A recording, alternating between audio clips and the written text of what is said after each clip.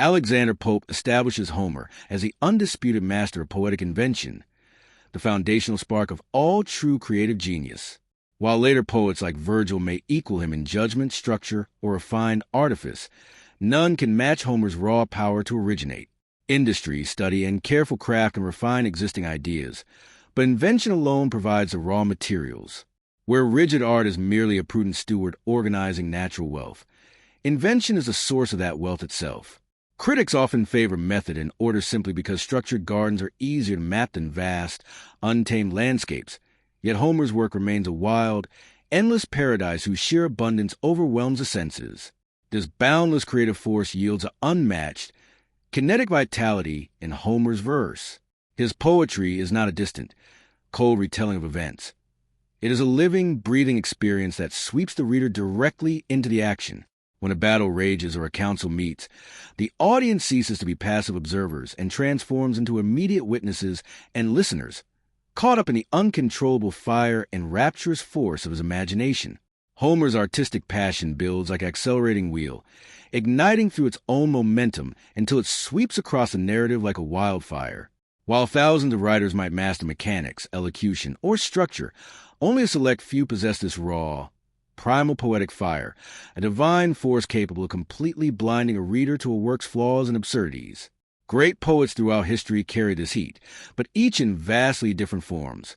Virgil glows with a steady, reflected warmth borrowed from Homer. Lucan and Statius release only brief, violent sparks. Milton maintains a carefully stoked artistic furnace, and Shakespeare strikes with sudden, unexpected lightning. Yet Homer alone burns everywhere with an unquenchable, absolute intensity. This irresistible invention pulled all of human nature, passion, and knowledge into its orbit, forcing Homer to build an entirely original realm of fiction to hold his imagination. He essentially birthed the soul of poetry by mastering the fable, the foundational design and fiction of an epic. Where other poets required expansive timelines and sprawling subjects to fill their works, Homer took a remarkably brief 50-day period centered on the anger of Achilles and packed it with an unparalleled density of battles, speeches, and dramatic turns. So profound was his single framework that virtually every major epic poet who followed found themselves trapped in Homer's shadow. Rather than inventing anew, successors relied on expanding timelines or directly copying his architecture. Whether listing catalogues of armies, staging funeral games, guiding heroes into the underworld, or detaining them in the arms of seductive enchantresses, later writers continuously borrowed his motifs. Even Virgil, unable to match Homer's innate warmth, relied heavily on combining Homeric plots and lifting whole passages from other Greek sources to sustain his own grand design. Moving beyond basic plot, Alexander Pope explores how Homer's mastery extends into the allegorical fable. Homer possessed astonishing ability to translate deep physical philosophies, secrets of nature, and abstract moral concepts into living, breathing characters. He personified the elements, virtues, vices, and the human mind itself, placing them into actions that perfectly mirror their underlying truths. Subsequent poets could never match this immense reach. They could only show judgment by narrowing their scope. As later eras began communicating science through plain prose rather than poetry, Virgil and other successors were spared the crushing burden of inventing such vast allegorical universes. Finally, Pope turns to the marvelous fable, which encompasses the supernatural and the machinery of the gods. Even if Homer did not invent Greek religious mythology, he was the first to systematically mold the deities into dynamic poetic tools. While philosophers and theologians criticize him for how he portrayed the divine, his mythological system proved so artistically flawless that it became the permanent gold standard. Succeeding poets tried to redefine or expand these supernatural boundaries, yet all failed. Through every shift in human history, culture, and belief, Homer's pantheon has remained the immortal, unquestioned realm of poetic divine power. Alexander Pope turns his lens to the psychological depth of the Iliad, demonstrating how Homer's unmatched invention breathes distinct, indelible life into every character. No painter could capture physical features as clearly as Homer draws human demeanor, virtues, and flaws. Even when multiple heroes share a single defining trait, such as courage, Homer gives each a completely unique flavor. Achilles, furious, wild, and intractable. Diomedes, bold and forward, yet disciplined and receptive to authority. Ajax, heavy, resolute, and deeply self-confiding. Hector, relentlessly active, vigilant, and duty-bound. Agamemnon, driven by ambition and the desire for empire. Menelaus, tempered by a gentle, protective tenderness for his people. Idomeneus, the straightforward, plain soldier. Sarpedon, the gallant, noble, and generous prince. This nuance trickles down into every minor layer of character.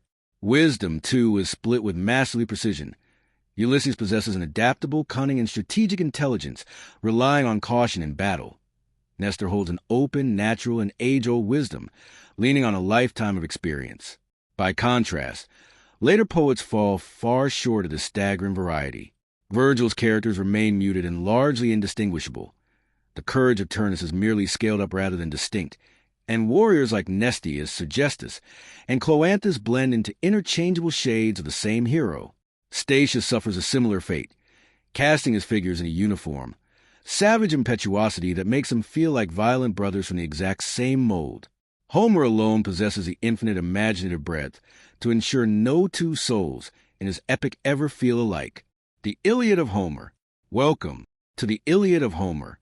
Step into an ancient world, a world of God, S, Hero, S, Hano, R, and War, a world, D, where kings rise and fall, L, where warriors fight for glow, Re, and where the fate of Nadi, Ons, can be decided by a single man, for thousands of ye, Rs.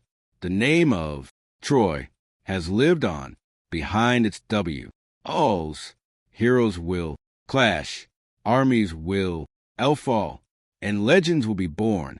But among all, one warrior stands above the rest.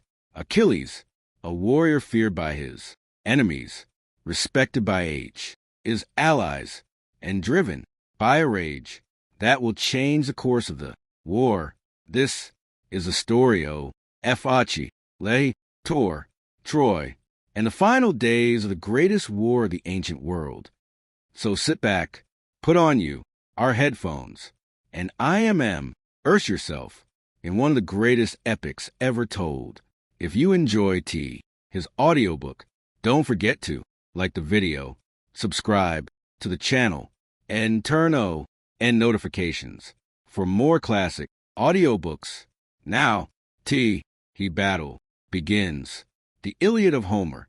Alexander Pope transitions to evaluating Homer's speeches, sentiments, and descriptions, showing how extraordinary invention brings the Iliad to life through dynamic dialogue and striking imagery, speeches, and dramatic form. Homer minimizes passive narration, allowing his characters to reveal themselves entirely through dialogue suited precisely to their unique personalities. Virgil relies much more heavily on third-person narrative. His speeches often contain generic reflections that could belong to almost anyone, reminding us of the poet behind the pen. As Pope famously observes, Homer turns us into hearers, while Virgil leaves us as mere readers. Sublimity of sentiments. Homer's core thoughts and sentiments carry a grand, majestic spirit often compared to the wisdom of Scripture. While Virgil may avoid low or vulgar thoughts more consistently than Homer, he rarely reaches Homer's soaring, astonishing heights unless he is drawing direct inspiration from the Iliad. Descriptions and similes. Homer's imagination captures nature and human art with instant, vivid clarity. His battlefield scenes, which span nearly half the Iliad, never feel repetitive. Every clash brings distinct injuries, varied deaths, and escalating tension, ensuring each battle surpasses the last in horror and grandeur. Successive epic poets, particularly Virgil, borrow their finest imagery and comparisons directly from Homer's massive reservoir. Descending to the level of expression, Alexander Pope illustrates how Homer's imagination illuminates the very language he uses, earning him the title the father of poetic diction, the poet who first taught humanity the language of the gods. Homer paints his word with the bold, rapid strokes of a master artist, infusing his poetry with unequaled spirit and heat. Aristotle rightly noted that Homer alone discovered living words, animating inanimate objects with fierce desire. In his verse, an arrow grows impatient to fly, and a spear thirsts the blood of a foe. Yet this vivid language never devolves into empty bombast. The expression expands naturally alongside the intensity of the thought, expanding and clarifying like glass in a furnace as the internal heat of his passion grows stronger. To further elevate his language above ordinary prose, Homer pioneered the use of compound epithets. These compressed terms enhance the rhythm and majestic sound of his lines, while acting as dense, vivid snapshots of imagery, rather than halting the fast-paced narrative to describe the motion of Hector's helmet or the rustling leaves of Mount Nereidus. Homer embeds these rapid visual details directly into single, sweeping words. Just as a metaphor serves as compressed simile, these epithets function as brilliant, bite-sized descriptions that enrich the epic without ever derailing its momentum. Alexander Pope completes his appreciation of Homer by celebrating his revolutionary mastery of versification. Unsatisfied with single local dialect, Homer combed through every regional variation of Greek, blending the sweet, open fluency of the Ionic with Attic contractions, broad Doric tones, and gentle Aeolic shifts. By strategically mixing vowels, consonants, and poetic licenses, he ensured his rhythm never restricted his thought. Instead, his meter moved in perfect unison with his emotional intensity, making the very sound of his lines mirror their meaning. This tonal richness creates a musical quality so striking that even a listener who does not understand Greek can sense its majesty, sweetness, and variety. Virgil recognized his brilliance, yet working with a more rigid Latin tongue, he could only faintly echo Homer's natural harmony. While Virgil labored tirelessly to align sound with sense, Homer's Greek allowed for an effortless, rolling tide of verse that feels directly inspired by the Muses.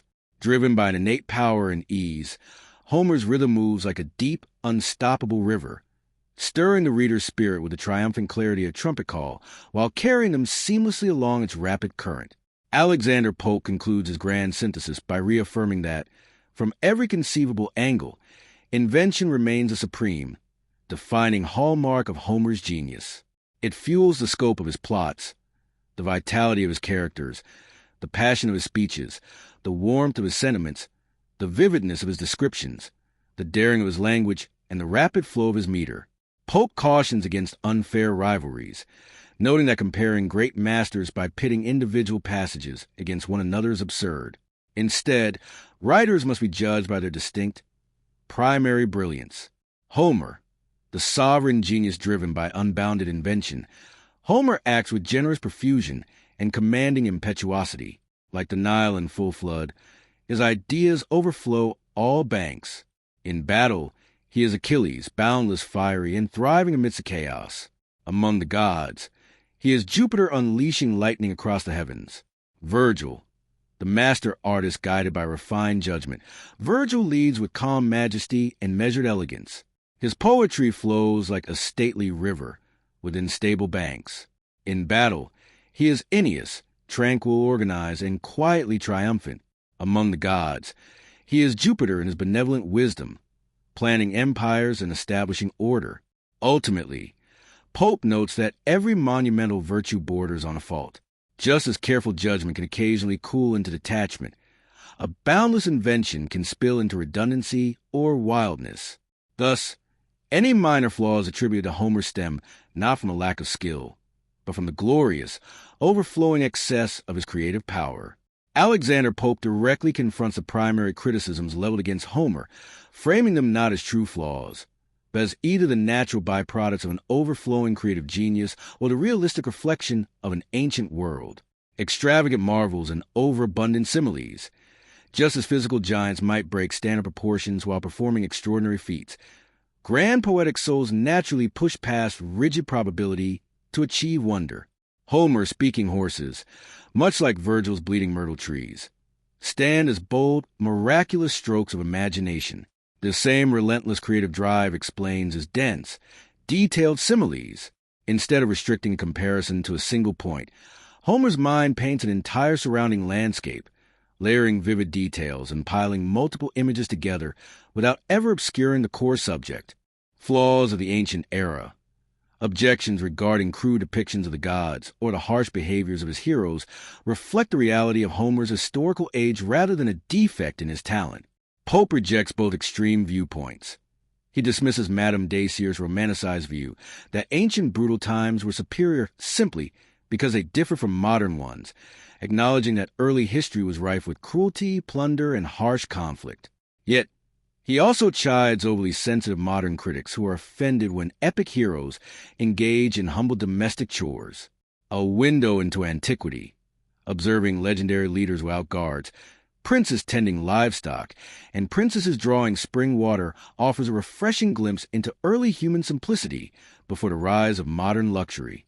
To fully appreciate Homer, readers must recognize him as the ultimate portal into the earliest secular world, a rare, authentic lens through which we step back nearly 3 millennia to witness lost civilizations as they truly were. In his concluding remarks, Alexander Pope addresses a persistent criticism regarding Homer's repetitive epithets, such as far-darting Phoebus or swift-footed Achilles. He explains that these titles were not tedious filler, but cultural and religious necessities. For the gods, these epithets were sacred attributes that piety demanded. For human heroes, they function as essential surnames in a society lacking hereditary family names, offering the divine respect due to a heroic race of demigods. Pope then dismantles the arguments of biased critics who attempt to elevate Virgil by tearing down Homer, pointing out that praising the student while dismissing the master ignores the fundamental debt Virgil owes to his predecessor. He refutes figures like Rapin, who misjudge Achilles' flaws while missing the moral necessity of his character, and Scaliger, who cherry-picks unpolished lines to make unfair comparisons. Likewise, he rejects critics like Perrault, whose accusations of vulgarity stem from poor translations and overly delicate modern tastes, and de la Motte, who mistakes the historical honors paid to Homer as the cause of his fame rather than the result of his genius. Ultimately, Pope concludes that even his fiercest detractors are forced to admit that Homer remains the supreme master of poetry across all ages. Alexander Pope concludes that no critical objection can diminish Homer's rightful status as the ultimate master of poetic invention, the true heart of all poetry. While a cautious, disciplined poet may avoid mistakes to please formal critics, only Homer's fiery imagination possesses the magic required to fully captivate a reader's soul. Unique among pioneers of any art, Homer captured the entire potential of poetic imagination at its origin. He left nothing for future generations to add, only space to trim, organize, or refine. His creation stands like a colossal tree springing from a powerful seed. Its few alleged flaws are merely overabundant, luxurious branches born from the sheer richness of its nature. Turning his focus to the responsibilities of a translator, Pope argues that the highest duty of an interpreter is to preserve this inventive spirit without damage. A translator must never dilute, soften, or omit the original work's vivid imagery, characterizations, or central fable. While the specific choice of modern words and verse structure belongs uniquely to the translator, the core soul of the poetry must be delivered completely intact and unmaimed. Alexander Pope explores the delicate balance required to translate Homer's brilliance into English, warning against both rigid literalism and wild, arrogant paraphrase. A strictly word-for-word rendering deadens a masterpiece, yet radically altering the text under the illusion of improving, it strips away its true ancient spirit. The translator's chief duty is to safeguard Homer's poetic fire, the element most vulnerable to fading during translation, by faithfully following his lead rather than trying to outshine him. Mastering Homer's style requires knowing precisely when to soar with bold, lofty language and when to remain plain and understated. Critics and translators frequently misjudge this balance. Some strain frankly with overblown rhetoric in a desperate attempt to sound sublime, while others slump into dull, lifeless flatness out of misguided fear of complexity. Pope envisions these translators as either leaping wildly or creeping sluggishly behind Homer, who strides effortlessly ahead in unstudied majesty. Ultimately, while wild passion is preferable to cold dullness, true simplicity sits perfectly in the middle, avoiding both gaudy ostentation and crude neglect. Alexander Pope highlights the sacred, noble simplicity shared by Homer and the Bible.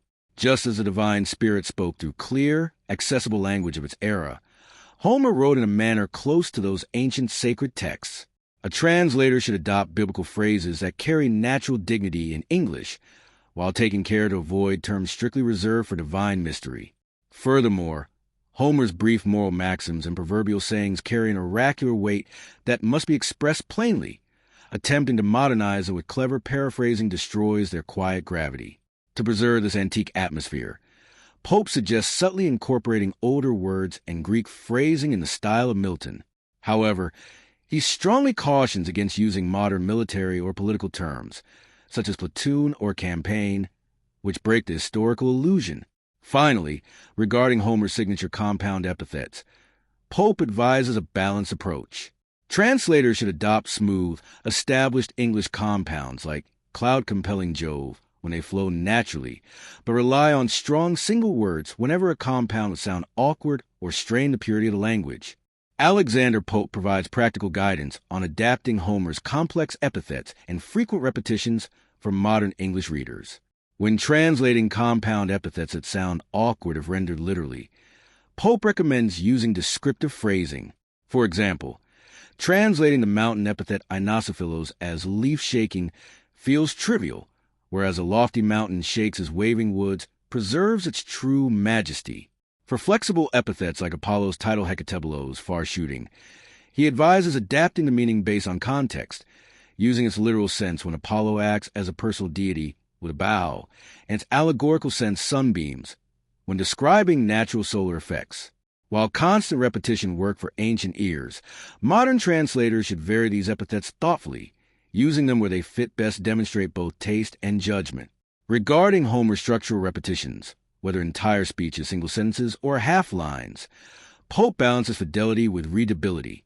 Repeating full speeches remains dignified and effective in formal contexts, such as divine commands, diplomatic messages, or sacred odes where altering the words feels inappropriate. In general narrative, the translator should look at how close the repetitions occur. If they appear back-to-back, varying the phrasing keeps the passage engaging. Ultimately, a committed translator lacks the authority to cut repetitions entirely, as any result of monotony rests with the original author rather than the interpreter. The author now comes at last to the subject of versification, and here he pauses to admire what he considers one of the rarest and most glorious achievements in all poetry, the art of making the very sound of the words echo the sense they carry. Homer, he says, is forever doing this, shifting his rhythm and tone to match each new scene or emotion, and in this he is joined only by Virgil among the Latins. Such beauty, the author reflects, may sometimes spring up by chance, when a poet is swept away by the heat of his own vision, yet when it appears so consistently and so brilliantly as it does in these two masters, one can hardly doubt it was meant. Still, he sighs, few readers have an ear to perceive it. But those who do will notice that he himself has labored to capture the same effect. Then, with a frank confession, he admits that he feels utterly unequal to Homer's genius. His only hope, and he trusts it is not vain, is to offer a copy more tolerable than any complete verse translation yet produced in English. He casts his eye back over the efforts of Chapman, Hobbes, and Ogleby. Chapman, he observes, chose an enormously long line, yet for all that space his paraphrase is surprisingly loose and wandering. He frequently stuffs in 4 or 6 extra lines, and once in the 13th book of the Odyssey, he stretched a mere 2 verses into 20. Chapman errs so boldly that one might suspect deliberate deviation, were it not for his own notes, where he fusses over the smallest verbal points. He seems obsessed with wringing new interpretations from Homer, even promising in his rhyming preface a grand poem of the mysteries he had uncovered. And to that end, he often twists the plain meaning. His language is tangled in bombast, a fault he showed in his original plays as well. In short, the author judges Chapman's whole work by his character, arrogant, overzealous, and poetically fanatical. His boast that he finished half the Iliad in under 15 weeks speaks volumes about his negligence. Yet the author grants him one genuine merit, a daring, fiery spirit that breathes through his translation, giving it a wild energy, something like what one might imagine Homer himself would have written in his impetuous youth. Turning to Hobbes, the author finds him more accurate in general sense, but at a great cost. Hobbes continually chops away particulars and circumstances, often lopping off the most beautiful passages. Some have mistakenly praised his version as close and faithful, deceived by its brevity. But that brevity comes not from following the original line by line, but from constant contraction. He omits whole similes and sentences, and slips into mistakes that a man of his learning could never have made except through sheer carelessness. As for Ogleby, the author dismisses him with Hobbes in one breath. Both, he says, write poetry too mean and low to deserve any serious critical attention. The author begins with a sigh of regret, mourning the great loss that befell the poetic world when Mr. Dryden passed away before he could complete a translation of the Iliad. All that remains of that endeavor is the first book and a small portion of the sixth, and in these, the author concedes, Dryden may have occasionally misread the sense or neglected some ancient customs, yet such faults should be forgiven, for he wrote in great haste. Still, the author notices that Dryden seemed to hold Chapman in too high esteem, sometimes copying his very words and, unfortunately, following him into passages where Chapman had strayed from the original. But then the author makes a bold admission. Had Dryden finished the whole Iliad, he himself would never have dared to attempt Homer, just as he would not dare to rival Dryden's Virgil, which, despite a few human errors, stands as the noblest and most spirited translation he knows in any language. Yet such is the fate of great geniuses, he reflects. Like powerful ministers, they are acknowledged as first in their realm, but for that very eminence they must suffer envy and slander. Then the author lays out his own vision for what any translator of Homer ought to strive for. Above all, he says, one must keep alive that fiery spirit, which is Homer's chief mark. Where the sense is uncertain, the translator should choose the strongest and most poetical interpretation, as that best suits Homer's character. He must imitate Homer in every shift of style and rhythm, warming and elevating the active or descriptive passages, keeping the narrative parts plain and solemn, filling the speeches with fullness and clarity, and giving the sentences a short, grave weight. Even the smallest verbal turns in the very shape of the period should not be neglected, nor should any ancient rite or custom be omitted or confused. And perhaps, the author adds, the whole work should be rendered more concisely than any previous translator has managed while still preserving either sense or poetry. He goes on to counsel the would-be translator to study Homer from the text itself, not from commentaries, however learned or esteemed, to compare him closely with Virgil among the ancients and with Milton among the moderns. After these, he recommends the Archbishop of Cambray's Telemachus as the best guide to Homer's spirit and manner, and Boss's treatise on epic poetry as the clearest exposition of his design and structure. Yet, for all the judgment, study, and felicity one might bring to such a labor, the author warns that the translator can hope to please only a small audience, those few who possess both poetic taste and sound learning. For a mere modern wit will reject anything that is not new, while a narrow pen will accept nothing that is not Greek. And to satisfy either party, he concludes, lies quite beyond the nature of such an undertaking. The author now presents his work to the public, ready to learn from their opinions. Yet he confesses he fears no judges so little as the best poets, for they above all understand the weight of such a task. As for the worst critics, whatever they may say, he admits they might trouble him only as unhappy men, but never as malignant writers, for he was guided in this translation by judgments far different from theirs, and by persons who, if an old saying holds true, are the natural objects of fools' strongest antipathy, men of wit. He then recalls with gratitude the chain of encouragement that set him on this path. Mr. Addison was the first to advise him to undertake the work, writing to him in terms the author cannot repeat without vanity. Sir Richard Steele gave an early public recommendation of his project. Dr. Swift, with his characteristic warmth, promoted his interest as he always does for a friend. Sir Samuel Garth, the author notes, never lacked humanity and frankness on any occasion. He also acknowledges with infinite pleasure the many friendly offices and sincere criticisms of Mr. Congreve, who had already shown the way by translating some parts of Homer himself. He adds the names of Mr. Rowe and Dr. Parnell, promising to do fuller justice to the latter later, for Parnell's good nature, he says, is as vast as his learning, and all this favor, he humbly adds, is not entirely undeserved by one who bears him such true affection. But then he turns to the greater honor, the many great names of the age who have become his subscribers and chief encouragers. Among these, he takes particular pleasure in finding that his highest obligations are to those who have done most honor to the name of poet. He recalls that the Duke of Buckingham was not displeased by his undertaking. The very Duke who, in his excellent essay, gave Homer such complete praise in those memorable lines. Read Homer once, and all other books seem mean. Verse will appear as prose, but persist, and Homer will become all books you need. The Earl of Halifax, he says, was among the first to favor him, a man to whom the advancement of polite arts owes as much to his generosity as to his example. Lord Bolingbroke, too, a genius no less distinguished in great affairs of state than in all the useful and entertaining branches of learning, has not refused to act as critic of these sheets and patron of their writer. And the noble author of the tragedy Heroic Love has continued his partiality to him, from his earliest pastorals all the way to this attempt at the Iliad. Finally, the author cannot deny himself the pride of confessing that he has enjoyed not only their general advice on the conduct of the work, but also their correction of several particular passages in this translation. The author goes on to say that he could speak at great length about the pleasure of being distinguished by the Earl of Carnarvon, yet he finds it almost absurd to single out any one generous action in a man whose entire life is one continuous stream of such deeds. He then mentions Mr. Stanhope, the present Secretary of State, hoping that Stanhope will pardon his desire to make it known that he was pleased to promote this affair. He also acknowledges the particular zeal of Mr. Harcourt, son of the late Lord Chancellor, which gave him clear proof of how much he is honored by a share in that gentleman's friendship.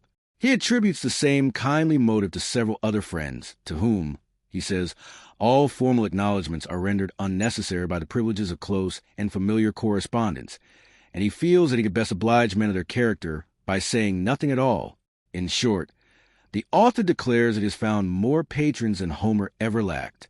Homer, he reflects, would have thought himself fortunate to meet at Athens the same favor that has now been shown to him by its learned rival, the University of Oxford. And he adds that he can hardly envy Homer those pompous honors he received after death, when he considers the enjoyment of so many agreeable obligations and easy friendships that make the very satisfaction of life. This distinction, he acknowledges, is all the more to be valued because it has been shown to one whose pen has never flattered the prejudices of particular parties or the vanities of particular men. Whatever the success of his work may prove, he concludes, he shall never repent of an undertaking in which he has experienced the candor and friendship of so many persons of merit, and in which he hopes to pass some of those years of youth that are commonly wasted in a circle of follies, but in a manner that is neither wholly useless to others nor disagreeable to himself. Book I, Argument. 40. The contention of Achilles and Agamemnon. In the war of Troy, the Greeks having sacked some of the neighboring towns, and taken from thence two beautiful captives, Chryseis and Briseis, allotted the first Agamemnon and the last of Achilles. Chryseis, the father of Chryseis and priest of Apollo, comes to the Grecian camp to ransom her, with which the action of the poem opens, in the 10th year of the siege. The priest being refused and insolently dismissed by Agamemnon, entreats for vengeance from his god, who inflicts a pestilence on the Greeks. Achilles calls a council, and encourages Calchas to declare the cause of it, who attributes it to the refusal of Chryseis. The king, being obliged to send back his captive, enters into a furious contest with Achilles, which Nestor pacifies. However, as he had the absolute command of the army, he seizes on Briseis in revenge. Achilles, in discontent, withdraws himself and his forces from the rest of the Greeks, and complaining to Thetis, she supplicates Jupiter to render them sensible of the wrong done to her son, by giving victory to the Trojans. Jupiter, granting her suit, incenses Juno, between whom the debate runs high, till they are reconciled by the address of Vulcan. The time of 22 days is taken up in this book, 9 during the plague, 1 in the council and quarrel of the princes, and 12 for Jupiter's stay with the Ethiopians, at whose return Thetis prefers her petition. The scene lies in the Grecian camp, then changes to Chrysa, and lastly to Olympus. Achilles' wrath, to Greece the direful spring of woes unnumbered, heavenly goddess, sing. That wrath which hurled to Pluto's gloomy reign the souls of mighty chiefs untimely slain, whose limbs unbared on a naked shore, devouring dogs and hungry vultures tore. 41. Since great Achilles in a tried strove, such as a sovereign doom and such the will of Jove, 42 declare, O Muse, in what ill-fated hour, 43, sprung the fierce strife, for what offended power Latonus on a dire contagion spread, 44, and heaped the camp with mountains of the dead. The king of men his reverent priestified, 45, and for the king's offense the people died. For Chryses sought with costly gifts to gain his captive daughter from the victor's chain. Suppliant the venerable father stands, Apollo's awful ensigns grace his hands. By these he begs, and lowly bending down, extends the scepter and the laurel crown. He sued to all, but chief implored for grace the brother kings, of Atreus' royal race 46. Ye kings and warriors, may your vows be crowned, and Troy's proud walls lie level with the ground. May Jove restore you when your toils are o'er safe to the pleasures of your native shore. But, oh, relieve a wretched parent's pain, and give Chryseis to these arms again. If mercy fail, yet let my presence move, and dread avenging Phoebus, son of Jove. The Greeks in shouts their joint assent declare, the priest of reverence, and release the fair. Not so Atrides, he, with kingly pride, repulsed the sacred sire, and thus replied, Hence on thy life, and fly these hostile plains, nor ask, presumptuous, what the king detains. Hence, with thy laurel crown and golden rod, nor trust too far those ensigns of thy God. Mine is thy daughter, priest, and shall remain, and prayers and tears and bribes shall plead in vain, till time shall rifle every youthful grace, and age dismiss her from my cold embrace, in daily labors of the loom employed, or doomed to deck the bed she once enjoyed. Hence, then, to Argos shall the maid retire, far from her native soil and weeping sire. Homer, invoking the muse, the trembling priest along the shore returned, and in the anguish of a father mourned. Disconsolate, not daring to complain, silent he wandered by the sounding main, till, safe at distance, to his God he prays, the God who darts around the world his rays. O Smintheus, sprung from fair Latona's line, 47, thou guardian power, Scylla the divine, 48, thou source of light, whom Tenedos adores, and whose bright presence gilds thy Chrysis shores. If e'er with wreaths I hung thy sacred fane, 49, or fed the flames with fat of oxen slain, God of the silver bow, thy shafts employ, avenge thy servant, and the Greeks destroy. Thus Chryses prayed. The favoring power attends, and from Olympus' lofty tops descends. Bent was his bow. The Grecian hearts to wound wink with a frown 50. Fierce as he moved, his silver shafts resound. Breathing revenge, a sudden night he spread, and gloomy darkness rolled about his head. The fleet in view, he twanged his deadly bow, and hissing fly the feathered fates below. On mules and dogs the infection first began wink with a frown 51, and last the vengeful arrows fixed in man. For 9 long nights, through all the dusky air, the pyres, thick flaming, shot a dismal glare. But ere the 10th revolving day was run, inspired by Juno, Thetis' godlike son convened to counsel all the Grecian train, for much the goddess mourned her heroes slain. 52 the assembly seated, rising o'er the rest, Achilles thus the king of men addressed. Why leave we not the fatal Trojan shore, and measure back the seas we crossed before? The plague destroying whom the sword would spare. 'Tis time to save the few remains of war. But let some prophet or some sacred sage explore the cause of great Apollo's rage, or learn the wasteful vengeance to remove by mystic dreams, for dreams descend from Jove. 53 If broken vows his heavy curse have laid, let altars smoke and hecatombs be paid. So heaven, atoned, shall die in Greece restore, and Phoebus dart his burning shafts no more. He said and sat, when Calchas thus replied. Calchas the wise, the Grecian priest and guide, that sacred seer, whose comprehensive view the past, the present, and the future knew. Uprising slow, the venerable sage thus spoke the prudence and the fears of age. Beloved of Jove, Achilles, wouldst thou know why angry Phoebus bends his fatal bow? First give thy faith, and plight a prince's word sure protection, by thy power and sword. For I must speak what wisdom would conceal, and truths, invidious to the great, reveal, bold as a task, when subjects, grown too wise, instruct a monarch where his error lies. For though we deem the short-lived fury past, 'tis sure the mighty will revenge at last. To whom Pelides, from thy inmost soul speak what thou knowst, and speak without control. E'en by that God I swear who rules the day, to whom thy hands the vows of Greece convey, and whose blessed oracles thy lips declare. Long as Achilles breathes his vital air, no daring Greek, of all the numerous band, against his priest shall lift an impious hand. Not e'en the chief by whom our hosts are led, the King of kings, shall touch that sacred head.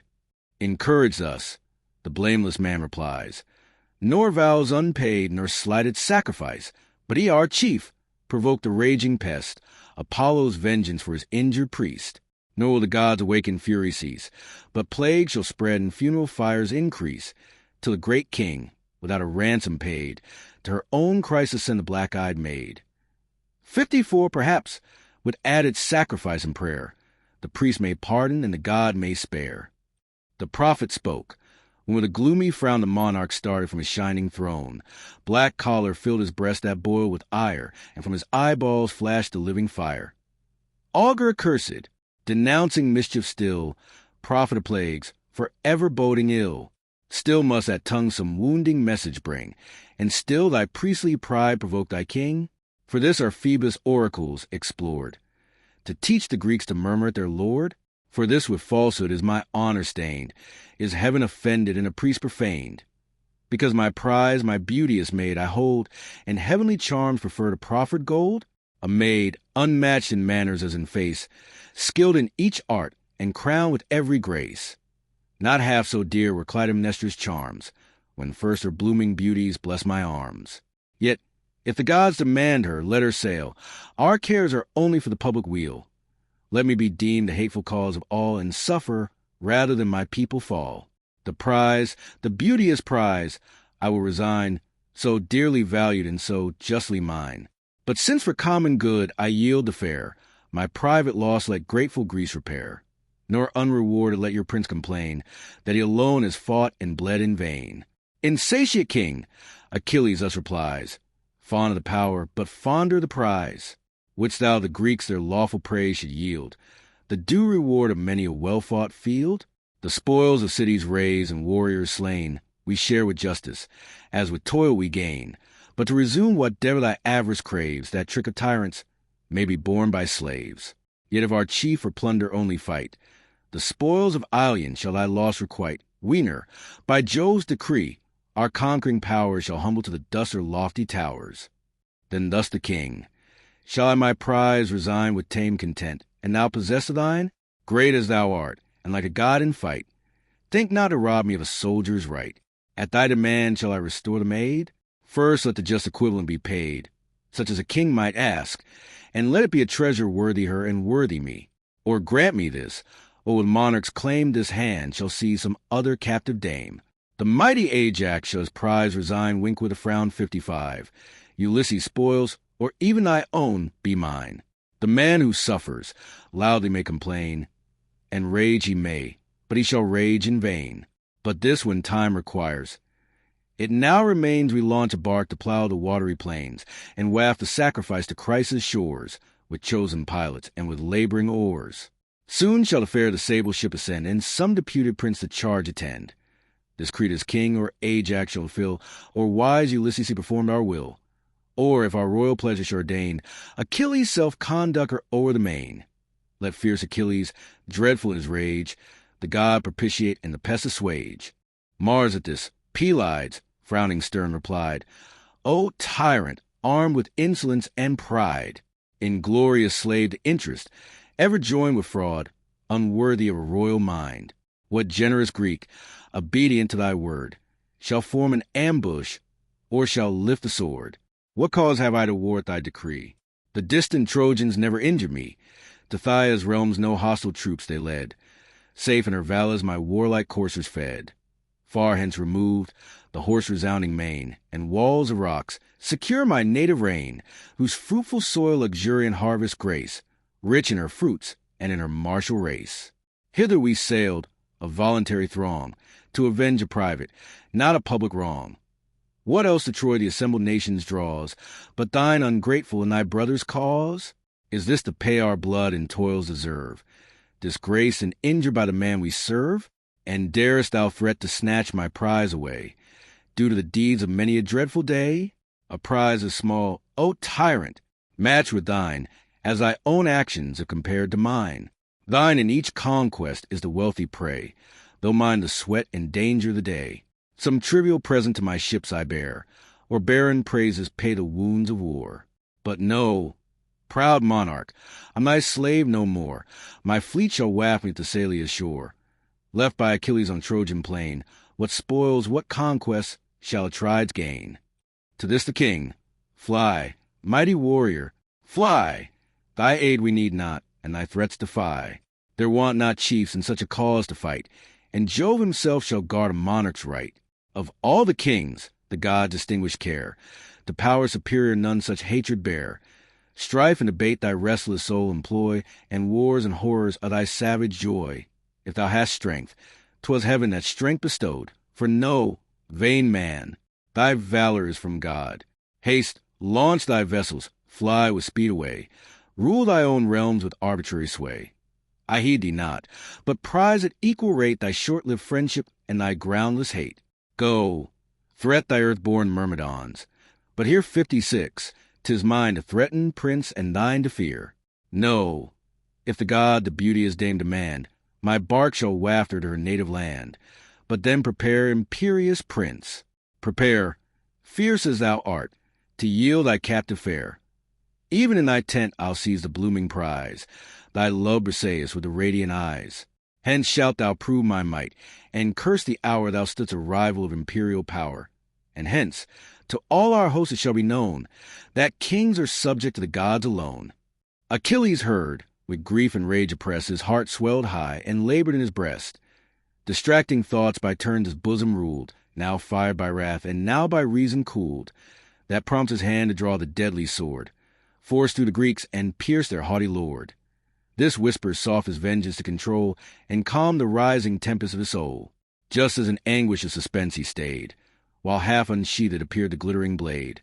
57 Minerva swift descended from above, sent by the sister and the wife of Jove, for both the princes claimed her equal care. Behind she stood, and by the golden hair Achilles seized. To him alone confessed, a sable cloud concealed her from arrest. He sees, and sudden to the goddess cries, known by the flames that sparkle from her eyes.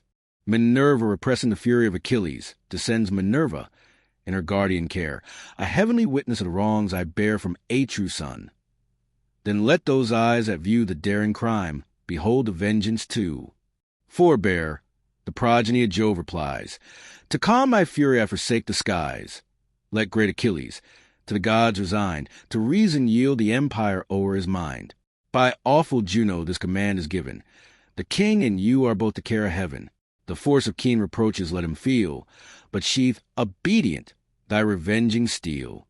For I pronounce and trust a heavenly power, thy injured honor has its fated hour, when the proud monarch shall thy arms implore, and bribe thy friendship with a boundless store. Then let revenge no longer bear the sway. Command thy passions, and the gods obey. To her Pelides, with regardful ear, 'tis just, O goddess, I thy dictates hear. Hard as it is, my vengeance I suppress. Those who revere the gods will bless. He said, observing the blue-eyed maid. Then in the sheath returned the shining blade. The goddess swift to high Olympus flies, and joins the sacred senate of the skies. Nor yet the rage his boiling breast forsook, which thus redoubling on Atrides broke. O monster, mix of insolence and fear, thou dog in forehead, but in heart a deer! When wert thou known in ambush fights to dare, or nobly face the horrid front of war? 'Tis ours, the chance of fighting fields to try, thine to look on and bid the valiant die. So much 'tis safer to the camp to go, and rob a subject, than to spoil a foe. Scourge of thy people, violent and base, sent in Jove's anger on a slavish race, who, lost the sense of generous freedom past, are tamed to wrongs, or this had been thy last. Now by this sacred scepter hear me swear, which nevermore shall leaves or blossoms bear, which sever from the trunk, as I from thee. On the bare mountains left its parent tree, this scepter, formed by tempered steel to prove an ensign of the delegates of Jove, from whom the power of laws and justice springs, tremendous oath, inviolate to kings.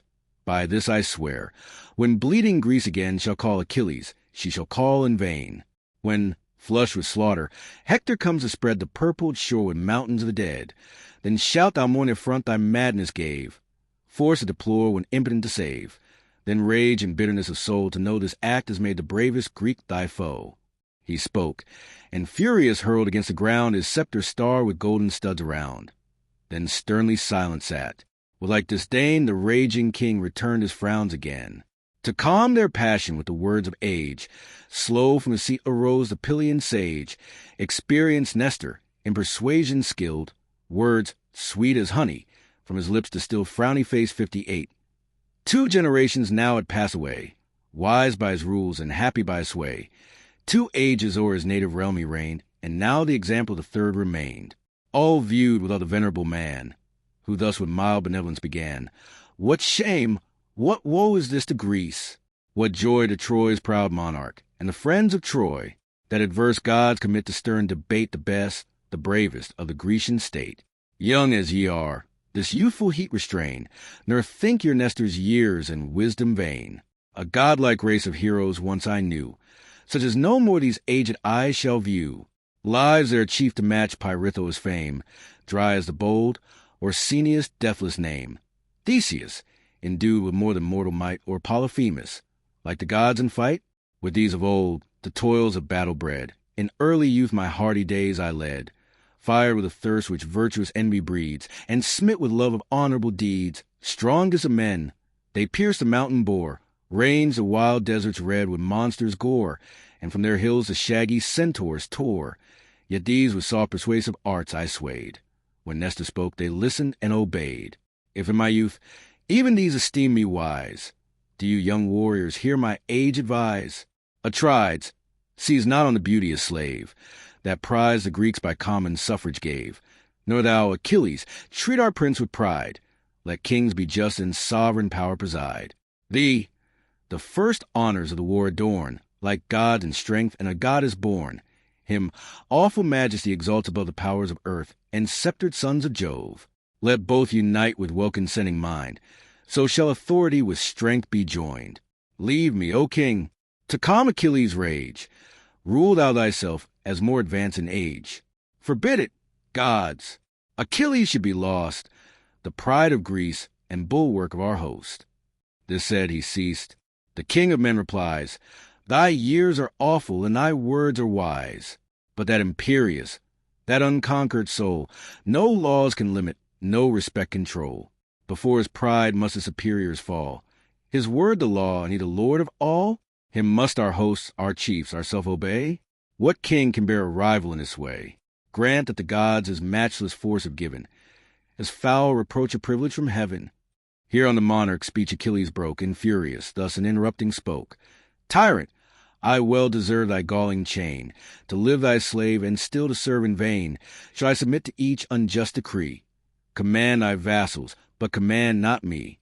Seize on Briseis, whom the Grecians doom my prize of war, yet tamely see resumed, and see secure. No more Achilles draws his conquering sword in any woman's cause. The gods command me to forgive the past, but let this first invasion be the last. For know thy blood, when next thou darest invade, shall stream in vengeance on my reeking blade. At this they ceased. The stern debate expired. The chiefs in sullen majesty retired. Achilles with Patroclus took his way, where near his tents his hollow vessels lay. Meantime Atrides launched with numerous oars a well-rigged ship for Chrysa's sacred shores. High on the deck was fair Chryseis placed, and sage Ulysses with a conduct graced. Safe in her side the hecatomb they stowed, then swiftly sailing, cut the liquid road. The host to expiate next the king prepares, with pure lustrations and with solemn prayers. Washed by the briny wave, the pious train 59 are cleansed, and cast the ablutions in the main. Along the shore whole hecatombs were laid, and bulls and goats to Phoebus altars paid. The sable fumes and curling spires rise, and waft their grateful odors to the skies. The army thus in sacred rites engaged, Atrides still with deep resentment raged. To wait his will two sacred heralds stood, tall Thebes and Eurybates the good. Haste to the fierce Achilles' tent, he cries, thence bear Briseis as our royal prize.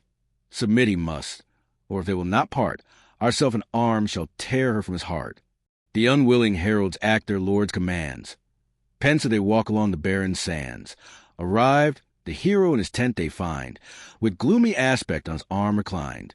At awful distance long they silent stand, loath to advance and speak their hard command. Decent confusion, this the godlike man perceived, and thus with accent mild began. With leave and honor enter our abodes, ye sacred ministers of men and gods. 60, I know your message, by constraint you came. Not you, but your imperious lord I blame. Patroclus, haste, the fair Briseis bring. Conduct my captive to the haughty king. But witness, heralds, and proclaim my vow. Witness the gods above and men below. But first and loudest, to your prince declare, that lawless tyrant whose commands you bear, unmoved as death Achilles shall remain. though prostrate Greece shall bleed at every vein. The raging chief in frantic passion lost, blind to himself and useless to his host, unskilled to judge the future by the past, in blood and slaughter shall repent at last.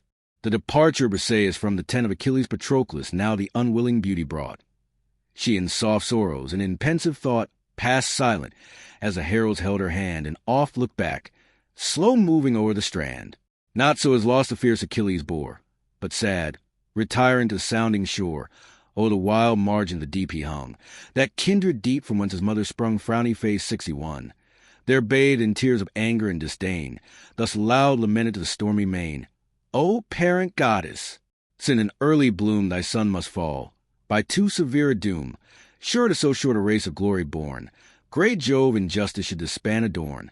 Honor and fame at least the thunderer owed, and ill he pays the promise of God, if yon proud monarch thus thy son defies, obscures my glories and resumes my prize. Far from the deep recesses of main, where aged ocean holds his watery reign, the goddess mother heard the waves divide, and like a mist she rose above the tide, beheld him mourning on the naked shores, and thus the sorrows of his soul explores. Why grieves my son?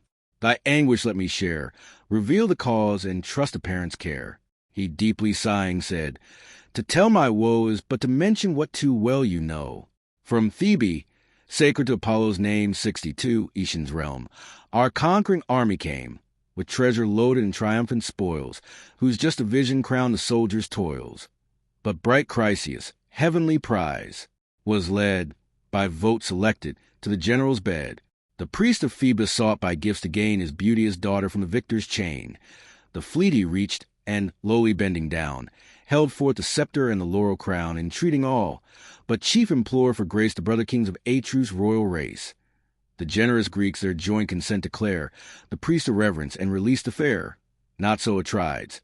He, with wonted pride, the sire insulted and his gifts denied. The insulted sire, his god's peculiar care. 2. Phoebus prayed, and Phoebus heard the prayer. A dreadful plague ensues. The avenging darts incessant fly, and pierce the Grecian hearts. A prophet then, inspired by heaven, arose, and points the crime, and thence derives the woes. Myself the first the assembled chiefs inclined to avert the vengeance of the power divine. Then rising his wrath, the monarch stormed. In sense he threatened, and his threats performed. The fair Chryseis to her sire was sent, with offered gifts to make the god relent. But now he sees Briseis' heavenly charms, and of my valor's prize defrauds my arms. Defrauds the votes of all the Grecian train wink with a frown 63. And service, faith, and justice plead in vain. But, goddess, thou thy suppliant son attend. To high Olympus' shining court ascend, urge all the ties to former service owed, and sue for vengeance to the thundering god. Oft hast thou triumphed in the glorious boast, that thou stoodst forth of all the ethereal host, when bold rebellion shook the realms above, the undaunted guard a cloud-compelling Jove. When the bright partner of his awful reign, the warlike maid and monarch of the main, the traitor gods, by mad ambition driven, durst threat with chains the omnipotence of heaven. Then, called by thee, the monster Titan came, whom gods Briareus, men Aegean name, through wondering skies enormous stalked along, not he that shakes the solid earth so strong. With giant pride at Jove's high throne he stands, and brandish round him all his 100 hands. The affrighted gods confess their awful lord. They dropped the fetters, trembled, and adored.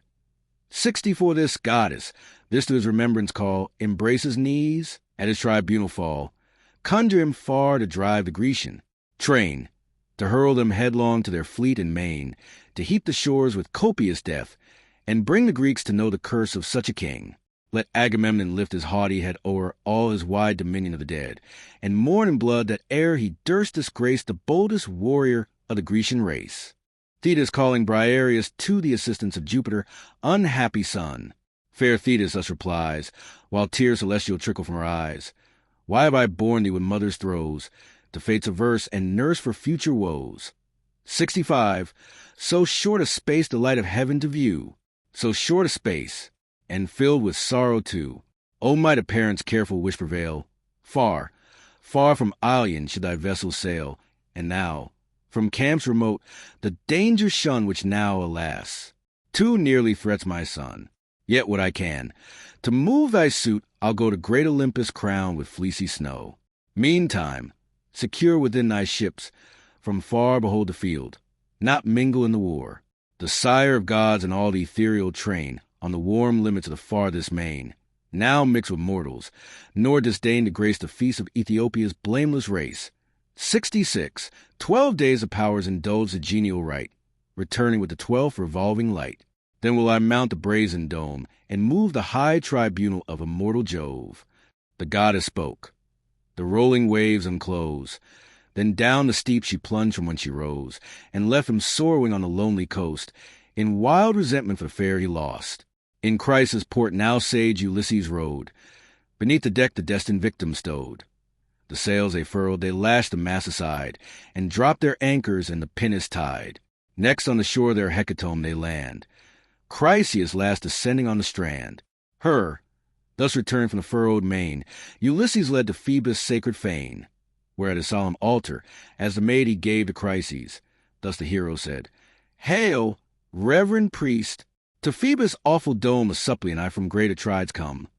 Unransomed, here receive the spotless fare, accept the hecatomb the Greeks prepare, and may thy God who scatters darts around, atone by sacrifice, desist to wound. 67 at this, the sire embraced the maid again, so sadly lost, so lately sought in vain. Then near the altar the darting king, dispose and rank their hecatomb they bring. With water purify their hands, and take the sacred offering of the salted cake, while thus with arms devoutly raised in air and solemn voice, the priest directs his prayer. God of the silver bow, thy ear incline, whose power encircles Scylla the divine, whose sacred eye thy Tenedos surveys, and gilds fair Chrysa with distinguished rays.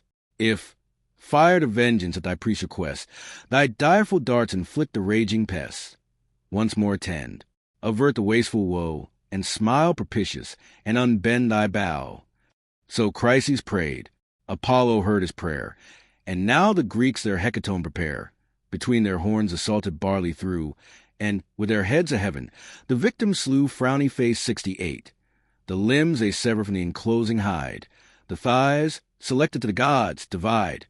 On these, in double calls involved with art, the choicest morsels lay from every part. The priest himself before his altar stands, and burns the offering with his holy hands, pours the black wine, and sees the flames aspire. The youth with instruments surround the fire. The thighs of sacrifice and entrails dress, the assistants part, transfix, and roast the rest, then spread the tables. The repast prepare, each takes a seat, and each receives a share. When now the rage of hunger was repressed, with pure libations they conclude the feast. The youths with wine the copious goblets crowned. 69, and please, dispense the flowing bowls around with hymns divine, the joyous banquet ends. The paeans lengthen till the sun descends. The Greeks, restored, the grateful notes prolong. Apollo listens and approves the song. 'Twas night. The chiefs beside their vessel lie, till rosy morn had purpled o'er the sky. Then launch and hoist the mast. Indulgent gales, supplied by Phoebus, fill the swelling sails. The milk-white canvas bellying as they blow, the parted ocean foams and roars below. Above the bounding billows swift they flew, till now the Grecian camp appeared in view. Far on the beach they haul their bark to land. The crooked keel divides the yellow sand. Then part, where stretched along the winding bay, the ships and tents in mingled prospect lay. But raging still, amidst his navy sat the stern Achilles, steadfast in his hate, nor mix in combat, nor in council joined, but wasting cares lay heavy on his mind. In his black thoughts revenge and slaughter roll, and scenes of blood rise dreadful in his soul. 12 days were past, and now the dawning light the gods had summoned to the Olympian height. Jove, first ascending from the watery bowers, leads a long order of ethereal powers. When, like the morning mist in early day, rose from the flood the daughter of the sea, and to the seats divine her flight addressed. There, far apart and high above the rest, the Thunderer sat, where old Olympus shrouds his 100 heads in heaven and props the clouds. Suppliant the goddess stood. One hand she placed beneath his beard, and one his knees embraced. If error, O Father of the gods, she said, my words could please thee, or my actions aid, some marks of honor on my son bestow, and pay in glory what in life you owe. Fame is at least by heavenly promise due to life so short, and now dishonor too. Avenge this wrong, O ever just and wise. Let Greece be humbled and the Trojans rise. To the proud king and all the Achaean race shall heap with honors him they now disgrace. Thetis entreating Jupiter to honor Achilles thus Thetis spoke. But Jove in silence held the sacred counsels of his breast concealed. Not so repulsed. The goddess closer pressed, still grasped his knees, and urged a dear request. O sire of gods and men, thy suppliant here refuse or grant, for what is Jove to fear? Or, oh, declare of all the powers above, is wretched Thetis least the care of Jove? She said, and, sighing, thus the god replies, who rolls the thunder o'er the vaulted skies. What hast thou asked? Ah! Why should Jove engage in foreign contests and domestic rage, the gods' complaints, and Juno's fierce alarms, while I, too partial, aid the Trojan arms? Go, lest a haughty partner of my sway with jealous eyes thy close access survey. But pardon peace, secure thy prayers sped. Witness the sacred honors of our head, the nod that ratifies will divine, the faithful, fixed, irrevocable sign. This seals thy suit, and this fulfills thy vows. He spoke, and awful bends the sable brows. 70 shakes his ambrosial curls, and gives the nod, the stamp of fate and sanction to God. High heaven with trembling the dread signal took, and all Olympus to the center shook. 71 swift the seas profound the goddess flies, Jove to his starry mansions in the skies. The shining synod of the immortals wait the coming god, and from their thrones of state arising silent, wrapped in holy fear, before the majesty of heaven appear. Trembling they stand, while Jove assumes the throne, all but the god's imperious queen alone. Later she viewed the silver-footed dame, and all her passions kindled into flame. Say, artful manager of heaven, she cries, who now partakes the secrets of the skies? Thy Juno knows not the decrees of fate. In vain the partner of imperial state. What favorite goddess than those cares divides, which Jove in prudence from his consort hides? To this the Thunderer, seek not thou to find the sacred counsels of almighty mind. Involved in darkness lies a great decree, nor can the depths of fate be pierced by thee. What fits thy knowledge, thou the first shalt know, the first of gods above and men below. But thou, nor they, shall search the thoughts that roll deep in the close recesses of my soul. Full on the side of the goddess of the skies rolled the large orbs of her majestic eyes, and thus returned, austere Saturnius, say, from whence is wrath, or who controls thy sway? Thy boundless will from me remains in force, and all thy counsels take the destined course. But 'tis for Greece I fear, for late was seen, in close consult, the silver-footed queen. Jove to his Thetis nothing could deny, nor was the signal vain that shook the sky. What fatal favor has the goddess won, to grace her fierce, inexorable son? Perhaps in Grecian blood to drench the plain, and glut his vengeance with my people slain. Then thus the god, O restless fate of pride, that strives to learn what heaven resolves to hide. Vain is the search, presumptuous and abhorred, anxious to thee and odious to thy lord. Let this suffice. The immutable decree no force can shake. What is that ought to be, goddess, submit, nor dare our will withstand, but dread the power of this avenging hand. The united strength of all the gods above in vain resist the omnipotence of Jove. Vulcan the Thunderer spoke, nor durst the queen reply. A reverent horror silenced all the sky. The feast disturbed. With sorrow Vulcan saw his mother menaced, and the gods in awe. Peace at his heart, and pleasure his design. Thus interposed the architect divine. The wretched quarrels of the mortal state are far unworthy, gods, of your debate. Let men their days in senseless strife employ, we, in eternal peace and constant joy. Thou, goddess mother, with our sire comply, nor break the sacred union of the sky, lest, rouse the rage, he shake the blessed abodes, launch the red lightning, and dethrone the gods. If you submit, the Thunderer stands appeased, the gracious power is willing to be pleased. Thus Vulcan spoke, and rising with bound, the double bowl with sparkling nectar crowned, 72, which held a Juno in a cheerful way. Goddess, he cried, be patient and obey. Dear as you are, if Jove's arm extend, I can but grieve, unable to defend. What god so daring your aid to move, or lift his hand against the force of Jove? Once in your cause I felt his matchless might, hurled headlong down from the ethereal height, wink with a frown 73, tossed all the day in rapid circles round, nor till the sun descended touched the ground. Breathless I fell, in giddy motion lost.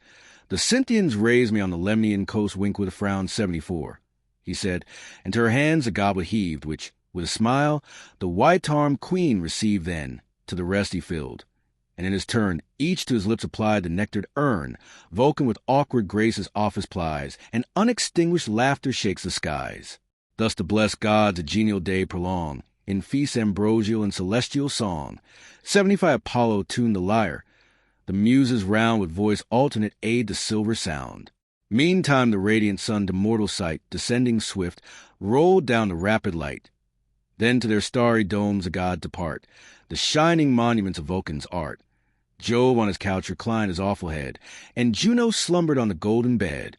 Book 2, Argument, the trial of the army and catalogue of the forces.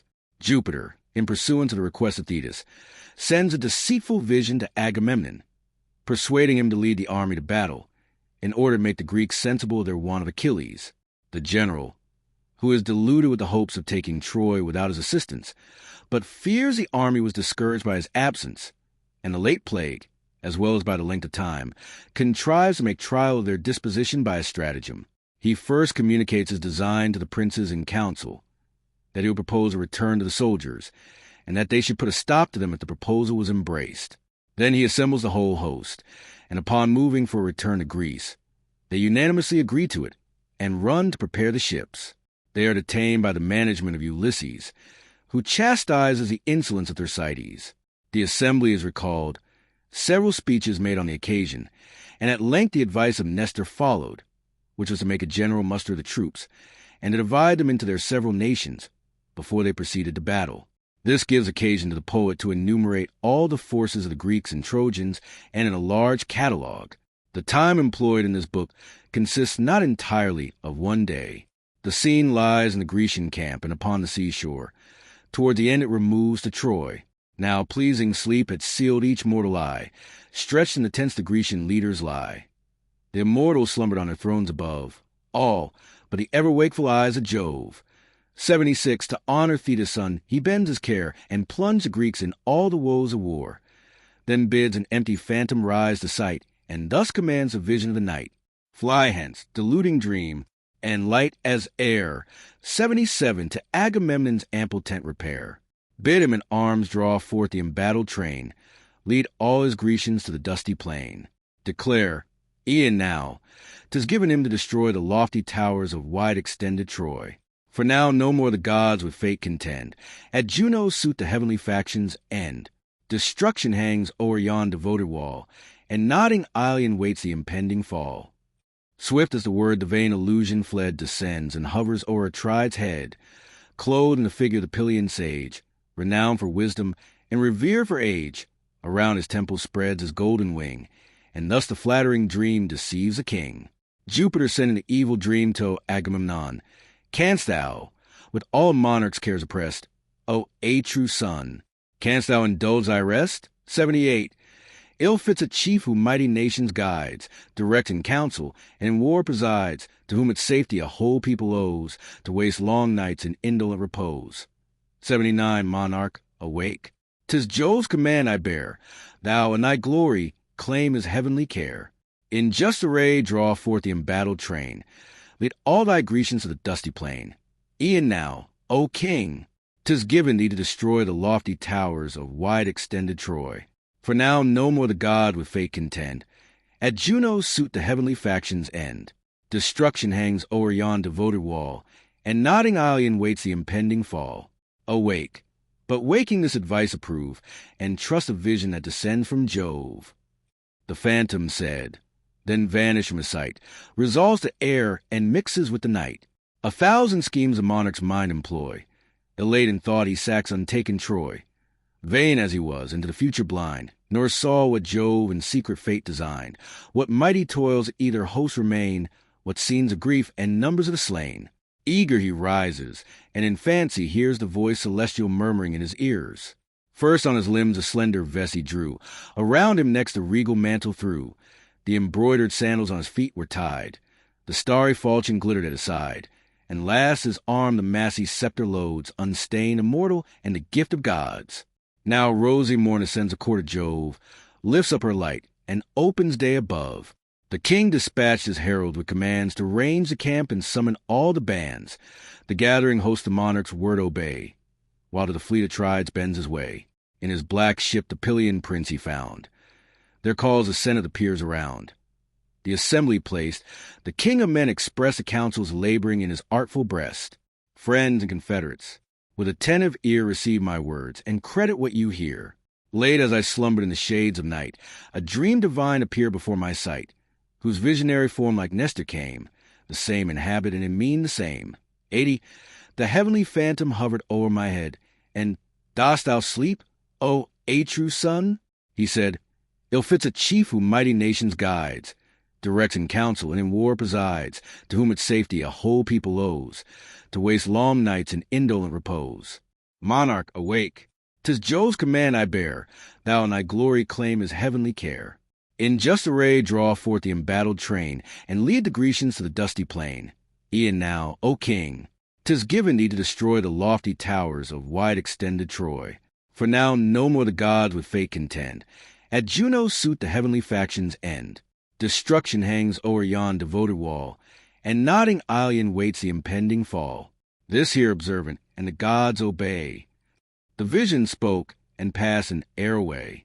Now, valiant chiefs, since heaven itself alarms, unite and rouse the sons of Greece to arms. But first, with caution, try what yet they dare, worn with 9 years of unsuccessful war. To move the troops to measure back the main, be mine, and yours the province to detain. He spoke, and sat, when Nestor, rising, said, Nestor, whom Pylos' sandy realms obeyed, princes of Greece, your faithful ears incline, nor doubt the vision of the powers divine. Send by great Jove him who rules a host, forbid it heaven, this warning should be lost. Then let us haste, obey the gods' alarms, and join to rouse the sons of Greece to arms. Thus spoke the sage. The kings without delay dissolve the council, and their chief obey. The sceptred rulers lead.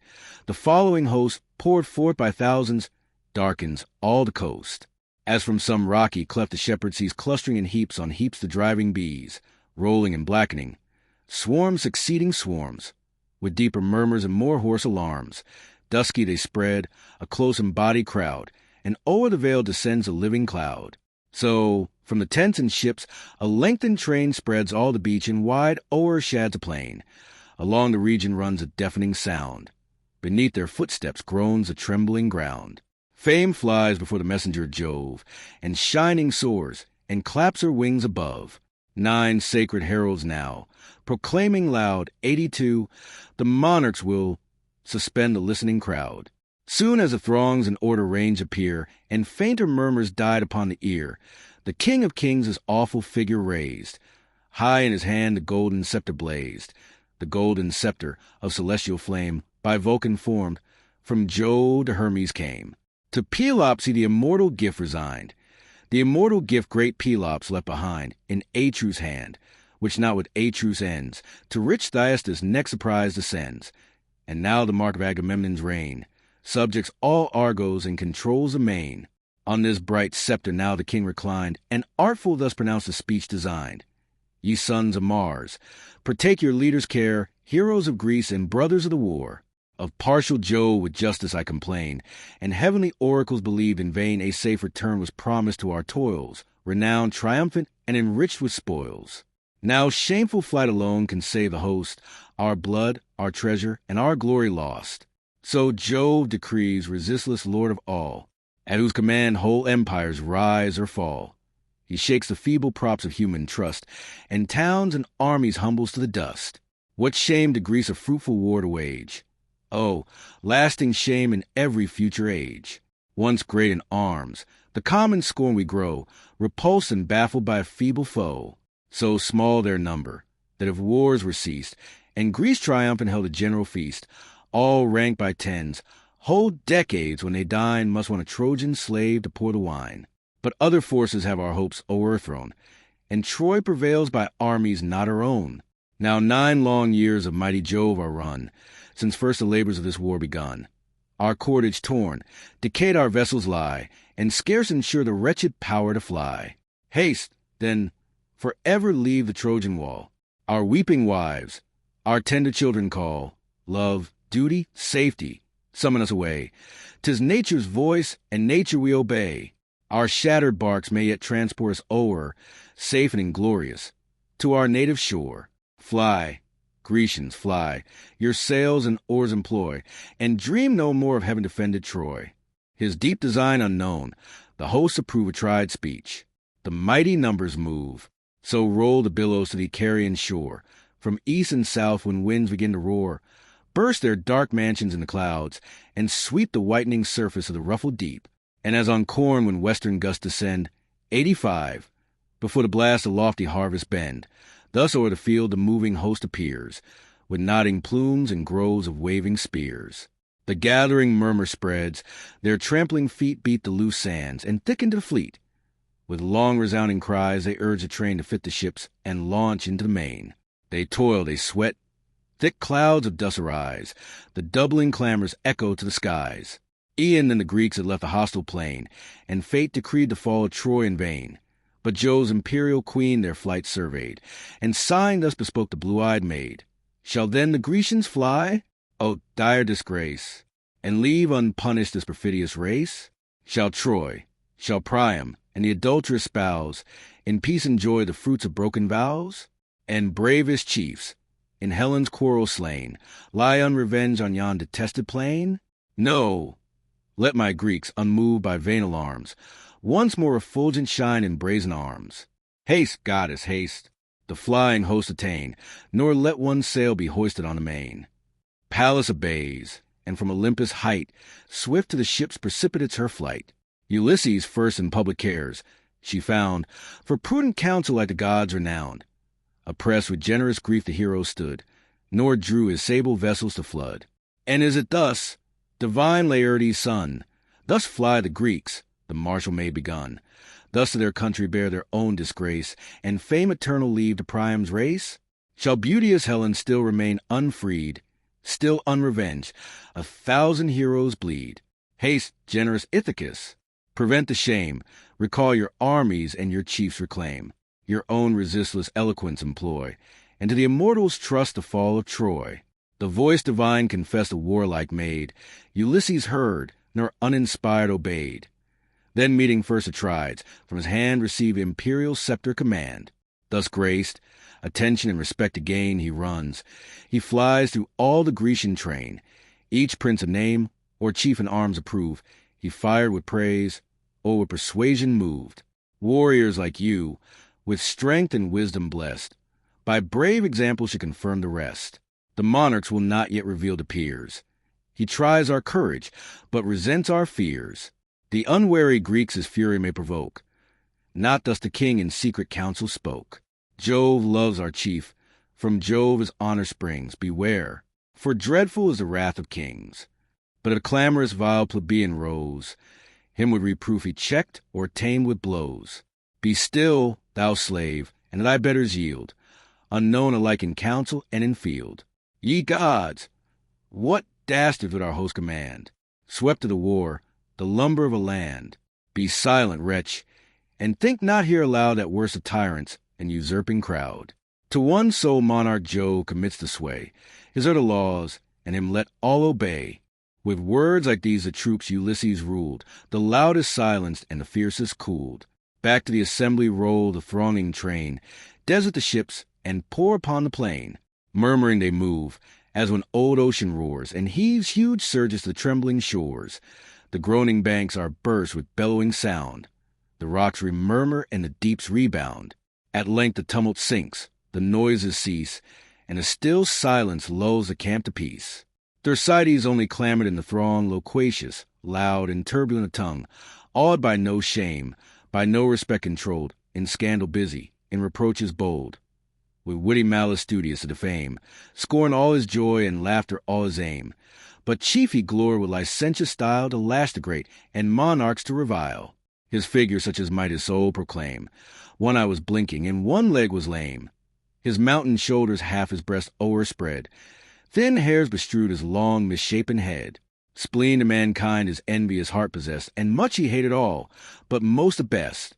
Ulysses or Achilles still his theme, but royal scandal his delight supreme. Long had he lived the scorn of every Greek, vexed when he spoke, yet still they heard him speak.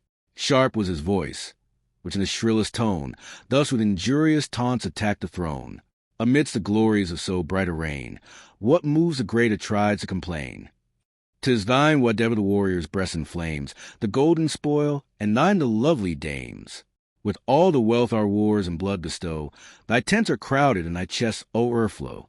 Thus at full ease in heaps of riches rolled, what grieves a monarch? Is it thirst of gold? Say, shall we march with our unconquered powers, the Greeks and I, to Ilion's hostile towers, and bring the race of royal bastards here, for Troy to ransom at a price too dear? But say for plunder thy own host supplies. Say, wouldst thou see some valiant leader's prize? Or, if thy heart to generous love be led, some captive fair, to bless thy kingly bed? Whatever our master craves, submit we must, plague his pride, or punish for his lust. O women of Achaia, men no more. Hence let us fly, and let him waste his store in loves and pleasures on the Phrygian shore. We may be wont on some busy day when Hector comes, so great Achilles may. From him he forced the prize we jointly gave, from him the fierce, the fearless, and the brave. And durst he, as he ought, resent that wrong, this mighty tyrant were no tyrant long. Fierce from his seat at this Ulysses springs in generous vengeance of the King of Kings. With indignation sparkling his eyes, he views the wretch and sternly thus replies, Peace, factious monster, born to vex the state, with wrangling talents formed for foul debate. Curb that impetuous tongue, nor rashly vain and singly mad, asperse the sovereign reign. Had we not known thee, slave, of all our host, the man who acts the least, upbraids the most? Think not the Greeks to shameful flight to bring, nor let those lips profane the name of king. For our return we trust the heavenly powers. Be it at their care, to fight like men be ours. But grant the host with wealth the general load. Accept detraction, what hast thou bestowed? Suppose some hero should his spoils resign. Art thou that hero? Could those spoils be thine? Gods! Let me perish on this hateful shore, and let these eyes behold my son no more. If, on thy next offense, this hand forbear to strip those arms thou ill deservest to wear, expel the council where our princes meet, and send thee scourged and howling through the fleet. He said, and cowering as a dastard bends, the weighty scepter on his back descends.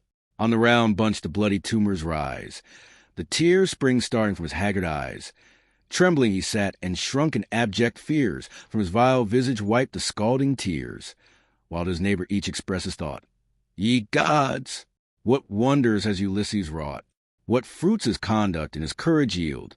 Great in the council, glorious in the field. Generous he rises in the crown's defense, to curb the factious tongue of insolence. Such just examples on offenders shown, sedition silence and assert the throne. 'Twas thus the general voice the hero praised, who, rising, high the imperial scepter raised. The blue-eyed Pallas, his celestial friend, in form a herald, bade the crowds attend. The expecting crowds in still attention hung, to hear the wisdom of his heavenly tongue. Then, deeply thoughtful, pausing ere he spoke, his silence thus the prudent hero broke. Unhappy monarch, whom the Grecian race was shame deserting, heap with vile disgrace. Not such at Argos was their generous vow, once all their voice, but forgotten now. Ne'er to return was then the common cry, till Troy's proud structure should in ashes lie. Behold them weeping for their native shore. What could their wives or helpless children more? What heart but melts to leave the tender train, and, one short month, endure the wintry main? Few leagues removed, we wish our peaceful seat, when the ship tosses and the tempest beat. Then well may this long stay provoke their tears, the tedious length of 9 revolving years. Not for their grief the Grecian host I blame, but vanquished, baffled, oh, eternal shame! Expect the time to Troy's destruction given, and try the faith of Calchas and of heaven. What passed at Aulis, Greece can witness bear, and all who live to breathe this Phrygian air. Beside a fountain's sacred brink we raised our verdant altars, and the victims blazed. 'Twas where the plane tree spread its shade around, the altars heaved, and from the crumbling ground a mighty dragon shot of dire portent. From Jove himself the dreadful sign was sent. Straight to the tree his sanguine spires he rolled, and curled around in many a winding fold. The topmost branch a mother bird possessed. 8 callow infants filled the mossy nest. Herself the 9th, the serpent as he hung, stretched his black jaws and crushed the crying young. While hovering near with miserable moan, the drooping mother wailed her children gone. The mother last, as round the nest she flew, seized by the beating wing, the monster slew, nor long survived. To marble turned, he stands a lasting prodigy on all his sands. Such was the will of Jove, and hence we dare trust in his omen and support the war. For while around we gaze with wondering eyes, and trembling sought the powers with sacrifice, full as God, the reverend Calchas cried, "Ye Grecian warriors, lay your fears aside. This wondrous signal Jove himself displays, of long, long labors, but eternal praise. As many birds by the snake were slain, so many years the toils of Greece remain. But wait the 10th, for Ilion's fall decreed. Thus spoke the prophet, thus the fates succeed. Obey, ye Grecians, with submission wait, nor let your flight avert the Trojan fate." He said, the shores with loud applauses sound, the hollow ships each deafening shout rebound. Then Nestor thus, "These vain debates forbear, ye talk like children, not like heroes dare. Where now are all your high resolves at last? Your leagues concluded, your engagements past? Vowed with libations and with victims then, now vanish like their smoke. The faith of men, while useless words consume the inactive hours, no wonder Troy so long resists our powers. Rise, great Atrides, and with courage sway. We march to war, if thou direct the way. But leave the few that dare resist thy laws, the mean deserters of the Grecian cause. To grudge the conquest mighty Jove prepares, and view with envy our successful wars. On that great day, when first a martial train, bid with the fate of Ilion, plowed the main, Jove, on the right, a prosperous signal sent, and thunder rolling shook the firmament. Encourage hence, maintain the glorious strife, till every soldier grasp a Phrygian wife, till Helen's woes at full revenge appear, and Troy's proud matrons render tear for tear. Before that day, if any Greek invite his country's troops to base, in glorious flight, stand forth that Greek, and hoist his sail to fly, and die the dastard first, who dreads to die. But now, O monarch, all thy chiefs advise, know what they offer, thou thyself despise. Among those counsels, let not mine be vain, in tribes and nations to divide thy train. His separate troops let every leader call, each strengthen each, and all encourage all. What chief or soldier of the numerous band or bravely fights, or ill obeys command, when thus distinct they war, shall soon be known, and what the cause of Ilion not o'erthrown. If fate resists, or if our arms are slow, if gods above prevent, or men below. To him the king, how much thy years excel in art to counsel, and in speaking well. O to God, and love to Greece, decree but 10 such sages as they grant in thee. Such wisdom soon should Priam's force destroy, and soon should fall the haughty towers of Troy. But Jove forbids, who plunges those he hates in fierce contention and in vain debates. Now great Achilles from our aid withdraws, by me provoked, a captive made the cause. If e'er as friends we join, the Trojan wall must shake, and heavy with a vengeance fall.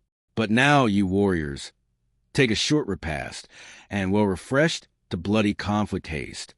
His sharpened spear let every Grecian wield, and every Grecian fix his brazen shield.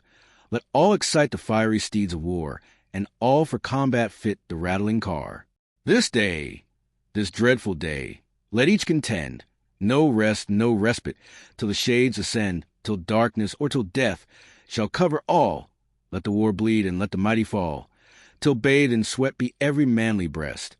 With a huge shield each brawny arm depressed, each aching nerve refuse a lance to throw, and each spent courser at the chariot blow. Who dares, inglorious, in his ships to stay? Who dares to tremble on this signal day? That wretch, too mean to fall by martial power, the bird shall mangle, and the dogs devour. The monarch spoke, and straight a murmur rose, loud as the surges when the tempest blows, that dashed on broken rocks tumultuous roar, and foam and thunder on the stony shore. Straight to the tents the troops dispersing bend. The fires are kindled and the smokes ascend. With hasty feast they sacrifice and pray, to avert the dangers of the doubtful day. A steer of 5 years' age, large-limbed and fed, to Jove's high altars Agamemnon led. There bade the noblest of the Grecian peers, and Nestor first, as most advanced in years. Next came Idomeneus, and Tydeus' son, Ajax the less, and Ajax Telamon. Then wise Ulysses in his rank was placed, and Menelaus came, unbid, the last. The chiefs surround the destined beast, and take the sacred offering of the salted cake, when thus the king prefers a solemn prayer.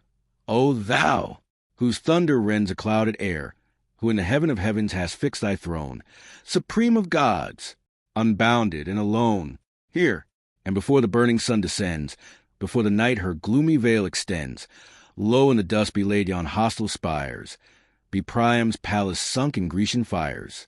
In Hector's breast be plunged his shining sword, and slaughtered heroes groan around their lord.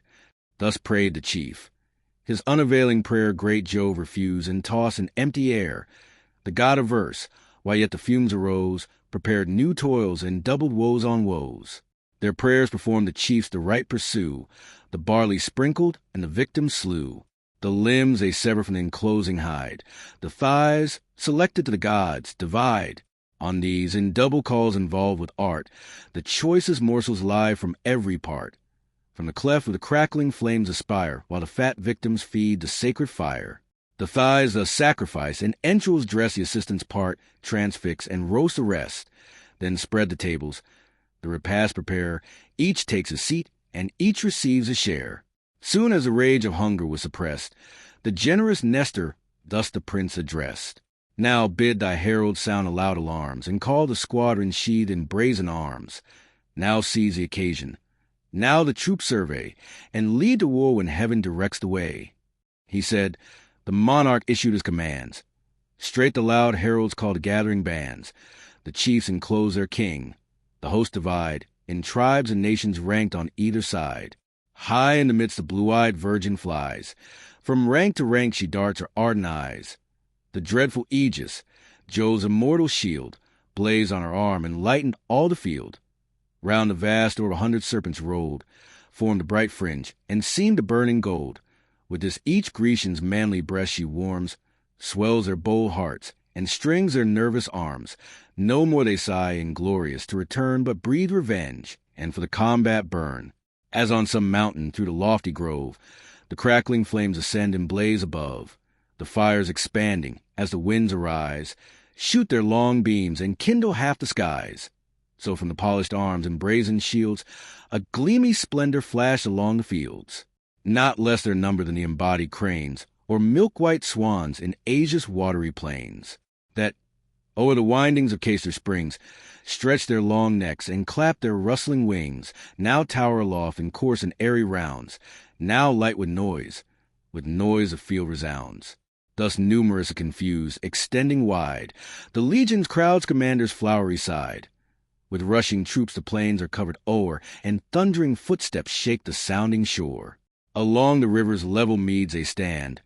Thick as in spring the flowers adorn the land, or leaves the trees, or thick as insects play, the wandering nation of summer's day, that, drawn by milky steams at evening hours, in gathered swarms around the rural bowers, from pale to pale with busy murmur run the gilded legions, glittering in the sun. So thronged, so close, the Grecian squadron stood in radiant arms, and thirst for Trojan blood. Each leader now his scattered force conjoins in close array, and forms the deepening lines. Not with more ease the skilful shepherd swain collects his flocks from thousands on the plain. The King of Kings, majestically tall, towers o'er his armies and outshines them all. Like some proud bull that round the pastures leads the subject herds, the monarch of the meads, great as the gods, the exalted chief was seen, his strength like Neptune and like Mars' mien. Jove o'er his eyes celestial glory spread, and dawning conquest played around his head. Save virgins, seated round the throne divine, all-knowing goddesses, immortal 9, since earth's wide regions, heaven's unmeasured height, and hell's abyss, hide nothing from your sight. We, Wretched mortals, lost in doubts below, but guessed by rumor and but boast we know. Oh, say what heroes, fired by thirst of fame, or urged by wrongs, to Troy's destruction came. To count them all demands 1,000 tongues, a throat of brass, and adamantine lungs. Daughters of Jove, assist. Inspired by you the mighty labor, dauntless I pursue. What crowded armies, for what climes they bring, their names, their numbers, and their chiefs I sing. The catalogue of the ships. Neptune the hardy warriors whom Boeotia bred, Peneleus, Leitus, Prothoenor, led. With these are Sicellius and Clonius stand, equal in arms and equal in command. These had the troops that rocky Aulis yields, and Edion's hills, and Hyres' watery fields, and Skoinos, Skolos, Gria near the main, and Mycalessia's ample piny plain. Those who in Petion or Elysian dwell, or Harma, where Apollo's prophet fell. Helion and Hyle, which the springs o'erflow, and Medion lofty, and Ocalia low, or in the meads of Heliardus stray, or Thespia's sacred to the god of day. On Chestus, Neptune celebrated groves, Copy and Thisbe, famed for silver doves, for flocks of Rithri, Glissa for the vine, Platia green, and Nyssa the divine, and they whom Thebe's well-built walls enclose, where Mide Utresis' Coron rose, and Arn rich with purple harvest crowned, and Anthedon, Boeotia's utmost bound. Full 50 ships they send, and each conveys twice 60 warriors through the foaming seas. To these succeed Aspledon's martial train, who plough the spacious Orchomenian plain.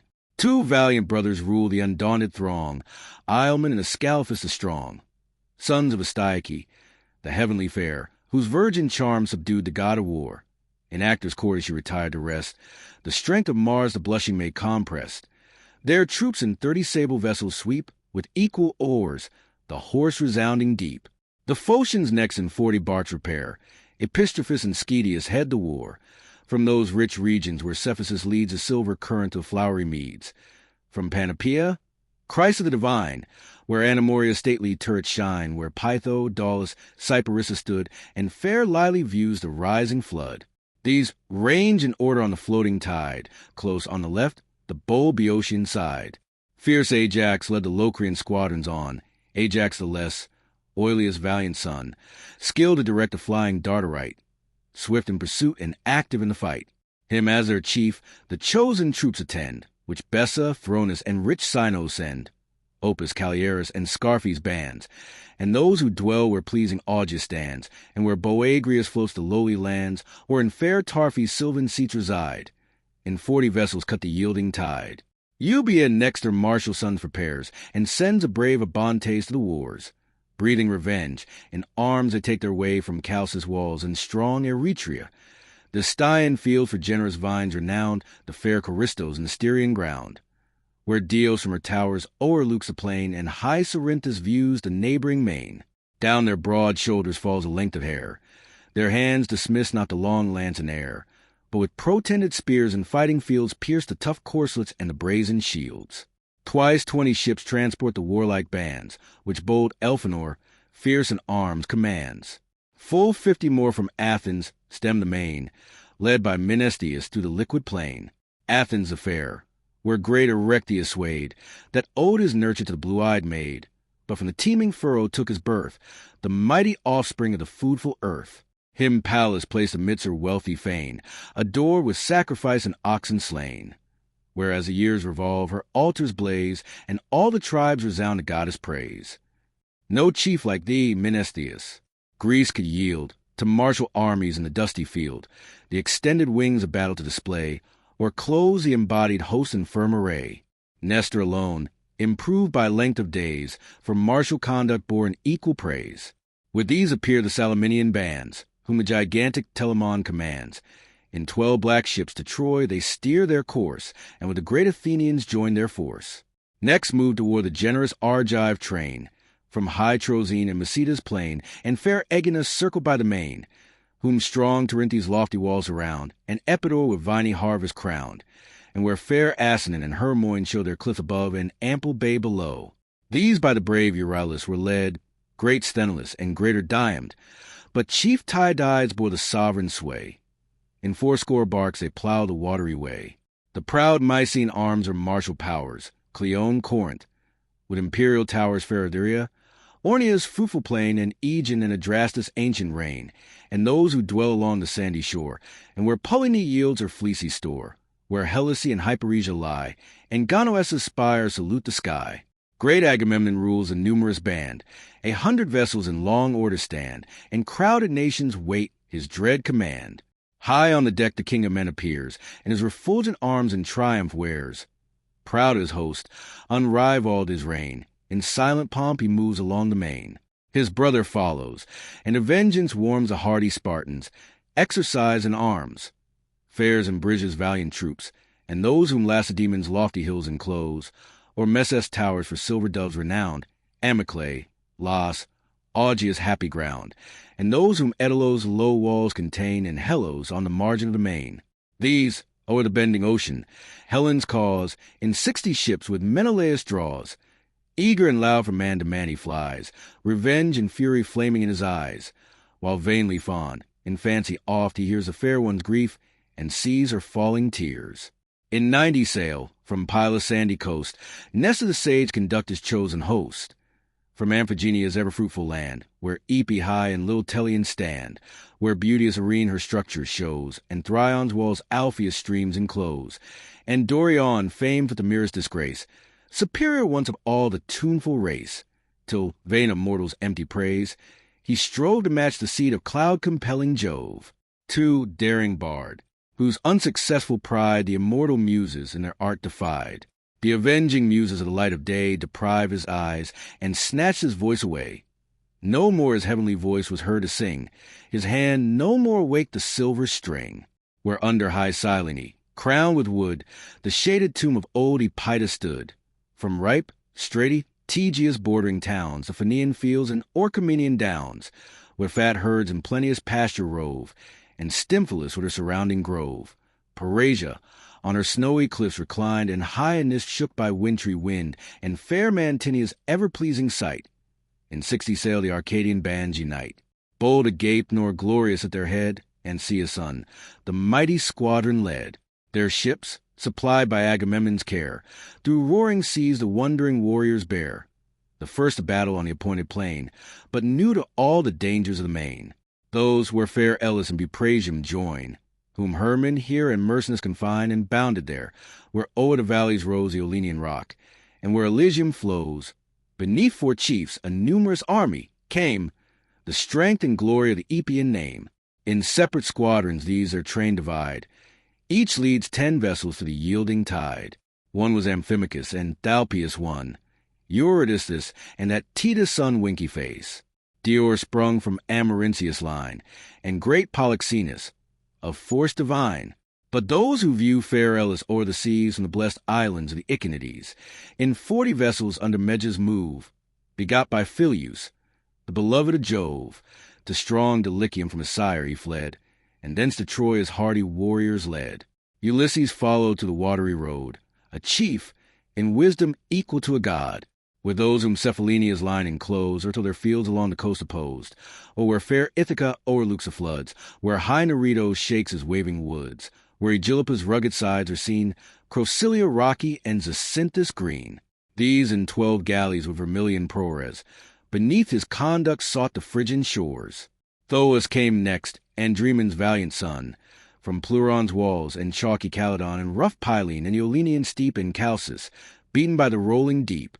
He led the warriors from the Aetolian shore, for now the sons of Enyeus were no more. The glories of the mighty race were fled. Enyeus himself and Meleager dead. To Thoas' care now trusts a martial train. His 40 vessels follow through the main. Next, 80 barks the Cretan king commands, of Knossos, Lyctus, and Gortina's bands, and those who dwell where Rician's domes rise, or white like Castus glitters the skies, or where by Festus silver Jardan runs. Crete's 100 cities pour forth all her sons. These marched, Idomeneus, beneath thy care, and Marion, dreadful as the god of war. Lipolymus, the son of Hercules, led 9 swift vessels through the foamy seas from Rhodes, with everlasting sunshine bright, Gelissus, Lindus, and Camarus white. His captive mother fierce Alcides bore from Epher's walls and Celes' winding shore, where mighty towns in ruin spread the plain, and saw their blooming warriors early slain.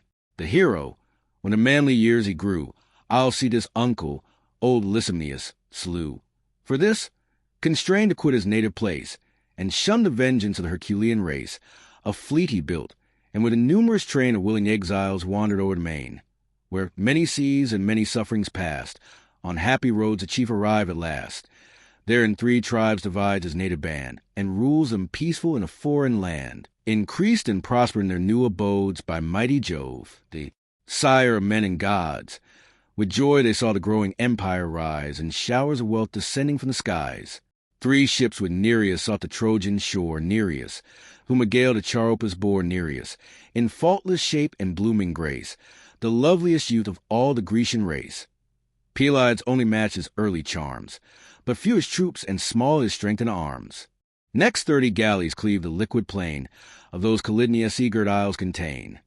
Within the youth of Nicias repair Casus the strong and Crapatus the fair, Cos, where Eurypylus possessed the sway, till great Iliad made the realms obey. These Anaphis and bold Pheidippus bring, sprung from the god by Thessalus the king. Now, Muse, recount Pelasgic Argo's powers, from Alos elope and Trecon's towers, from Thyia's spacious valleys, and Hella, blessed with female beauty far beyond the rest. Full 50 ships beneath Achilles' care, the Achaeans, Myrmidons, Hellenians bear. The Salians all, though various in their name, the same their nation and their chief the same. But now inglorious, stretched along the shore, they hear the brazen voice of war no more the foe they face in dire array. Close his fleet the angry leader lay, since fair Briseis from his arms was torn, the noblest spoil from sackler Nessus born. Then, when the chief the Theban walls o'erthrew, and the bold sons of great Evenus slew, there mourned Achilles, plunged in depth of care, but soon to rise in slaughter, blood, and war. To these the youth of Philae succeed Itona, famous for her fleecy breed, and grassy Telion decked with cheerful greens, the bowers of Ceres, and the sylvan scenes. Sweet Pyrasus, with blooming flowerets crowned, and Antron's watery dens and cavern ground. These own as chief Protesilaus the brave, who now lay silent in the gloomy grave. The first who boldly touched the Trojan shore, and died a Phrygian lance with Grecian gore. There lies, far distant from his native plain, unfinished his proud palaces remain, and his sad consort beats her breast in vain. His troops in 40 ships Podarces led, Iphiclus' son and brother to dead, nor he unworthy to command the host, yet still they mourn their ancient leader lost. The men who Glaphora's fair soil partake, where hills encircle Bebe's lowly lake, where fair hears the neighboring waters fall, or proud Iolcus lifts her airy wall, in 10 black ships embark for Ilion shore, with bold Eumelus, whom Alceste bore. All Pelias' race Alceste far outshined, the grace and glory of the beauteous kind. The troops Methone or Thaumacia yields, Olizon's rocks, or Meliboea's fields. With Philoctetes sailed, whose matchless art from the tough bow directs the feathered. Dart, 7 were his ships, each vessel 50 row, skilled in the science of the dart and bow. But he lay raging on the Lemnian ground. A poisonous hydra gave the burning wound. There groaned the chief in agonizing pain, whom Greece at length shall wish, nor wish in vain. His forces meet and led from Lemnos' shore, Oileus' son, whom beauteous Rhena bore. The Echalian race, in those high towers contained where once Eurydice in proud triumph reigned, or where her humbler turrets trick arrears, or where Ithome, rough with rocks, appears. In 30 sail the sparkling waves divide, which Podalirius and Machaon guide. To these a skill their parent god imparts, divine professors of the healing arts. The bold Ormenian and Astrian bands in 40 barks Eurypylus commands, where Titan hides his hoary head in snow, and where Hyperia's silver fountains flow. Thy troops, Argisa, Polypides leads, and Elion, sheltered by Olympus' shades, Jordanes warriors, and where lies and Olusion's chalky cliffs arise, sprung from Pirithous of immortal race, the fruit of fair Hippodame's embrace. That day, when hurled from Pelion's cloudy head, to distant dens the shaggy centaurs fled. With Polypides joined in equal sway Leonius leads, and 40 ships obey. In 20 sail the bold Peribebians came from Cyphus. Gunius was their leader's name. With these Aenians joined, and those who freeze where cold Dodona lifts her holy trees, or where the pleasing Titaregus glides, and into Punius rolls as easy tides. Yet o'er the silvery surface pure they flow, the sacred stream unmixed with streams below. Sacred and awful, From the dark abode Styx pours them forth, the dreadful oath of gods. Last, under Proteus the Magnesian stood, Proteus the swift of old Tenthredon's blood-winky face, who dwell where Pelion, crowned with piney boughs, obscures a glade and nods his shaggy brows, or where through flowery Tempe Punnius strayed, the regions stretched beneath his mighty shade. In 40 sable barks they stem the main, such were the chiefs and such the Grecian train. Say next, O Muse, of all Achaia breeds, who bravest fought, or reigned the noblest steeds. Eumelus Mares were foremost in the chase, as eagles fleet in a Phaeacian race, bred where Pieria's fruitful fountains flow, and trained by him who bears a silver bow. Fierce in the fight their nostrils breathe the flame, their height, their color, and their age the same. O'er fields of death they whirl the rapid car, and break the ranks, and thunder through the war. Ajax in arms the first renown acquired, while stern Achilles in his wrath retired. His was a strength that mortal might exceeds, and is the unrivaled race of heavenly steeds. But Thetis' son now shines in arms no more, his troops neglected on the sandy shore. In empty air their sportive javelins throw, or whirl the disk, or bend an idle bow. Unstained with blood his covered chariots stand. The immortal coursers graze along the strand, but the brave chiefs the inglorious life deplored, and, wandering o'er the camp, required their lord. Now, like a deluge, covering all around, the shining armies sweep along the ground. Swift as a flood of fire, when storms arise, floats the wild field and blazes to the skies.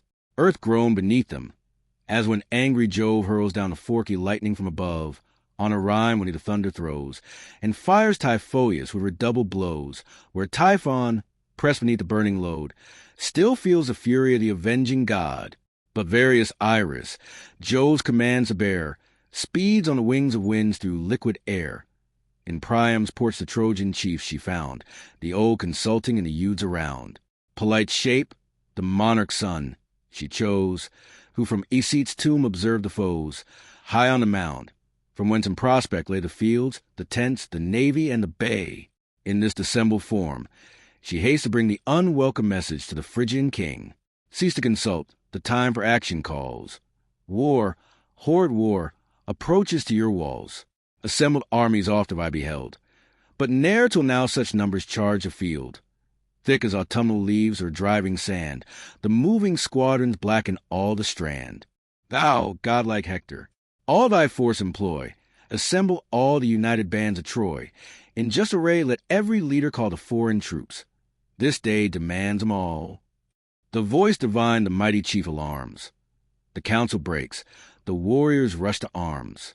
The gates unfolding pour forth all their train. Nations on nations fill the dusky plain. Men, steed, and chariots shake the trembling ground.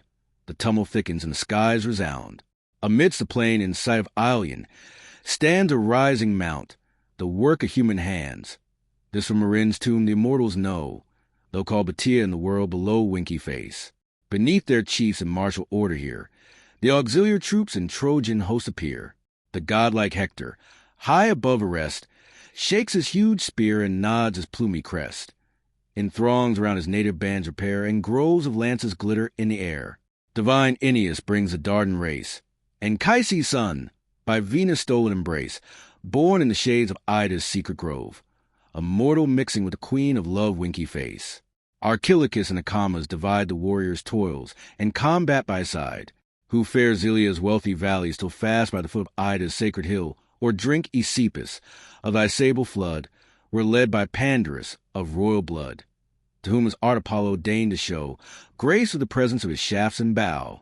From rich Epesus and Adrestia's towers, high Terry summits, and Pythia's bowers, from these the congregated troops obey young Amphius and Adrastus' equal sway, old Merip's sons, whom, skilled in fates to come, the sire forewarned and prophesied their doom. Fate urged them on. The sire forewarned in vain. They rushed to war and perished on the plain. From Praxia stream, Percotes pasture lands, and Cestus and Abydos neighboring strands, from great Arisba's walls and Celes coast, Asia's Herticides conducts his host. High on his car he shakes the flowing reins, his fiery coursers thunder o'er the plains. The fierce Pelasgi next, in war renowned, march from Larissa's ever-fertile ground. In equal arms their brother leaders shine, Hippothous bold and Pylius the divine. Next Acamas and Pyrrhus lead their hosts in dread array, from Thracia's wintry coasts, round the bleak realms where Hellespontus roars, and Boreas beats the hoarse-resounding shores. With great Euphemus the Ciconians move, sprung from Troezenian sons, loved by Jove. Perechmes the Paeonian troops attend, skilled in the fight their crooked bows to bend. From Axius' ample bed he leads them on, Axius, that laves the distant Amydon, Axius, that swells with all his neighboring rills, and wide around the floating region fills. The Paphlagonians Pylaemenes rules, where rich Henitia breeds her savage mules. Where Erythinus' rising cliffs are seen, thy groves of box, Cyderus, evergreen, and where Aegialus and Cromna lie, and lofty Sesamus invades the sky, and where Parthenius, rolled through banks of flowers, reflects her bordering palaces and bowers. Here march in arms the Halizonian band, whom Odius and Epistephus command, from those far regions where the sun refines the ripening silver in Alybene mines. Their mighty Chromis led the Mysian train, and augur Ennomus, inspired in vain, for stern Achilles lopped his sacred head, rolled down's commander with the vulgar dead. Phorcys and brave Ascanius here unite the Ascanian Phrygians, eager for fight, of those who round Maeonia's realms reside, or whom the valleys and shades of Molus hide. Mesthles and Anaphis the charge for take, born on the banks of Gyges' silent lake. There, from the fields where wild Meander flows, high Mycale and Latmos' shady brows, and proud Miletus, came the Carian throngs, with mingled clamors and with barbarous tongues. Amphimachus and Nos guide the train, Nos the bold, Amphimachus the vain, who, tricked with gold, and glittering on his car, rode like a woman to the field of war. Fool that he was! By fierce Achilles slain, the river swept him to the briny main. There whelmed with waves the gaudy warrior lies, the valiant victor seized the golden prize. The forces last in fair array succeed, which blameless Glaucus and Sarpedon lead the warlike bands that distant Lycia yields, where gulfy Xanthus foams along the fields. Book 3. Argument. The Duel of Menelaus and Paris. The armies being ready to engage, a single combat is agreed upon between Menelaus and Paris, by the intervention of Hector, for the determination of the war. Iris is sent to call Helen, to behold the fight. She leads her to the walls of Troy, where Priam sat with his counselors, observing the Grecian leaders on the plain below, to whom Helen gives an account of the chief of them. The kings on either part take the solemn oath for the conditions of the combat. The duel ensues, wherein Paris being overcome, he is snatched away in a cloud by Venus, and transported to his apartment. She then calls Helen from the walls, and brings the lovers together. Agamemnon, on the part of the Grecians, demands the restoration of Helen and the performance of the articles. The 23rd day still continues throughout this book. The scene is sometimes in the fields before Troy, and sometimes in Troy itself. Thus by their leaders' care each martial band moves into ranks, and stretches o'er the land. With shouts the Trojans, rushing from afar, proclaim their motions and provoke the war. So when inclement winters vex the plain with piercing frost or thick descending rain, to warmer seas the cranes and body fly, with noise and order through the midway sky. To pygmy nations wounds and death they bring, and all the war descends upon the wing. But silent, breathing rage, resolved and skilled by mutual aids to fix a doubtful field, swift march the Greeks. The rapid dust around darkening arises from the labor ground. Thus from his flaggy wings, when Notice sheds a night of vapors round the mountain heads, swift gliding mists the dusky fields invade, to thieves more grateful than the midnight shade, while scarce the swains their feeding flocks survey, lost and confused amidst the thickened day. So wrapped in gathering dust, the Grecian train, a moving cloud, swept on and hid the plain. Now front to front the hostile armies stand, eager of fight, and only wait command. When to the van, before the sons of fame whom Troy sent forth, the beauteous Paris came. In form a god, the panther's speckled hide flowed o'er his armor with an easy pride. His bended bow across his shoulders flung, his sword beside him negligently hung. 2 pointed spears he shook with gallant grace, and dared the bravest of the Grecian race.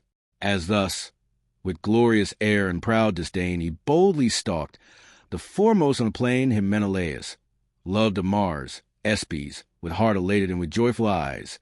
So joys a lion, If the branching deer or mountain goat, his bulky prize, appear, eager he seizes and devours the slain, pressed by bold youths and baying dogs in vain. Thus fond of vengeance, with a furious bound, in clanging arms he leaps upon the ground from his high chariot. Him, approaching near, the beauteous champion views with marks of fear, smit with a conscious sense, retires behind, and shuns the fate he well deserved to find. As when some shepherd, from the rustling trees shot forth to view, a scaly serpent sees, trembling and pale, he starts with wild affright, and all confused precipitates his flight. So from the king the shining warrior flies, and plunged amid the thickest Trojans lies.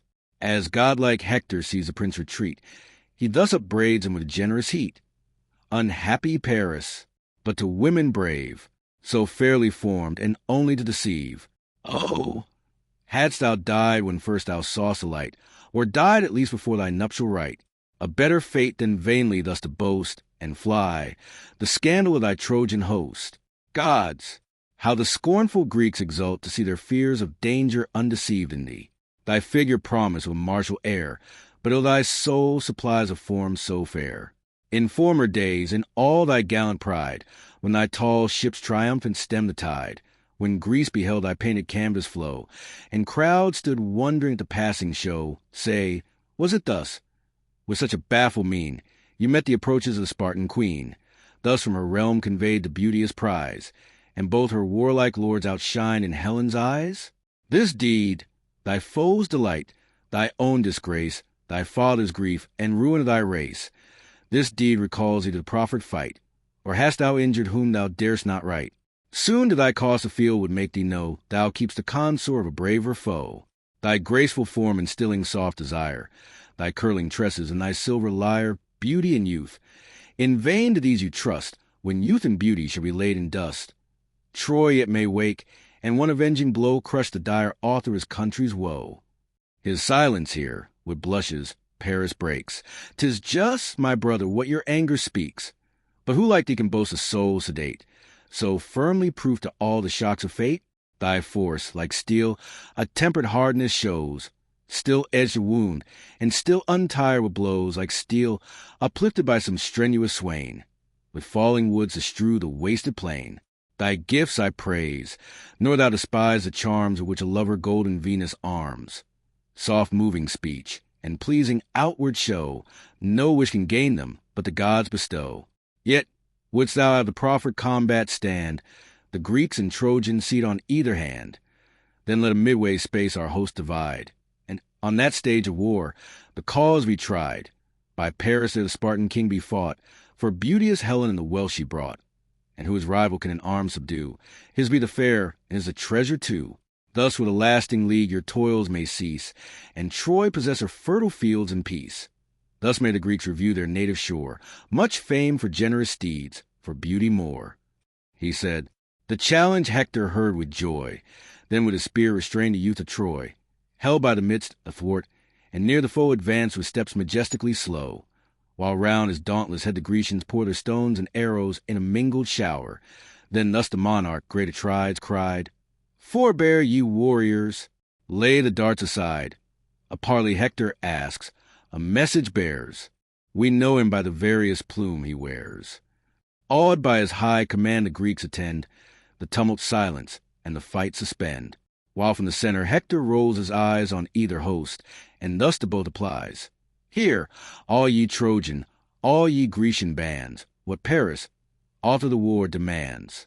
Your shining sword within the sheath restrain, and pitch your lances in the yielding plain. Here in the midst, in either army's sight, he dares the Spartan king to single fight, and wills that Helen and the ravished spoil that cause the contest shall reward the toil. Let these the brave triumphant victor grace, and different nations part in leagues of peace. He spoke. In still suspense on either side each army stood. The Spartan chief replied, me too, ye warriors here, whose fatal right a world engages in the toils of fight. To me the labor of the field resign. Me Paris injured, all the war be mine. Fall he that must beneath his rival's arms, and live the rest secure of future harms. 2 lambs, devoted by her country's right. To earth a sable, to the sun a white, prepare ye Trojans. while a third we bring select to Jove, the inviolable king. Let reverend Priam in the truce engage, and add the sanction of considerate age. His sons are faithless, headlong in debate, and youth itself an empty wavering state. Cool age advances, venerably wise, turns on all hands its deep discerning eyes, sees what befell and what may yet befall, concludes from both, and best provides for all. The nations here with rising hopes possessed, and peaceful prospects dawn in every breast. Within the lines they drew their steeds around, and from their chariots issued on the ground. Next, all unbuckling the rich mail they wore, laid their bright arms along the sable shore. On either side the meeting hosts are seen with lances fixed, and close the space between. 2 heralds now, dispatched at Troy, invite the Phrygian monarch to the peaceful rite. Tall Thibaius hastens to the fleet, to bring the lamb for Jove, the inviolable king. Meantime the beauteous Helen, from the skies the various goddess of the rainbow flies, like fair Lettice in form and face, the loveliest nymph of Priam's royal race. Her in the palace, at her loom she found, the golden web her own sad story crowned. The Trojan War she weaved herself the prize, and the dire triumphs of her fatal eyes. To whom the goddess of the painted bow, approach, and view the wondrous scene below. Each hardy Greek and valiant Trojan knight, so dreadful late and furious of the fight, now rest their spears or lean upon their shields. Ceases a war and silent all the fields. Paris alone and Sparta's king advance. Indiana's single fight to toss the beamy lance. Each met in arms, the fate of combat tries, thy love the motive and thy charms a prize. This said, the many-colored maid inspires her husband's love and wakes her former fires. Her country, parents, all that once were dear, rush to her thought, and force a tender tear. O'er her fair face a snowy veil she threw, and, softly sighing, from the loom withdrew. Her handmaids, Clymene and Aethra, wait her silent footsteps to the Scaean gate. There sat the seniors of the Trojan race, old Priam's chiefs and most in Priam's grace. The king the first, Diomedes at his side, Lampus and Clitius, long in council tried, Pandas and Hystan, once the strong, and next the wisest of the reverend throng, Antenor grave, and sage Eucaligon, leaned on the walls and basked before the sun. Chiefs, who no more in bloody fights engage, but wise through time and narrative with age, in summer days, like grasshoppers rejoice, a bloodless race, that send a feeble voice. These, when the Spartan queen approached the tower, in secret owned resistless beauty's power, they cried, no wonder such celestial charms for 9 long years have set the world in arms. What winning graces, what majestic mien! She moves a goddess, and she looks a queen. Yet hence, O heaven, convey that fatal face, and from destruction save the Trojan race. The good old Priam welcomed her, and cried, approach, my child, and grace thy father's side. See on the plain thy Grecian spouse appears, the friends and kindred of thy former years. No crime of thine our present sufferings draws, not thou, but heaven's disposing will. The cause the gods these armies and this force employ, the hostile gods conspire the fate of Troy. But lift thy eyes and say, what Greek is he? Far as from hence these aged orbs can see, around whose brow such martial graces shine, so tall, so awful, and almost divine. Though some of larger stature tread the green, none match his grandeur and exalted mien. He seems a monarch, and his country's pride. Thus ceased the king, and thus the fair replied, before thy presence, Father, I appear with conscious shame and reverential fear. Ah, had I died, ere to these walls I fled, false to my country, in my nuptial bed, my brothers, friends, and daughter left behind, false to them all, to Paris only kind. For this I mourn, till grief or dire disease shall waste a form whose fault it was to please. The king of kings, Atrides, you survey, great in the war, and great in arts of sway. My brother once, before my days of shame, and oh, that still he bore a brother's name. With wonder Priam viewed the godlike man, extolled the happy prince, and thus began, O blessed Atrides, born to prosperous fate, successful monarch of a mighty state. How vast thy empire! Of your matchless train what numbers lost, what numbers yet remain! In Phrygia once were gallant armies known, in ancient time, when Otreus filled the throne, when godlike Mygdon led their troops of horse, and I, to join them, raised a Trojan force. Against the manlike Amazons we stood, and Sanger's stream ran purple with their blood. But far inferior those in martial grace and strength of numbers to this Grecian race. This said, once more he viewed the warrior train. What's he, whose arms lie scattered on the plain? Broad is his breast, his shoulders larger spread, though great Atrides overtops his head, nor yet appear his care and conduct small. From rank to rank he moves, and orders all. The stately ram thus measures o'er the ground, and master the flock, surveys them round. Then Helen thus, whom your discerning eyes have singled out, is Ithacus the wise. A barren island boasts his glorious birth.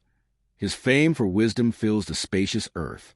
Antenor took the word, and thus began, Myself, O king, have seen that wondrous man when, trusting Jove and hospitable laws, to Troy he came, to plead the Grecian cause. Great Menelaus urged the same request, winky face. My house was honored with each royal guest.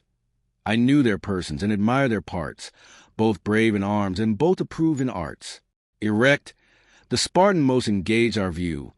Ulysses seated, greater reverence drew.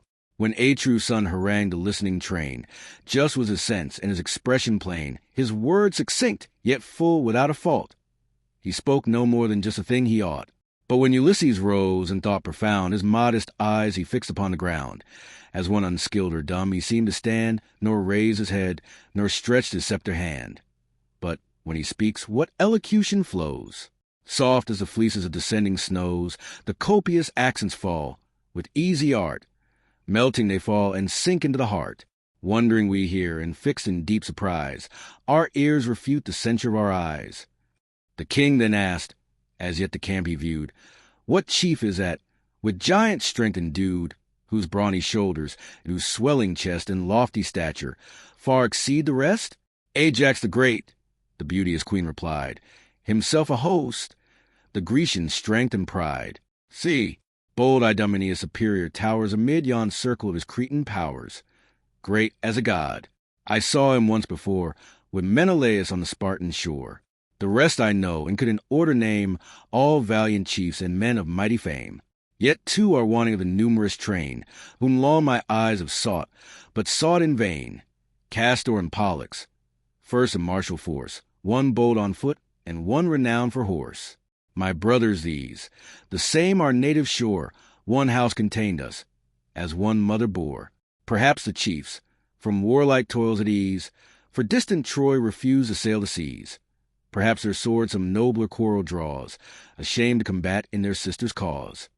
So spoke the fair, nor knew her brother's doom, wrapped in the cold embraces of the tomb, adorned with honors in their native shore. Silent they slept, and heard of wars no more. Meantime the heralds, through the crowded town, bring the rich wine and destined victims down. Idaeus arms the golden goblets pressed, who thus the venerable king addressed. Arise, O father of the Trojan state! The nations call, thy joyful people wait to seal the truce and end the dire debate. Paris thy son, and Sparta's king advance, Indiana measured list to toss the weighty lance. And who his rival shall in arms subdue, his be the dame, and his a treasure too. Thus with a lasting league our toils may cease, and Troy possess her fertile fields in peace. So shall the Greeks review their native shore, much famed for generous deeds, for beauty more. With grief he heard, and bade the chiefs prepare to join his milk-white coursers to the car. He mounts the seat, and Antenor aside. The gentle steeds through Scia's gates they guide. Next from the car descending on the plain, amid the Grecian host and Trojan train, slow they proceed. The sage Ulysses arose, and with him rose the king of men. On either side a sacred herald stands. The wine they mix, and on each monarch's hands pour the full urn. Then draws the Grecian lord his cutlass sheathed beside his ponderous sword. From the signed victims crops the curling hair the heralds parted, and the princes share. Then loudly thus before the attentive bands he calls the gods, and spreads his lifted hands. O first and greatest power, whom all obey, who high on Ida's holy mountain sway, eternal Jove, and you bright orb that roll from east to west, and view from pole to pole, thou Mother Earth, and all ye living floods, infernal furies, and Tartarian gods, who rule the dead, and horrid woes prepare for perjured kings, and all who falsely swear. Hear and be witness, if, By Paris slain, great Menelaus pressed the fatal plain. The dame and treasures let the Trojan keep, and Greece returning plough the watery deep. If by my brother's lance the Trojan bleed, be as the wealth and beauteous dame decreed. The appointed fine let Iliad justly pay, and every age record the signal day. This if the Phrygians shall refuse to yield, arms must revenge, and Mars decide the field. Would that the chief the tender victim slew, and in the dust their bleeding bodies threw. The vital spirit issued at the wound, and left the members quivering on the ground. From the same urn they drink the mingled wine, and add libations to the powers divine. While thus their prayers united mount the sky. Hear, mighty Jove, and hear, ye gods on high, and may their blood, who first the legion found, shed like this wine, disdain the thirsty ground. May all their consorts serve promiscuous lust, and all their lust be scattered as a dust.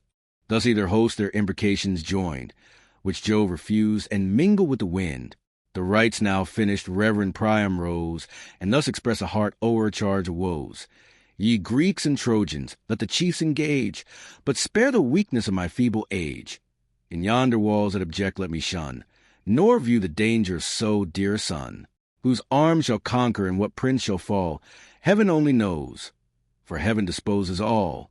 This said, the hoary king no longer stayed, but on his car the slaughtered victims laid. Then seized the reins his gentle steeds to guide, and drove to Troy, and tenor at his side. Bold Hector and Ulysses now dispose the lists of combat, and the ground enclose. Next to the side, by sacred lots prepare, who first shall launch his pointed spear in air. The people pray with elevated hands, and words like these are heard through all the bands.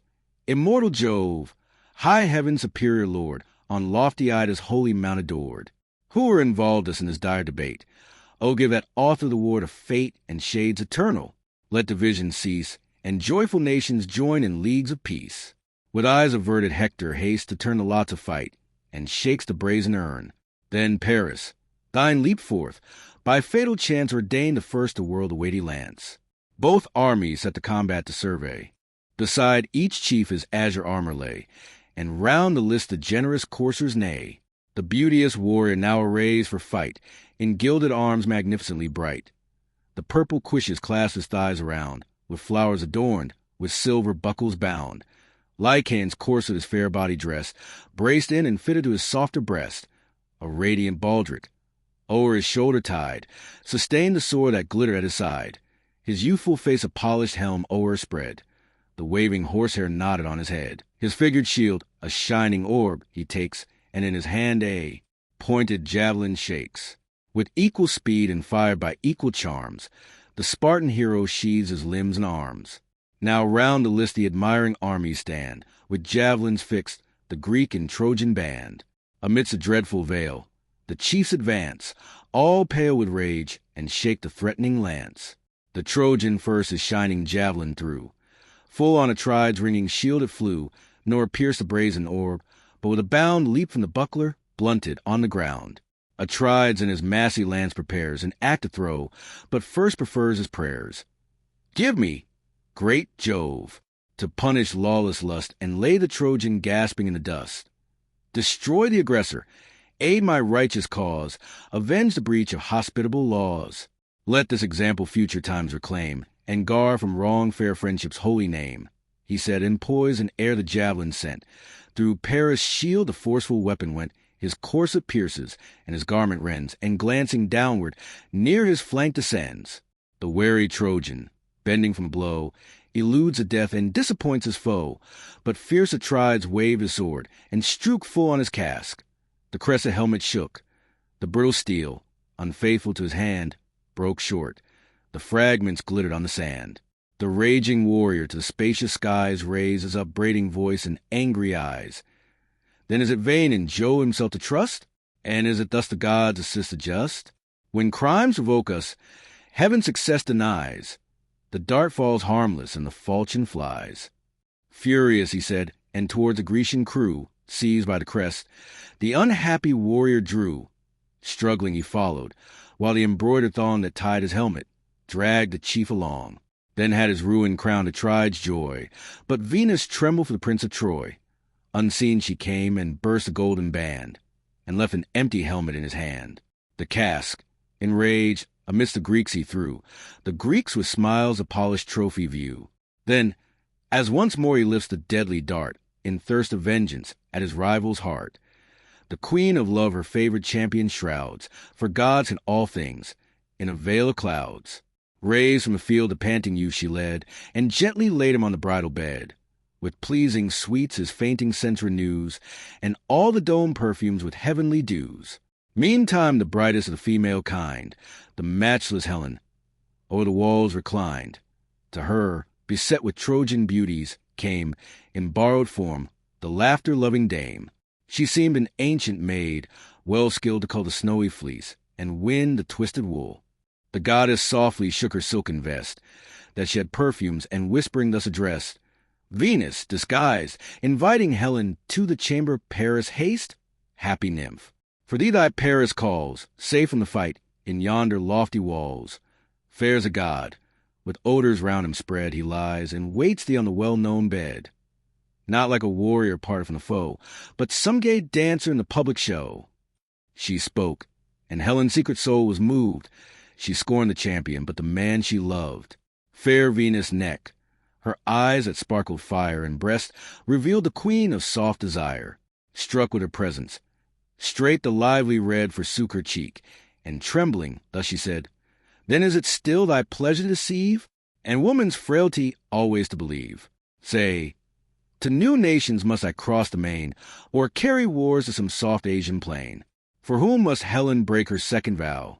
What other Paris is thy darling now? Left to Atrides, victor in the strife, an odious conquest and a captive wife. Hence let me sail, and if thy Paris bear my absence ill, let Venus ease his care. A handmaid goddess at his side to wait, renounce the glories of thy heavenly state, be fixed forever to the Trojan shore as spouse or slave, and mount the skies no more. For me, to lawless love no longer led, I scorn the coward, and detest his bed, else should I merit everlasting shame, and keen reproach from every Phrygian dame. Ill suits it now the joys of love to know, too deep my anguish, and too wild my woe. Venus presenting Helen to Paris, then thus incensed, the Paphian queen replies, Obey the power from whom thy glories rise. Should Venus leave thee, every charm must fly, fade from my cheek, and languish in thy eye. Cease to provoke me, lest I make thee more the world's aversion than their love before, now the bright prize for which mankind engaged, then the sad victim of the public rage. At this, the fairest of her sex obeyed, and veiled her blushes in a silken shade. Unseen and silent, from the train she moves, led by the goddess of the smiles and loves. Arrived, and entered at the palace gate, the maids of fishes round their mistress wait. Then, all dispersing, various tasks attend, the queen and goddess to the prince ascend.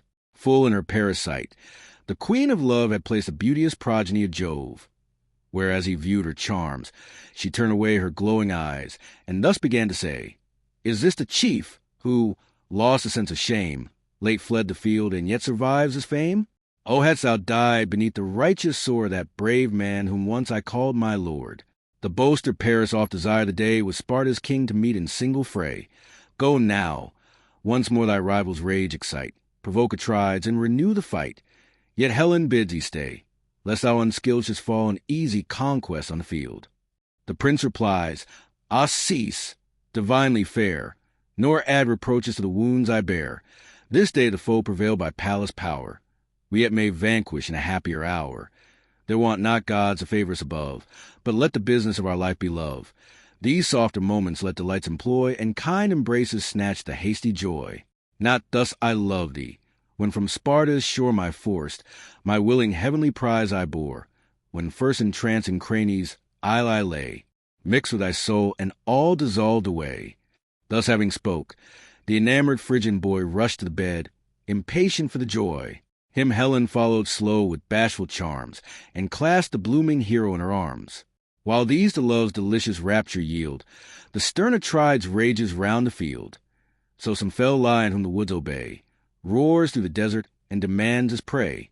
Paris he seeks, impatient to destroy, but seeks in vain along the troops of Troy, even those that yielded to a foe so brave, the recreant warrior, hateful as a grave. Then speaking thus, the king of kings arose. Ye Trojans, Dardans, all our generous foes, hear and attest, from heaven with conquest crowned, our brothers' arms a just success have found. Be therefore now the Spartan wealth restored. Let Argive Helen own her lawful lord.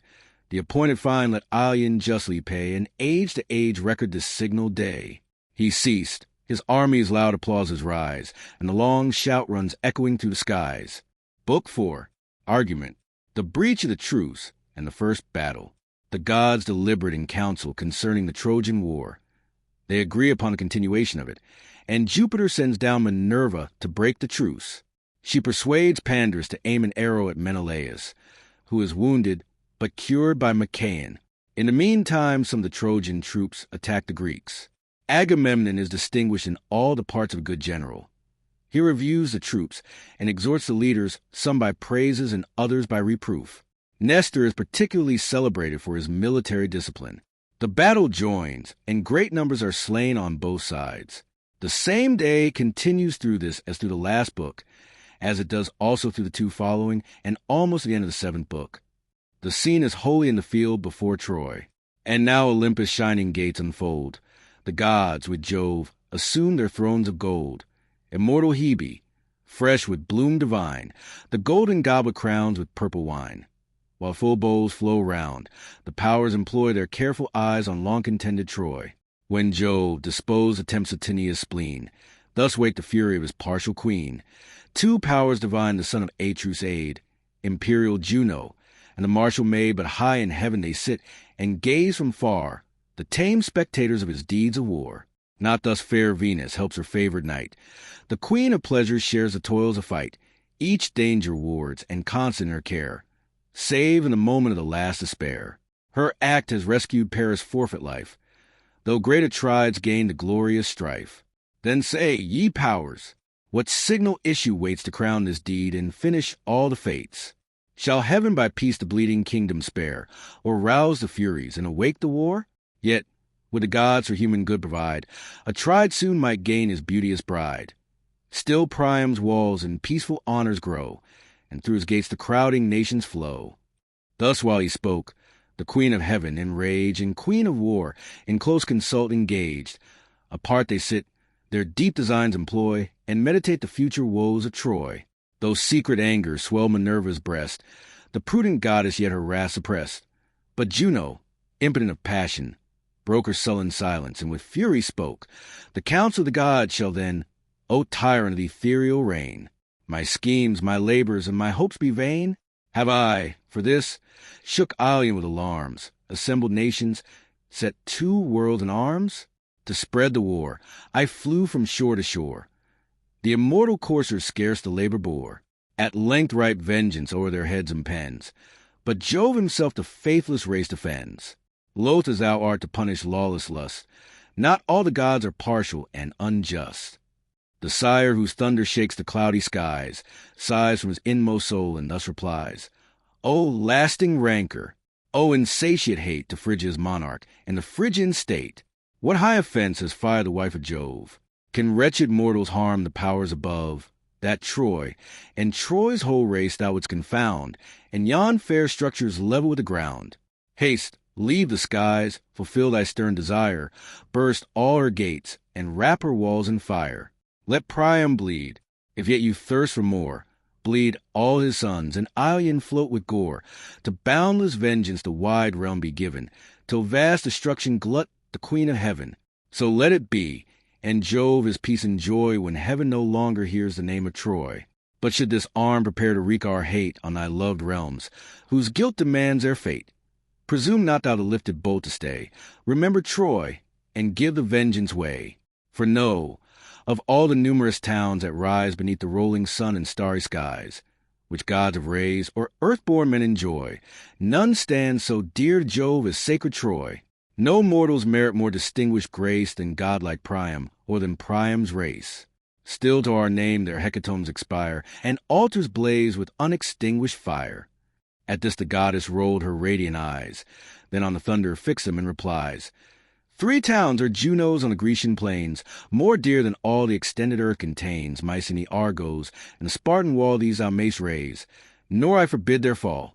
'Tis not in me the vengeance to remove, the crime sufficient that they share my love.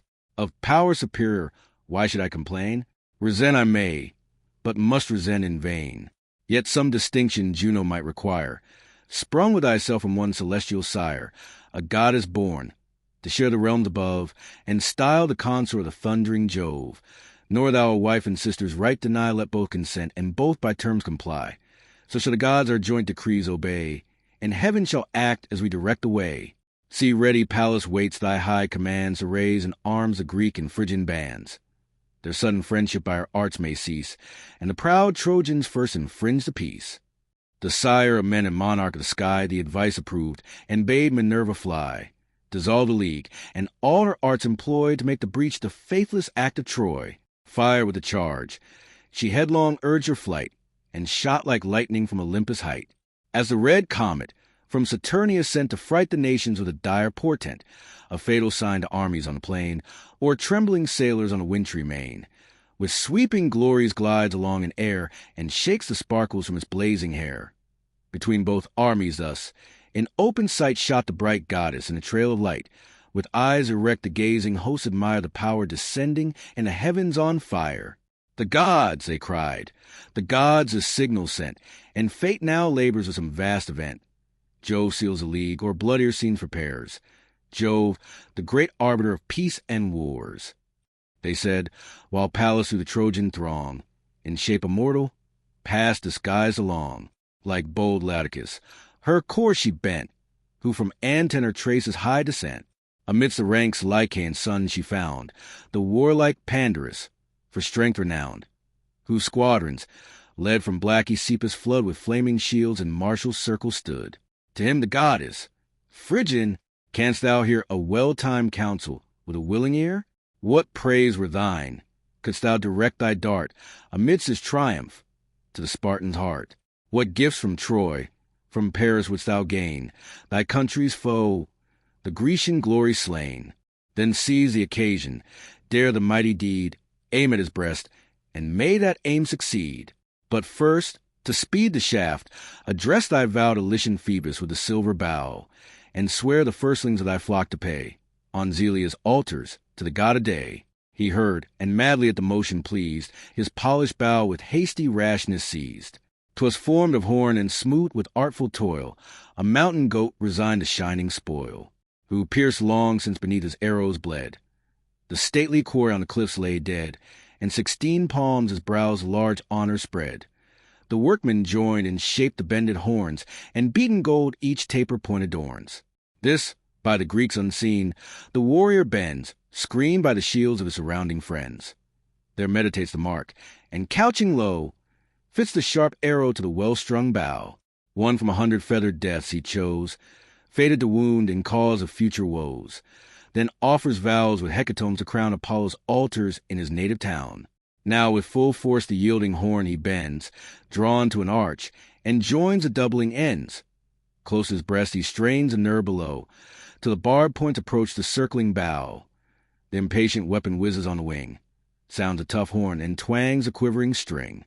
But thee, Atrides, in that dangerous hour the gods forget not, nor thy guardian power, Pallas assists, and weakened in its force, diverts the weapon from its destined course.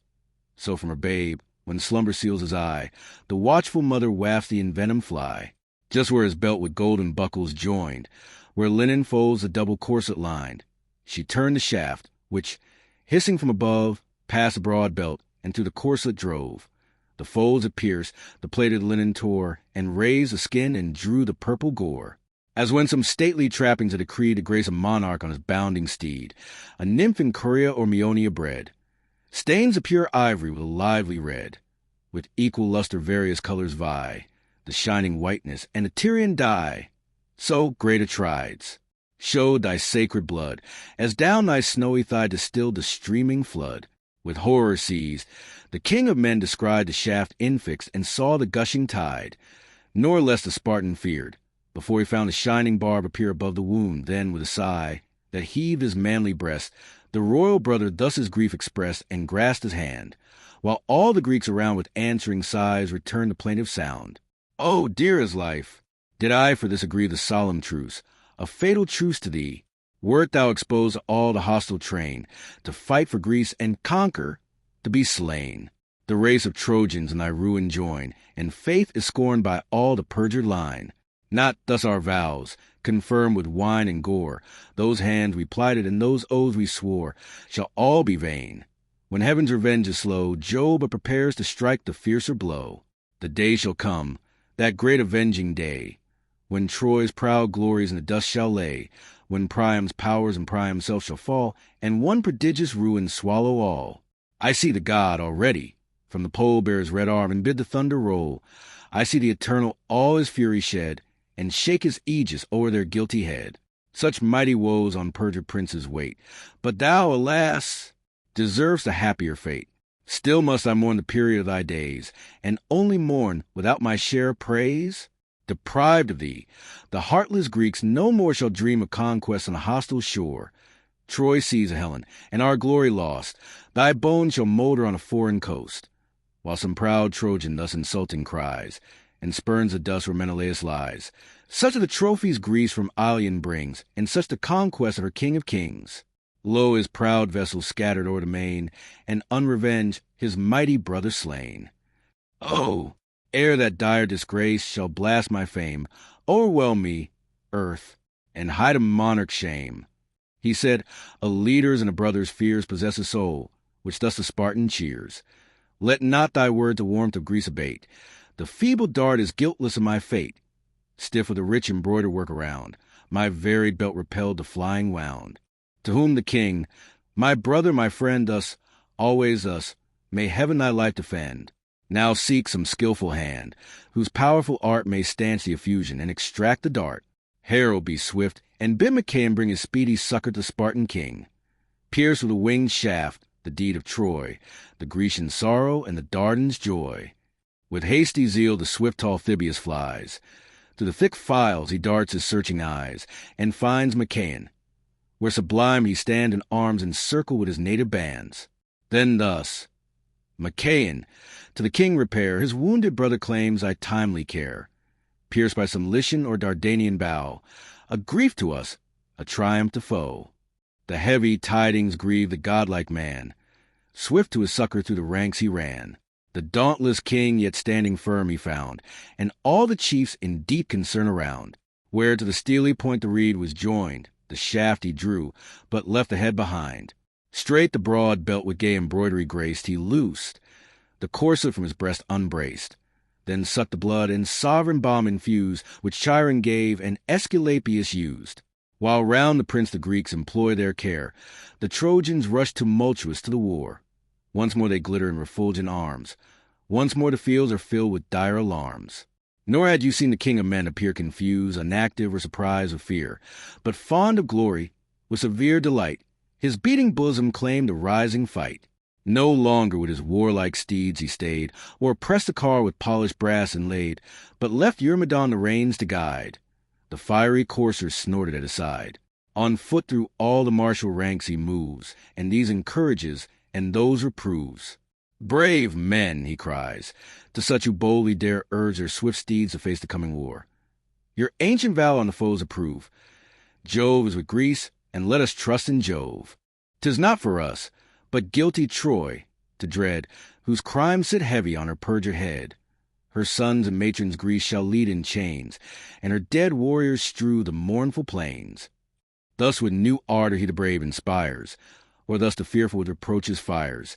Shame to your country, scandal of your kind, born of the fate ye well deserve to find.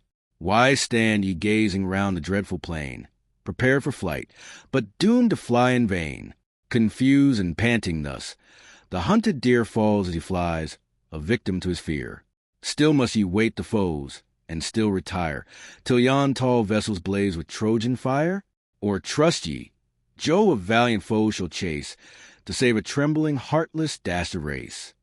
This said, he stalked with ample strides along, to Crete's brave monarch and his martial throng. High at their head he saw the chief appear, and bold Marians excite the rear. At this the king his generous joy expressed, and clasped the warrior to his armed breast. Divine Idomeneus, what thanks we owe to worth like thine? What praise shall we bestow? To thee the foremost honors are decreed, first in the fight, and every graceful deed. For this, in banquets, when the generous bowls restore our blood and raise the warrior's souls, though all the rest with stated rules we bound, unmixed, unmeasured, are thy goblets crowned. Be still thyself, in arms a mighty name, maintain thy honors and enlarge thy fame. To whom the Cretan thus his speech addressed: Secure of me, O king, exhort the rest. Fix to thy side, in every toil I share, thy firm associate in the day of war. But let the signal be this moment given. To mix and fight is all I ask of heaven. The field shall prove how perjury succeed, and chains or death avenge the impious deed. Charmed with this heat, the king his course pursues, and next the troops of either Ajax views. In one firm o'er the bands were ranged around, a cloud of heroes blackened all the ground. Thus from the lofty promontory's brow a swain surveys the gathering storm below. Slow from the main the heavy vapors rise, spread in dim streams, and sail along the skies, till black as night the swelling tempest shows, the cloud condensing as the west wind blows. He dreads the impending storm, and drives his flock to the close covert of an arching rock. Such and so thick, the embattled squadron stood, with spears erect, a moving iron wood. A shady light was shot from glimmering shields, and their brown arms obscured the dusky fields. O heroes, worthy such a dauntless train, whose godlike virtue we but urge in vain, exclaimed the king, who raise your eager bands with great examples, more than loud commands. Ah! Would the gods breathe in all the rest such souls as burn in your exalted breast. Soon should our arms with just success be crowned, and Troy's proud walls lie smoking on the ground. Then to the next the general bends his course. His heart exults and glories in his force. Their reverend Nestor ranks his Pylian bands, and with inspiring eloquence commands. With strictest order sets his train in arms, the chiefs advises and the soldiers warms. Alastor, Chromius, Haman, round him wait, Bias the good, and Pelagon the great. The horse and chariots the front assigned, the foot the strength of war. He ranged behind. The middle space suspected troop supply, enclosed by both, nor left the power to fly. He gives command to curb the fiery steed, nor cause confusion, nor the ranks exceed. Before the rest let none too rashly ride. No strength nor skill, but just in time be tried. The charge once made, no warrior turn the rein, but fight or fall, a firm embodied train. He whom the fortune of the field shall cast from forth his chariot, mount the next in haste, nor seek unpractised to direct the car, content with javelins to provoke the war. Our great forefathers held this prudent course, thus ruled their ardor, thus preserved their force. By laws like these immortal conquests made, and earth's proud tyrants low in ashes laid. So spoke the master of the martial art, and touched with transport great Atride's heart. Oh, hadst thou strength to match thy brave desires, and nerves to second what thy soul inspires. But wasting years, that wither human race, exhaust thy spirits, and thy arms unbrace. What once thou wert, oh, ever mightst thou be, and age the lot of any chief but thee. Thus to the experienced prince Atrides cried. He shook his hoary locks, and thus replied, Well might I wish, could mortal wish renew that strength which once in boiling youth I knew, such as I was, when a Ruthalian slain beneath this arm, fell prostrate on the plain. But heaven its gifts not all at once bestows, these years with wisdom crowns, with action those. The field of combat fits the young and bold, the solemn counsel best becomes the old. To you the glorious conflict I resign, let sage advice, the palm of age, be mine. He said. With joy the monarch marched before, and found Menelaus on the dusty shore, with whom the firm Athenian phalanx stands, and next Ulysses with his subject bands. Remote their forces lay, nor knew so far the peace infringed, nor heard the sounds of war. The tumult late begun, they stood intent to watch the motion, dubious of the event. The king, who saw their squadrons yet unmoved, with hasty ardor thus the chiefs reproved. Can Peleus' son forget a warrior's part, and fears Ulysses, skilled in every art? Why stand you distant, and the rest expect to mix in combat which yourselves neglect? From you, 'twas hoped among the first to dare the shock of armies, and commence the war. For this your names are called before the rest, to share the pleasures of the genial feast. And can you, chiefs, without a blush survey whole troops before you labor in the fray? Say, is it thus those honors you requite? the first in banquets, but the last in fight. Ulysses heard. The hero's warmth o'erspread his cheek with blushes, and severe he said, "Take back the unjust reproach. Behold, we stand sheathed in bright arms, and but expect command. If glorious deeds afford thy soul delight, behold me plunging in the thickest fight. Then give thy warrior chief a warrior's due, who dares to act whatever thou darest to view." Struck with his generous wrath, the king replies, "O great in action and in counsel wise, with ours thy care and ardor is same, nor need I commend, nor aught to blame. Sage as thou art, and learned in humankind, forgive the transport of a martial mind. Haste to the fight, secure just amends. The gods that make shall keep the worthy friends." He said, and passed where great Tydides lay, his steeds and chariots wedged in firm array.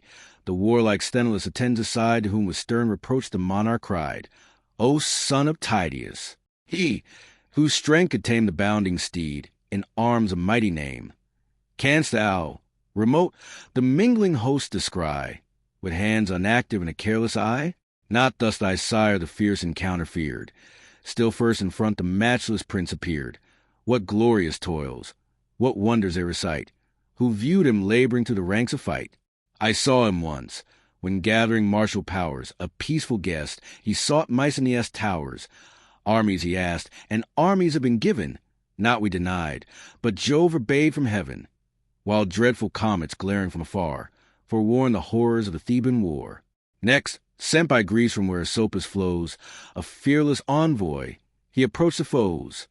Thebes' hostile walls unguarded and alone, dauntless he enters and demands a throne. The tyrant feasting with his chiefs he found, and dared to combat all those chiefs around, dared and subdued before their haughty lord. For Pallas strung his arm and edged his sword, stung with the shame within the winding way. To bar his passage 50 warriors lay. 2 heroes led the secret squadron on, Mason the fierce and hardy Lycophon. Those 50 slaughtered in the gloomy vale. He spared but one to bear the dreadful tale. Such Tydeus was, and such his martial fire. Gods, how the son degenerates from the sire. No words a godlike Diomed returned, but heard respectful and in secret burned. Not so fierce companions' undaunted son. Stern as a sire, the boast thus begun. What needs, O monarch, this invidious praise? Ourselves to lessen, while our sire you raise. Dare be just Atrides, and confess our value equal, though our fury less. With fewer troops we stormed the Theban wall, and happier saw the 7-fold city fall. In impious acts the guilty father died. The son subdued, for heaven was on their side. Far more than heirs of all our parents' fame, our glories darkened their diminished name. To him Tydides thus, "My friend, forbear, suppress thy passion, and the king revere. His high concern may well excuse this rage, whose cause we follow, and whose war we wage. Here's the first praise, where Ilion's tower is o'erthrown, and if we fail, the chief disgrace his own. Let him the Greeks to hardy toils excite. 'Tis ours to labor in the glorious fight." He spoke, and ardent, on the trembling ground sprung from his car. His ringing arms resound. Dire was the clang, and dreadful from afar, of armed Tydides rushing to the war. As when the winds, ascending by degrees, first move the whitening surface of the seas. The billows float in order to shore. The wave behind rolls on the wave before. Till, with the growing storm, the deeps arise, foam o'er the rocks, and thunder to the skies. So to the fight the thick battalions throng. Shields urged on shields, and men drove men along. Sedate and silent move the numerous bands. No sound, no whisper, but the chief's commands, those only heard, with all the rest obey, as if some god had snatched their voice away. Not so the Trojans. From their host ascends a general shout that all the region rends. As when the fleecy flocks unnumbered stand in wealthy folds, and wait the milker's hand, the hollow valleys incessant bleating fills. The lambs apply from all the neighboring hills. Such clamors rose from various nations round. Mixed was the murmur and confused the sound. Each host now joins, and each a god inspires. These Mars incites, and those Minerva fires. Pale flight around in dreadful terror reign, and discord raging bathes a purple plain. Discord, dire sister of the slaughtering power, small at her birth, but rising every hour, while scarce the skies her horrid head can bound. She stalks on earth, and shakes the world around the nations bleed. Where'er her steps she turns, the groan still deepens and the combat burns. Now shield, with helmet close, to armor, lance to lance oppose, host against host with shadowy squadrons drew. The sounding darts and iron tempest flew, victors and vanquished joined promiscuous cries, and shrilling shouts and dying groans arise. With streaming blood the slippery fields are dyed, and slaughtered heroes swell the dreadful tide. As torrents roll, increased by numerous rills, with rage impetuous, down their echoing hills rush to the valleys, and pour along the plain, roar through 1,000 channels amain. The distant shepherd trembling hears the sound. So mix both hosts, and so their cries rebound. The bold Antilochus the slaughter led, the first who struck a valiant Trojan dead. At great Achilles the lance arrives, raised his high crest, and through his helmet drives. Warmed in the brain the brazen weapon lies, and shades eternal settle o'er his eyes. So sinks a tower, that long assaults has stood a force in fire, its walls besmeared with blood. Him, the bold leader the abandoned throng seized the spoil and dragged the corpse along. But while he strove to tug the inserted dart, Agenor's javelin reached the hero's heart. His flank, unguarded by his ample shield, admits the lance. He falls and spurns the field. The nerves, unbraced, support his limbs no more. The soul comes floating in a tide of gore. Trojans and Greeks now gather round the slain. The war renews. The warriors bleed again. As o'er their prey rapacious wolves engage, man dies on man, and all is blood and rage. In blooming youth fair Simoisius fell, sent by great Ajax to the shades of hell.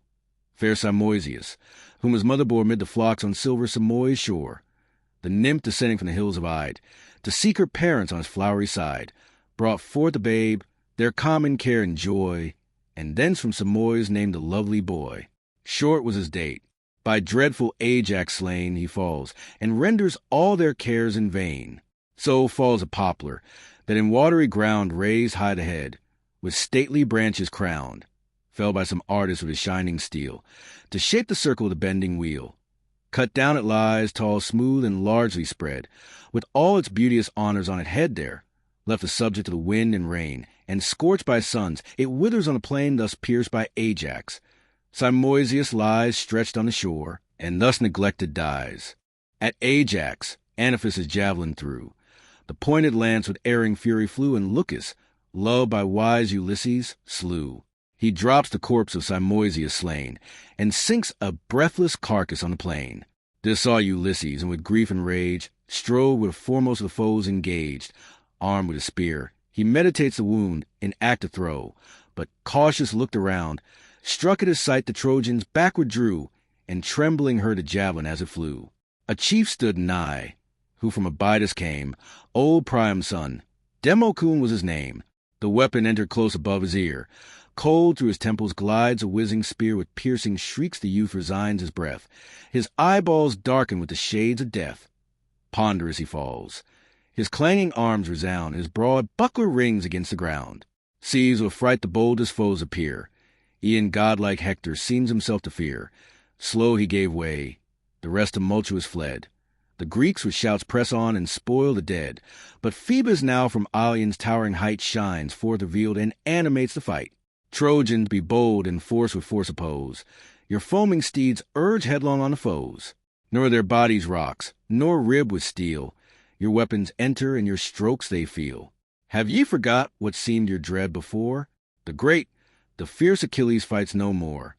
Apollo thus from Ilion's lofty towers, arrayed in terrors, roused the Trojan powers. While war's fierce goddess fires a Grecian foe, and shouts and thunders in the fields below. Then great Diores fell, by doom divine, in vain his valor and illustrious line. A broken rock the force of Pyrrhus threw, who from cold Enus led the Thracian crew. Full on his ankle dropped a ponderous stone, burst the strong nerves, and crashed the solid bone. Supine he tumbles on the crimson sands, before his helpless friends and native bands, and spreads for aid his unavailing hands. The foe rushed furious as he pants for breath, and through his navel drove the pointed death. His gushing entrails smoked upon the ground, and the warm life came issuing from a wound. His lance bold Thoas at the conqueror sent. Deep in his breast above the pap it went. Amid the lungs was fixed the winged wood, and quivering in his heaving bosom stood. till from the dying chief, approaching near, the Aetolian warrior tug his weighty spear, then sudden wave his flaming falchion round, and gash his belly with a ghastly wound. The corpse now breathless on the bloody plain. To spoil his arms the victor strove in vain. The Thracian bands against the victor pressed. A grove of lances glittered at his breast. Stern Thoas, glaring with revengeful eyes, in sullen fury slowly quits the prize. Thus fell two heroes, one the pride of Thrace, and one the leader of the Epean race. Death's sable shade at once o'ercast her eyes. In dust the vanquished and the victor lies. With copious slaughter all the fields are red, and heaped with growing mountains of the dead. Had some brave chief this martial scene beheld, by Pallas guarded through the dreadful field, might darts be bid to turn their points away, and sword around him innocently play. The war's whole art with wonder had he seen, and counted heroes where he counted men. So fought each host, with thirst of glory fired, and crowds on crowds triumphantly expired. Map of the plain of Troy. Book v. Argument. The acts of Diomed. Diomed, assisted by Pallas, performs wonders in this day's battle. Pandarus wounds him with an arrow, but the goddess cures him, enables him to discern gods from mortals, and prohibits him from contending with any of the former, excepting Venus. Aeneas joins Pandarus to oppose him. Pandarus is killed, and Aeneas in great danger but for the assistance of Venus, who, as she is removing her son from the fight, is wounded on the hand by Diomed. Apollo seconds her in his rescue, and at length carries off Aeneas to Troy, where he is healed in the temple of Pergamus. Mars rallies the Trojans and assists Hector to make a stand. In the meantime, Aeneas is restored to the field, and they overthrow several of the Greeks. Among the rest, Lipolymus is slain by Sarpedon. Juno and Minerva descend to resist Mars. The latter incites Diomed to go against that god. He wounds him and sends him groaning to heaven. The first battle continues through this book. The scene is the same as in the former, but Pallas, now tie-dyed soul inspires, fills with her force, and warms with all her fires. Above the Greeks his deathless fame to raise, and crown her hero with distinguished praise. High on his helm celestial lightnings play, his beamy shield emits a living ray. The unwearied blaze incessant stream supplies, like the red star that fires the autumnal skies. When fresh he rears his radiant orb to sight, and bathed in ocean shoots a keener light. Such glories Pallas on the chief bestowed, such from his arms the fierce effulgence flowed. Onward she drives him, furious to engage, where fight burns and where the thickest rage. The sons of Dares first the combat sought, a wealthy priest, but rich without a fault. In Vulcan's fame the fathers' days were led, the sons the toils of glorious battle bred. These single from their troops the fight maintain, these from their steeds, tie-dyed on the plain. Fierce for renown the brother chiefs draw near, and first bold Phegeus cast his sounding spear, which o'er the warrior's shoulder took its course, and spent in empty air its erring force. Not so. Tydides flew thy lance in vain, but pierced his breast, and stretched him on the plain. Seized with unusual fear, Idaeus fled, left the rich chariot and his brother dead. And had not Vulcan lent celestial aid, he too had sunk to death's eternal shade. But in a smoky cloud the god of fire preserved the son, in pity to the sire. The steeds and chariot, to the navy led, increased the spoils of gallant Diomed. Struck with amaze and shame, the Trojan crew or slain or fled, the sons of Dares view, when by the blood-stained hand Minerva oppressed the god of battles, and this speech addressed. Stern power of war, by whom the mighty fall, who bathe in blood, and shake the lofty wall. Let the brave chiefs their glorious toils divide, and whose the conquest, mighty Jove decide, while we from interdicted field retire, nor tempt the wrath of heaven's avenging sire. Her words allay the impetuous warrior's heat. The god of arms and martial made retreat. Removed from fight, on Xanthus' flowery bounds they sat, and listened to the dying sounds. Meantime, the Greeks the Trojan race pursue, and some bold chieftain every leader slew. First Odius falls, and bites the bloody sand, his death ennobled by a tried's hand. As he flight his willing car dress, the speedy javelin drove from back to breast. In dust the mighty Halizonian lay. His arms resound, the spirit wings his way. Thy fate was next, O Festus, doomed to feel the great Idomeneus' protended steel, whom Boreas sent, his son and only joy, from fruitful Tarn to the fields of Troy. The Cretan javelin reached him from afar, and pierced his shoulder as he mounts his car. Back in the car he tumbles to the ground, and everlasting shades his eyes surround. Then died Scamandrius, expert in the chase, in woods and wilds to wound the savage race. Diana taught him all her sylvan arts, to bend the bow and aim unerring darts. But vainly here Diana's arts he tries. The fatal lance arrests him as he flies. From Menelaus' arm the weapon sent, through his broad back and heaving bosom went. Down sinks the warrior with thundering sound. His brazen armor rings against the ground. Next artful Pheroclus untimely fell. Bold Marion sent him to the realms of hell. Thy father's skill, O Pheroclus, was thine, the graceful fabric and the fair design. For loved by Pallas, Pallas did impart to him the shipwrights and the builder's art. Beneath his hand the fleet of Paris rose, the fatal cause of all his country's woes. But he, the mystical of heaven unknown, nor saw his country's peril, nor his own. The hapless artist, while confused he fled, the spear of Marion mingled with the dead. Through his right hip, with forceful fury cast, between the bladder and the bone it passed. Prone on his knees he falls with fruitless cries, and death in lasting slumber seals his eyes. From Meges forced the swift Pedaeus fled, Antenor's offspring from a foreign bed, whose generous spouse, Theanor, heavenly fair, nursed a young stranger with a mother's care. How vain those cares! When Meges in the rear full in his nape infixed the fatal spear. Swift through his crackling jaws the weapon glides, and the cold tongue in grinning teeth divides. Then died Hypsenor, generous and divine, sprung from the brave Dolopian's mighty line, who near adored Scamander made abode, priest of the stream, and honored as a god. On him, amidst the flying numbers found, Eurypylus inflicts a deadly wound. On his broad shoulders fell the forceful brand, thence glancing downwards, lopped his holy hand, which stained with sacred blood the blushing sand. Down sunk the priest. The purple hand of death closed his dim eye, and fate suppressed his breath. Thus toiled the chiefs, in different parts engaged. In every quarter fierce Tydides raged. Amid the Greek, amid the Trojan train, wrapped through the ranks he thunders o'er the plain. Now here, now there, he darts from place to place, pours on the rear or lightens in their face. Thus from high hills the torrents swift and strong deluge whole fields, and sweep the trees along. Through ruined moles the rushing wave resounds, o'er mess the bridge, and bursts the lofty bounds. The yellow harvest of the ripened year in flatted vineyards, one sad waste appear, while Jove descends in sluicy sheets of rain, and all the labors of mankind are vain. So raged Tydides, boundless in his ire, drove armies back, and made all Troy retire.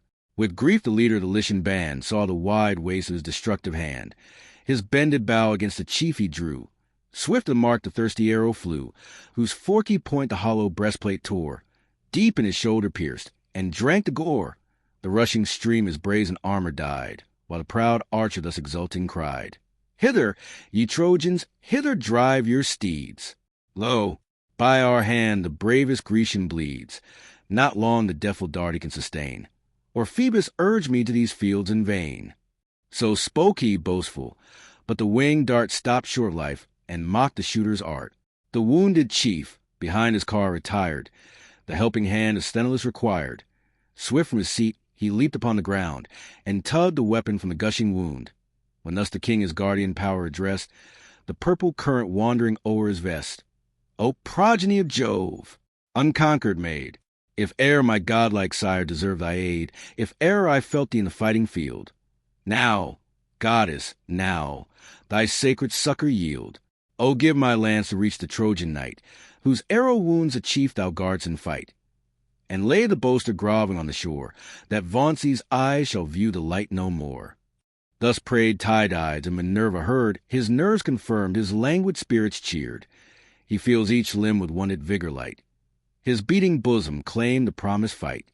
Be bold, she cried, in every combat shine. War be thy province, thy protection mine. Rush to the fight, and every foe control. Wake each paternal virtue in thy soul. Strength swells thy boiling breast, infused by me, and all thy godlike father breathes in thee. Yet more, from mortal mists I purge thy eyes and set to view the warring deities.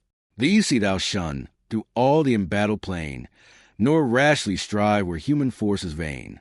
If Venus mingle in the martial band, her shout thou wound, so Pallas give command. With that, the blue-eyed virgin winged her flight.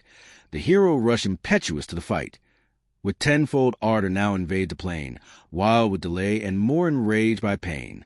As on the fleecy flocks when hunger calls, amidst the field a brindled lion falls. If chance some shepherd with a distant dart the savage wound, he rouses at the smart, he foams, he roars. The shepherd dares not stay, but trembling leaves the scattering flocks of prey. Heaps fall on heaps. He bathes with blood the ground, then leaps victorious o'er the lofty mound. Not with less fury stern Tydides flew, and 2 brave leaders in an instant slew. Astinus breathless fell, and by his side his people's pastor, good Hypnor, died. Astinus' breast a deadly lance receives, Hypanor's shoulder his broad falchion cleaves.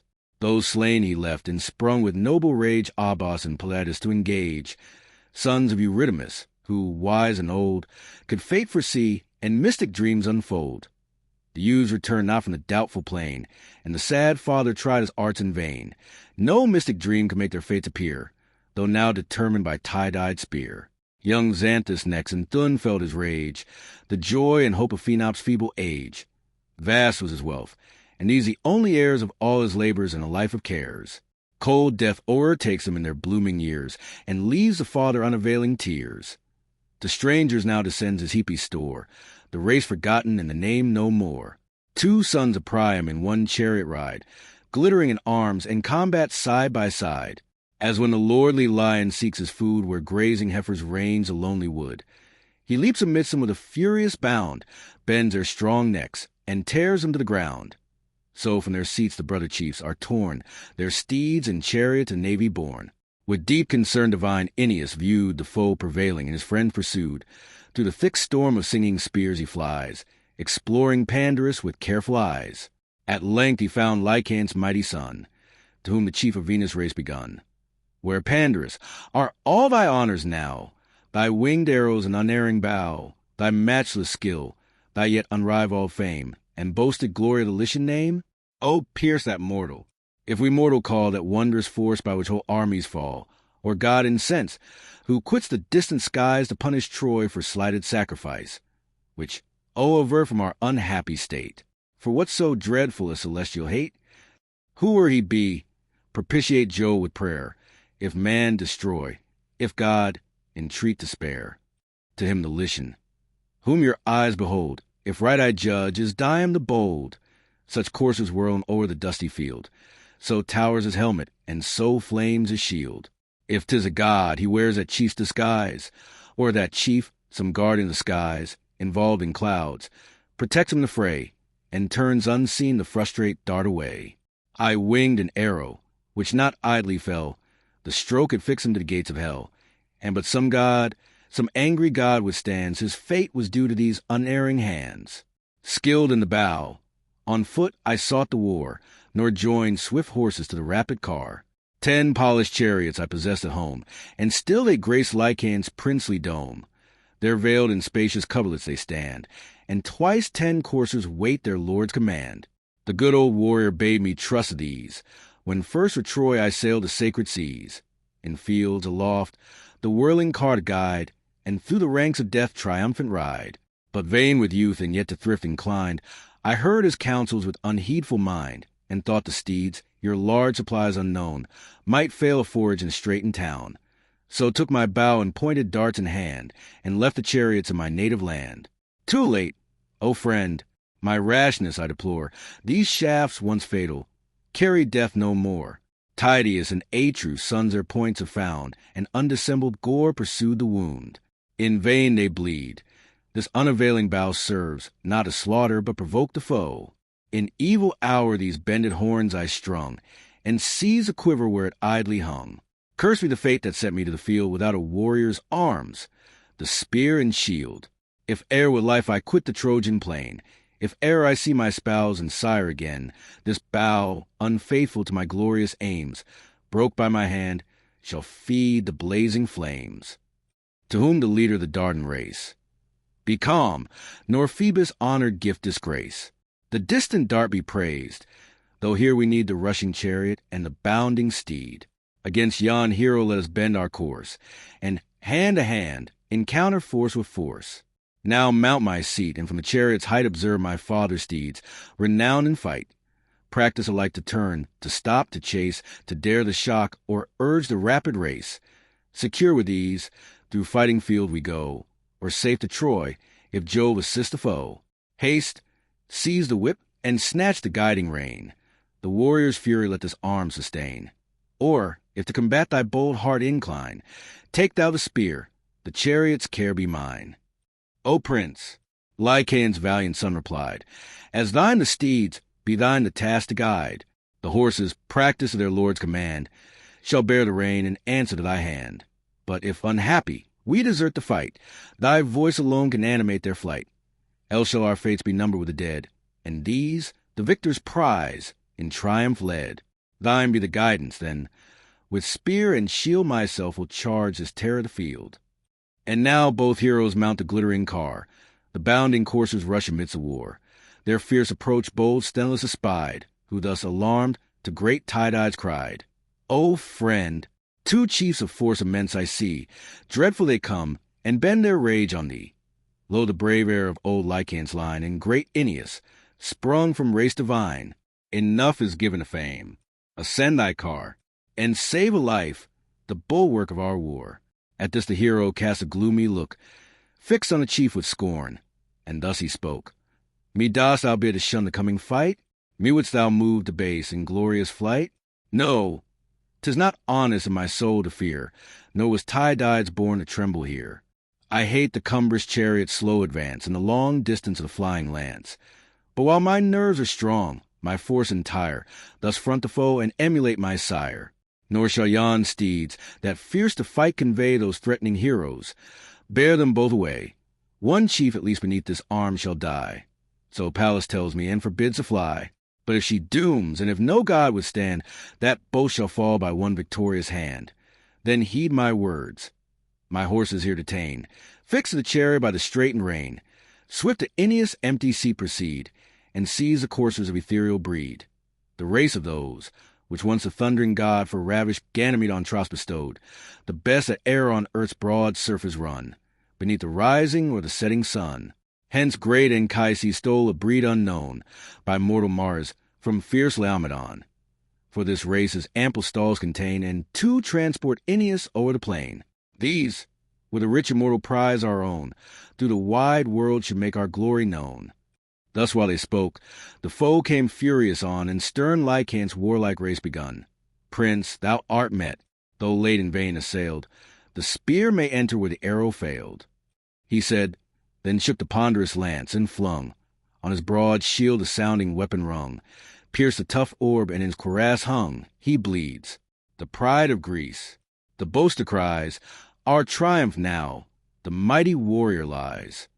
Mistaken vaunter, Diam replied, winky face, thy dart has erred, and now my spear be tried. Ye 'scape not both. One, headlong from his car, with hostile blood shall glut the god of war.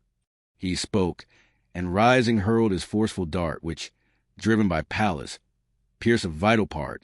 Full his face it entered, and betwixt the nose and eyeball the proud Lycian fixed, crashed all his jaws, and cleft the tongue within, till the bright point looked out beneath the chin. Headlong he falls, his helmet knocks the ground. Earth groans beneath him, and his arms resound. The starting coursers tremble with affright. The soul indignant seeks the realms of night. To guard his slaughtered friend, Aeneas flies, his spear extending where the carcass lies. Watchful he wheels, protects it every way, as the grim lion stalks around his prey. O'er the fallen trunk his ample shield displayed, he hides the hero with his mighty shade, and threats aloud. The Greeks with longing eyes behold at distance, but forbear the prize. Then fierce Tydides stoops, and from the fields he, with vast force, a rocky fragment wields. Not 2 strong men the enormous weight could raise, such men as live in these degenerate days. He swung it round, and, gathering strength to throw, discharged the ponderous ruin at the foe, where the hip the inserted thigh unites. Full on the bone the pointed marble lights. Through both the tendons broke the rugged stone, and stripped the skin and cracked the solid bone. Sunk on his knees and staggering with his pains, his falling bulk his bended arm sustains. Lost in a dizzy mist the warrior lies. A sudden cloud comes swimming o'er his eyes. There the brave chief, whom mighty numbers swayed, oppressed it sunk to death's eternal shade. But heavenly Venus, mindful of the love she bore in Chryses in the Idaean grove. His danger views with anguish and despair, and guards her offspring with mother's care. About her much-loved son her arms she throws, her arms whose whiteness match the falling snows. Screened from the foe behind her shining veil, the swords wave harmless, and the javelins fail. Safe through the rushing horse and feathered flight of sounding shafts, she bears him from the fight. Nor Sthenelus, with unassisting hands, remained unheedful of his lord's commands. His panting steeds, removed from out the war, he fixed with straitened traces to the car. Next, rushing to the Dardan spoil, detains the heavenly coursers with the flowing manes. These in proud triumph to the fleet conveyed, no longer now a Trojan lord obeyed. That charge to bold Diomedes he gave, whom most he loved, as brave men love the brave. Then mounting on his car, resumed the rein, and followed where tide-eyed swept the plain. Meanwhile, his conquest ravished from his eyes, the raging chief in chase of Venus flies. No goddess she, commissioned to field, like Pallas dreadful with her sable shield, or fierce Bellona thundering at the wall, while flames ascend and mighty ruins fall. He knew soft combats suit the tender dame, new to the field and still a foe to fame. Through breaking ranks his furious course he bends, and at the goddess his broad lance extends. Through her bright veil the daring weapon drove, the ambrosial veil which all the graces wove. Her snowy hand the raising steel profaned, and the transparent skin with crimson stained.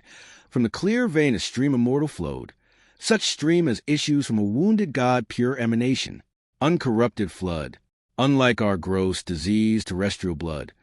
For not the bread of man their life sustains, nor wine's inflaming juice supplies their veins.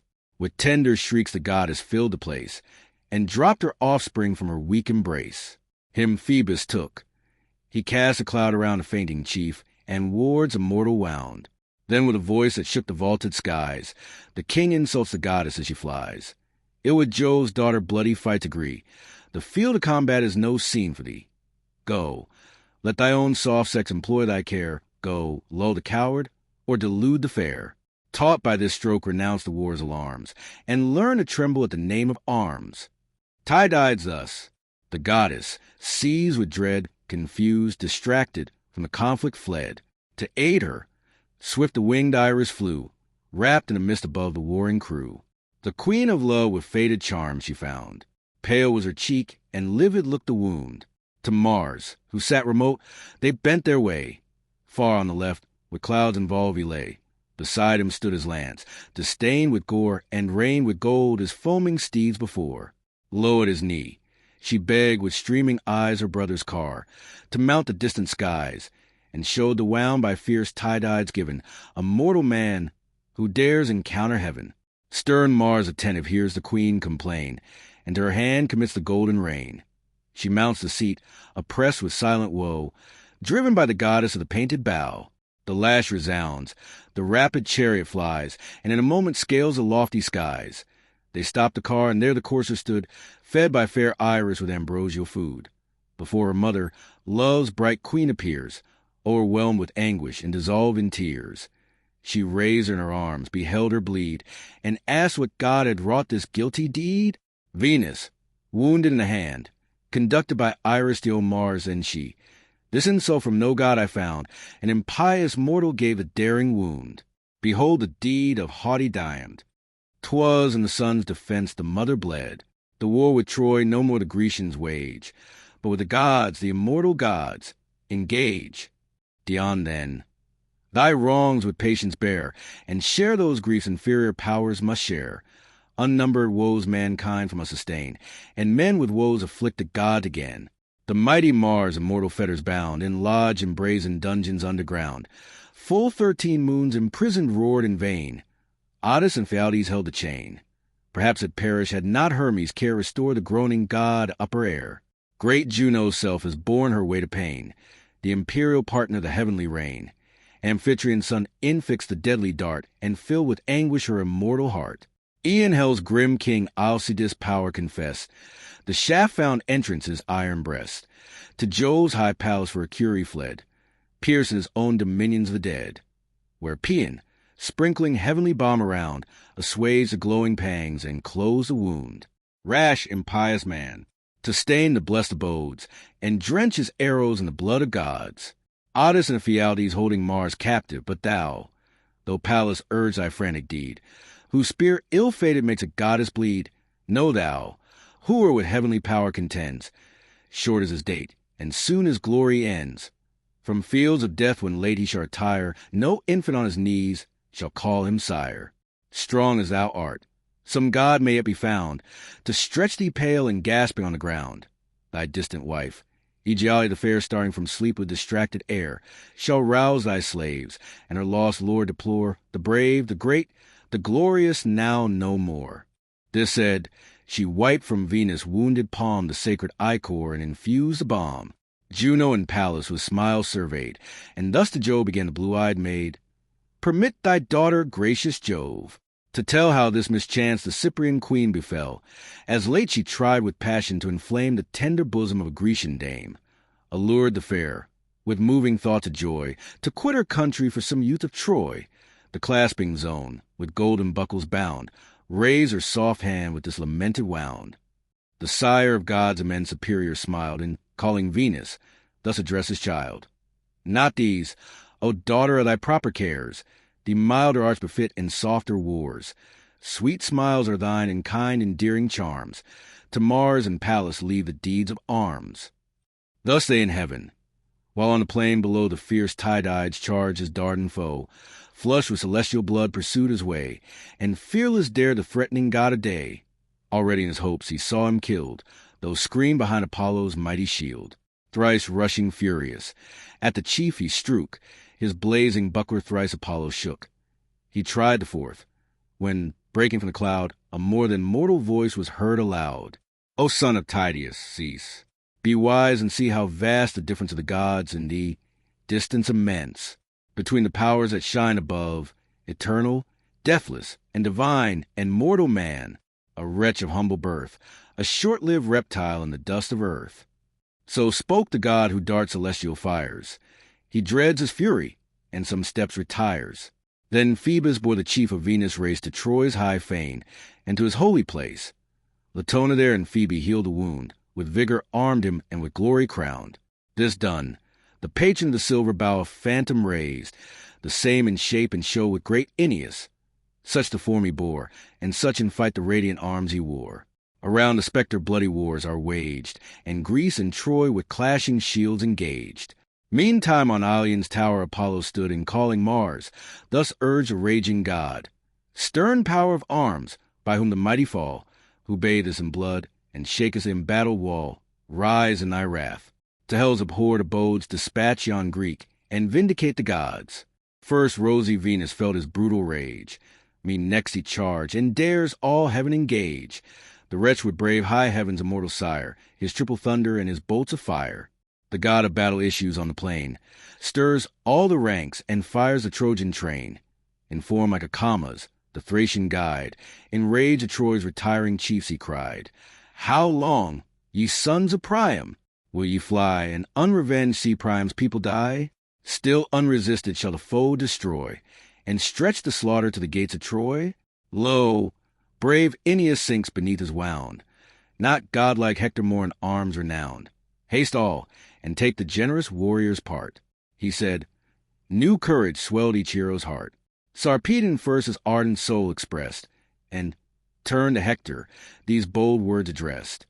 Say, chief, is all thy ancient valor lost? Where are thy threats, and where thy glorious boast, that propped alone by Priam's race should stand Troy's sacred walls, nor need a foreign hand? Now thy country calls her wanted friends, and the proud vaunt in just derision ends. Remote they stand while alien troops engage, like trembling hounds before the lion's rage. Far distant hence I held my wide command, where foaming Xanthus laves a Lycian land, with ample wealth the wish of mortals, blessed, a beauteous wife, and infant at her breast. With those I left whatever dear could be. Greece, if she conquers, nothing wins for me. Yet first in fight my Lycian bands I cheer, and long to meet this mighty man ye fear. While Hector idle stands, nor bids the brave their wives, their infants, and their altars save. Haste, warrior, haste, preserve thy threatened state, or one vast burst of all-involving fate full o'er your towers shall fall, and sweep away sons, sires, and wives, an undistinguished prey. Rouse all thy Trojans, urge thy aids to fight. These claim thy thoughts by day, thy watch by night. With force incessant the brave Greeks oppose. Such cares thy friends deserve, and such thy foes. Stung to the heart the generous Hector hears, but just reproof with decent silence bears. From his proud car the prince impetuous springs. On earth he leaps, his brazen armor rings. 2 shining spears are brandished in his hands.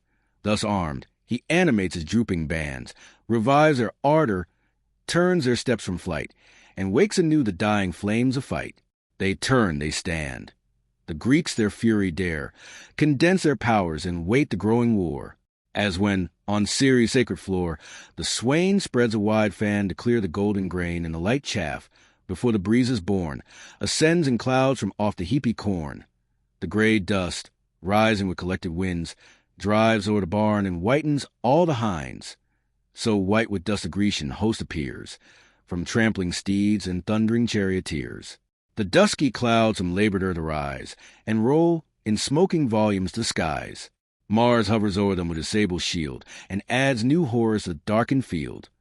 Pleased with his charge, and ardent to fulfill, in Troy's defense, Apollo's heavenly will. Soon as from fight the blue-eyed maid retires, each Trojan bosom with new warmth he fires. And now the god from forth the sacred fane produced Aeneas to the shouting train. Alive, unharmed, with all his peers around, erect he stood and vigorous from his wound. Inquiries none they made. The dreadful day no pause of words admits, no dull delay. Fierce discord storms, Apollo loud exclaims. Fame calls, Mars thunders, and the fields in flames. Stern Diom with either Ajax stood, and great Ulysses, bathed in hostile blood. Embodied close, the laboring Grecian trained the fiercest shock of charging hosts sustain. Unmoved and silent, the whole war they wait serenely dreadful and as fixed as fate. So when embattled clouds in dark array, along the skies their gloomy lines display, when now the north's boisterous rage is spent, and peaceful sleeps the liquid element, the low-hung vapors, motionless and still, rest on the summits of the shaded hill, till the mass scatters as the winds arise, disperse and broken to the ruffled skies. Nor was a general wanting to his train. From troop to troop he toils through all the plain. Ye Greeks, be men, the charge of battle bear, your brave associates and yourselves revere. Let glorious acts more glorious acts inspire, and catch from breast to breast a noble fire. On valor's side the odds of combat lie. The brave live glorious, or lament to die. The wretch who trembles in the field of fame meets death, and worse than death, eternal shame. These words he seconded with his flying lance, to meet whose point was strong Dicun's chance. Aeneas' friend, and in his native place honored and loved like Priam's royal race.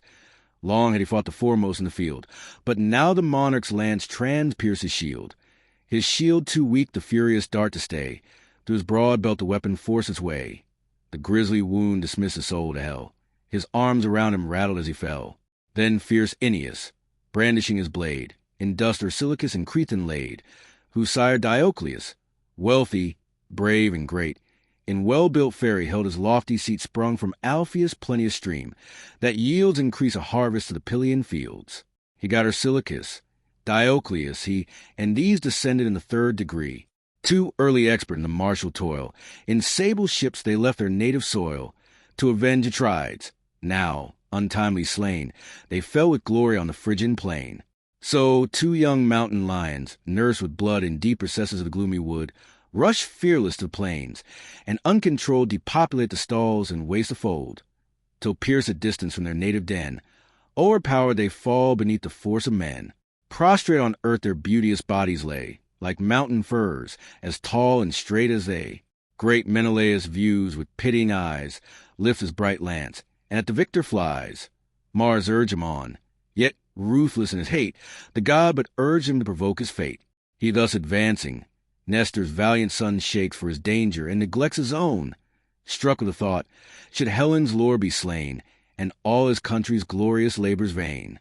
Already met, the threatening heroes stand, the spears already tremble in their hand.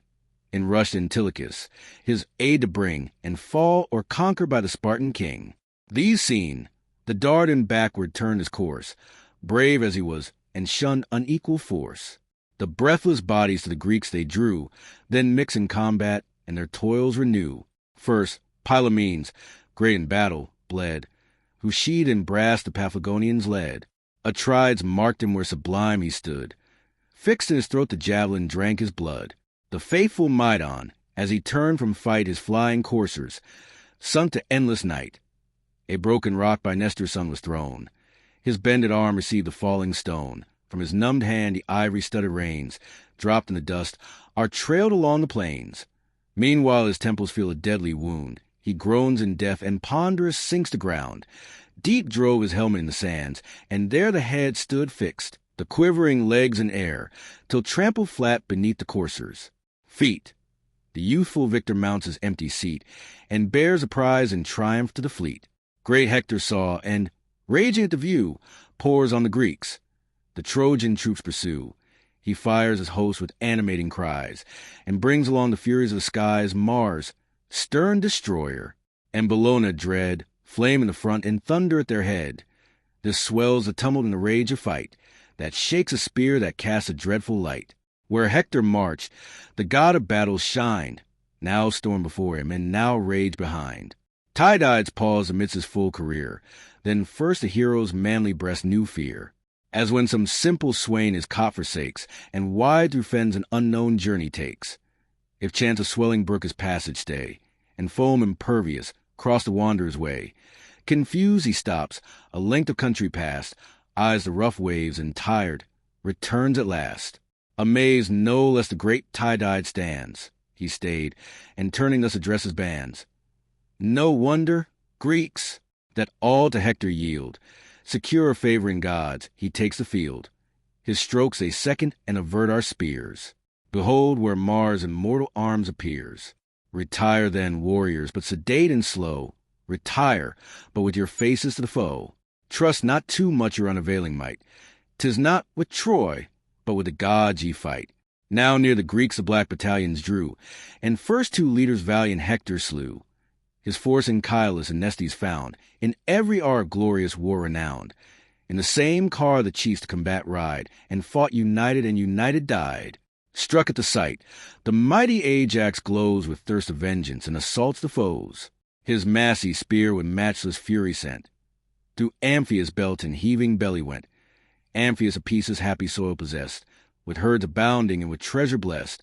But fate, resistless from his country, led the chief to perish at his people's head. Shook with his fall his brazen armor rung, and fierce, to seize it, conquering Ajax sprung. Around his head an iron tempest reigned, a wood of spears his ample shield sustained. Beneath one foot the yet warm corpse he pressed, and drew his javelin from the bleeding breast. He could no more. The showering darts denied to spoil his glittering arms and plumy pride. Now foes on foes came pouring on the fields, with bristling lances and compacted shields, till in the steely circle straightened round, force he gives way, and sternly quits the ground.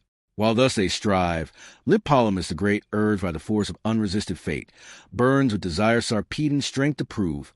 Alcides' offspring meets the son of Jove. Sheathed in bright arms each adverse chief came on, Jove's great descendant and his greater son. Prepared for combat, ere the lance he tossed, the daring Rhodian vents his haughty boast. What brings this Lycian counselor so far, to tremble at our arms? Not mix in war. Know thy vain self, nor let their flattery move, who style thee son of cloud-compelling Jove. How far unlike those chiefs of race divine, how vast the difference of their deeds and thine. Jove got such heroes as my sire, whose soul no fear could daunt, nor earth nor hell control. Troy felt his arm, and yon proud rampart stand raised on the ruins of his vengeful hand. With 6 small ships and but a slender train, he left the town a wide deserted plain. But what art thou, who deedless looks around, while unrevenged thy Lycians bite the ground? Small aid to Troy thy feeble force can be. But wert thou greater, thou must yield to me. Pierced by my spear, to endless darkness go. I make this present to the shades below. The son of Hercules, the Rhodian guide, thus haughty spoke. The Lycian king replied, Thy sire, O prince, o'erturn the Trojan state, whose perjured monarch well deserve his fate. Those heavenly steeds a hero sought so far, falsely detained, the just reward of war, nor so content, the generous chief defied, with base reproaches and unmanly pride. But you, unworthy the high race you boast, shall raise my glory when thy own is lost. Now meet thy fate, and by Sarpedon slain, add one more ghost to Pluto's gloomy reign. He said, both javelins in an instant flew, both struck, both wounded, but Sarpedon slew. Full in the boaster's neck the weapon stood, transfixed his throat, and drank the vital blood. The soul disdainful seeks the caves of night, and his sealed eyes forever lose the light. Yet not in vain, Lipolymus, was thrown thy angry lance, which piercing to the bone Sarpedon's thigh, had robbed the chief of breath. But Jove was present and forbade the death, born from the conflict by his Lycian throng. The wounded hero dragged the lance along. His friends, each busied in a several part, through haste or danger, had not drawn the dart. The Greeks with slain Lipolymus retired, whose fall Ulysses viewed, with fury fired, doubtful if Jove's great son he should pursue, or pour his vengeance on the Lycian crew. But heaven and fate the first design withstand, nor this great death must grace Ulysses' hand. Minerva drives him on the Lycian train. Alastor, Cronius, Halius, strewed the plain. Alcander, Prytanes, Nomen fell, and numbers more his sword sent to hell. But Hector saw, and, furious at the sight, rushed terrible amidst the ranks of fight. With joy Sarpedon viewed the wish relief, and faint lamenting, thus implored the chief, "O suffer not the foe to bear away my helpless corpse, an unassisted prey. If I, unblessed, must see my son no more, my much-loved consort, in my native shore, yet let me die in Ilion's sacred wall. Troy, in whose cause I fell, shall mourn my fall." He said, nor Hector to the chief replies, but shakes his plume and fierce to combat flies. Swift as a whirlwind, drives the scattering foes, and dyes the ground with purple as he goes. Beneath a beech, Jove's consecrated shade, his mournful friends divine Sarpedon laid. Brave Pelagon, his favorite chief, was nigh, who wrenched a javelin from his sinewy thigh. The fainting soul stood ready-winged for flight, and o'er his eyeballs swam the shades of night. But Boreas, rising fresh, with gentle breath, recalled his spirit from the gates of death. The generous Greeks recede with tardy pace, though Mars and Hector thunder in their face. None turn their backs to mean ignoble flight. Slow they retreat, and even retreating fight. Who first, who last, by Mars and Hector's hand, stretched in their blood, lay gasping on the sand. Tenthras the great, Orestes a renown for managed steeds, and Trecus pressed the ground. Next Oenomaus and Oenops' offspring died. Oresbius last fell groaning at their side. Oresbius, in his painted mitre gay, in fat Boeotia held his wealthy sway, where lakes around low Hylia's watery plain, a prince and people studious of their gain. The carnage Juno from the skies surveyed, and touched with grief bespoke the blue-eyed maid. "Oh, sight accursed, shall faithless Troy prevail, and shall our promise to our people fail? How vain the word to Menelaus given by Jove's great daughter, and the queen of heaven, beneath his arms at Priam's tower should fall, if warring gods forever guard the wall. Mars, red with slaughter, aids our hated foes. Haste less arm, and force with force oppose." She spoke. Minerva burns to meet the war, and now heaven's empress calls her blazing car. At her command rush forth the steeds divine, rich with immortal gold their trappings shine. Bright Hebe waits. By Hebe, ever young, the whirling wheels are to the chariot hung. On the bright axle turns the bitten wheel of sounding brass, the polished axle steel. 8 brazen spokes in radiant order flame. The circle's gold of uncorrupted frame, such as the heavens produce, and round the gold 2 brazen rings of work divine were rolled. The bossy naves of soled silver shone, braces of gold suspend the moving throne. The car behind an arching figure bore, the bending concave formed an arch before. Silver the beam, the extended yoke was gold, and golden reins the immortal coursers hold. Herself impatient, to the ready car, the coursers joins, and breeds revenge and war. Pallas disrobes, her radiant veil untied, with flowers adorned, with art diversified. The labored veil her heavenly fingers wove, flows on the pavement of the court of Jove. Now heaven's dread arms her mighty limbs invest. Jove's cuirass blazes on her ample breast. Decked in sad triumph for the mournful field, O'er her broad shoulders hangs his horrid shield, dire, black, tremendous. Round the margin rolled, a fringe of serpents hissing guard the gold. Here all the terrors of grim war appear. Here rages force. Here tremble flight and fear. Here storm contention, and here fury frown, and the dire or portentous Gorgon crowned. The massy golden helm she next assumes, that dreadful nods with for o'ershadding plumes. So vast, the broad circumference contains 100 armies on 100 plains. The goddess thus the imperial car sends. Shook by her arm the mighty javelin bends, ponderous and huge, that when her fury burns, proud tyrants humbles and whole hosts o'erturns. Swift at the scourge ethereal coursers fly, while the smooth chariot cuts the liquid sky. Heaven's gates spontaneous open to the powers heaven's golden gates. Kept by the winged hours, commissioned in alternate watch they stand. The sun's bright portals and the sky's command involve in clouds eternal gates of day, or the dark barrier roll with ease away. The sounding hinges ring. On either side the gloomy volumes, pierced with light, divide. The chariot mounts, where deep in ambient skies, confused, Olympus' 100 heads arise. Where far apart the thunder fills his throne, o'er all the gods superior and alone. There with her snowy hand the queen restrains the fiery steeds, and thus to Jove complains, O sire, can no resentment touch thy soul? Can Mars rebel, and does no thunder roll? What lawless rage on yon forbidden plain? What rash destruction? And what heroes slain? Venus and Phoebus with the dreadful bow smile on the slaughter and enjoy my woe.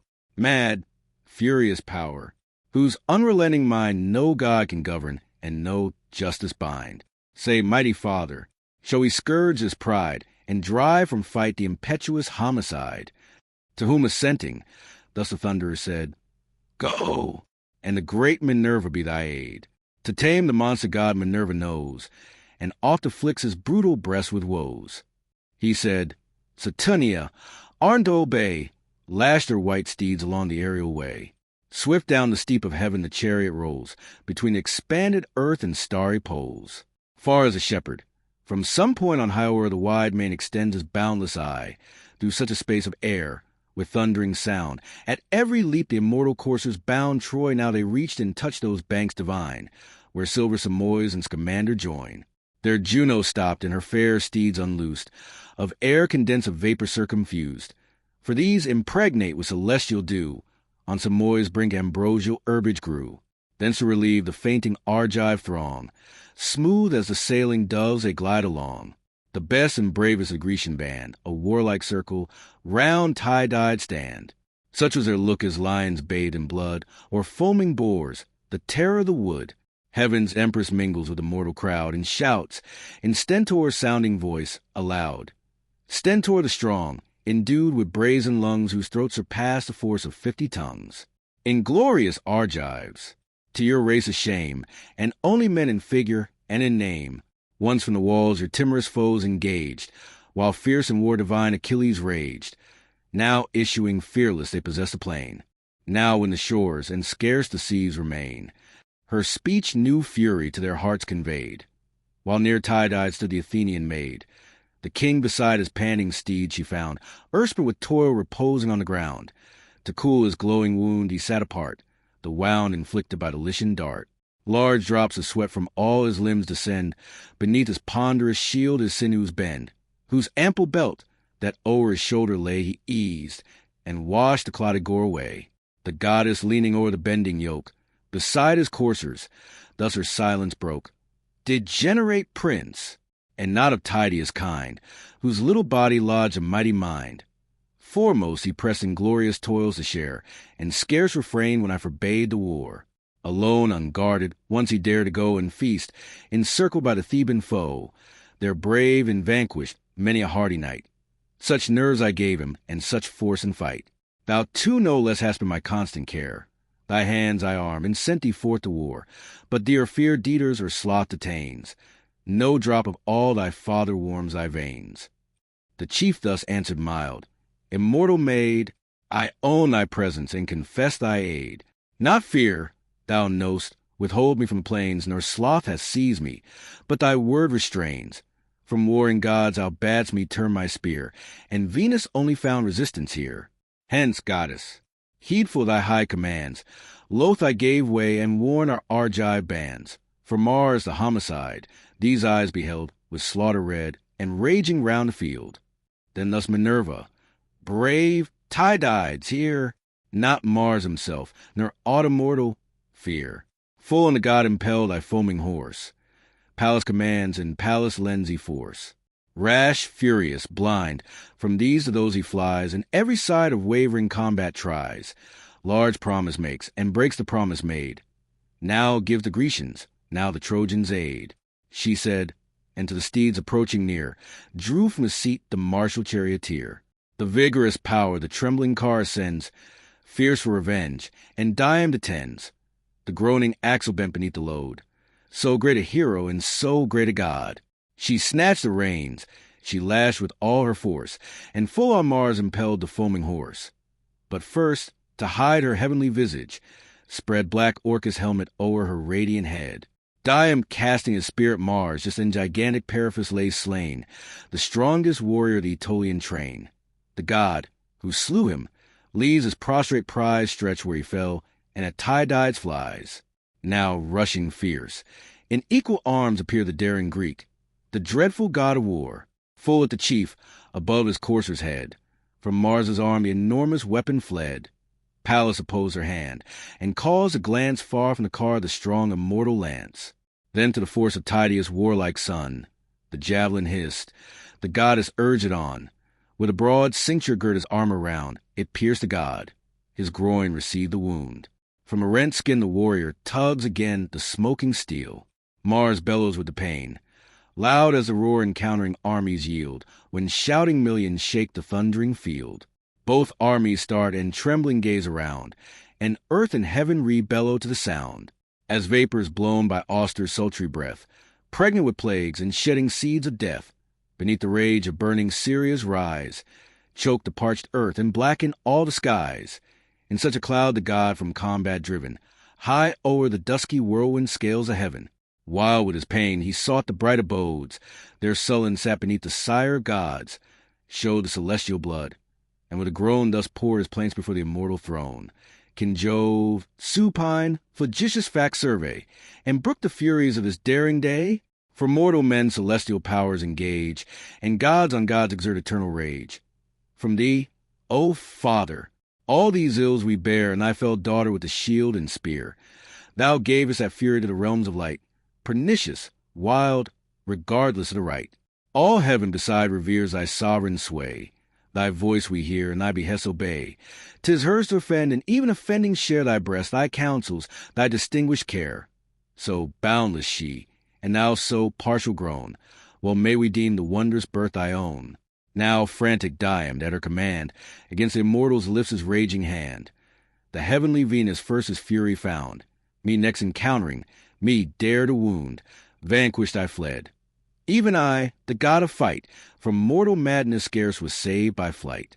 Else hadst thou seen me sink on yonder plain, heaped round, and heaving under loads of slain, or pierced with Grecian darts.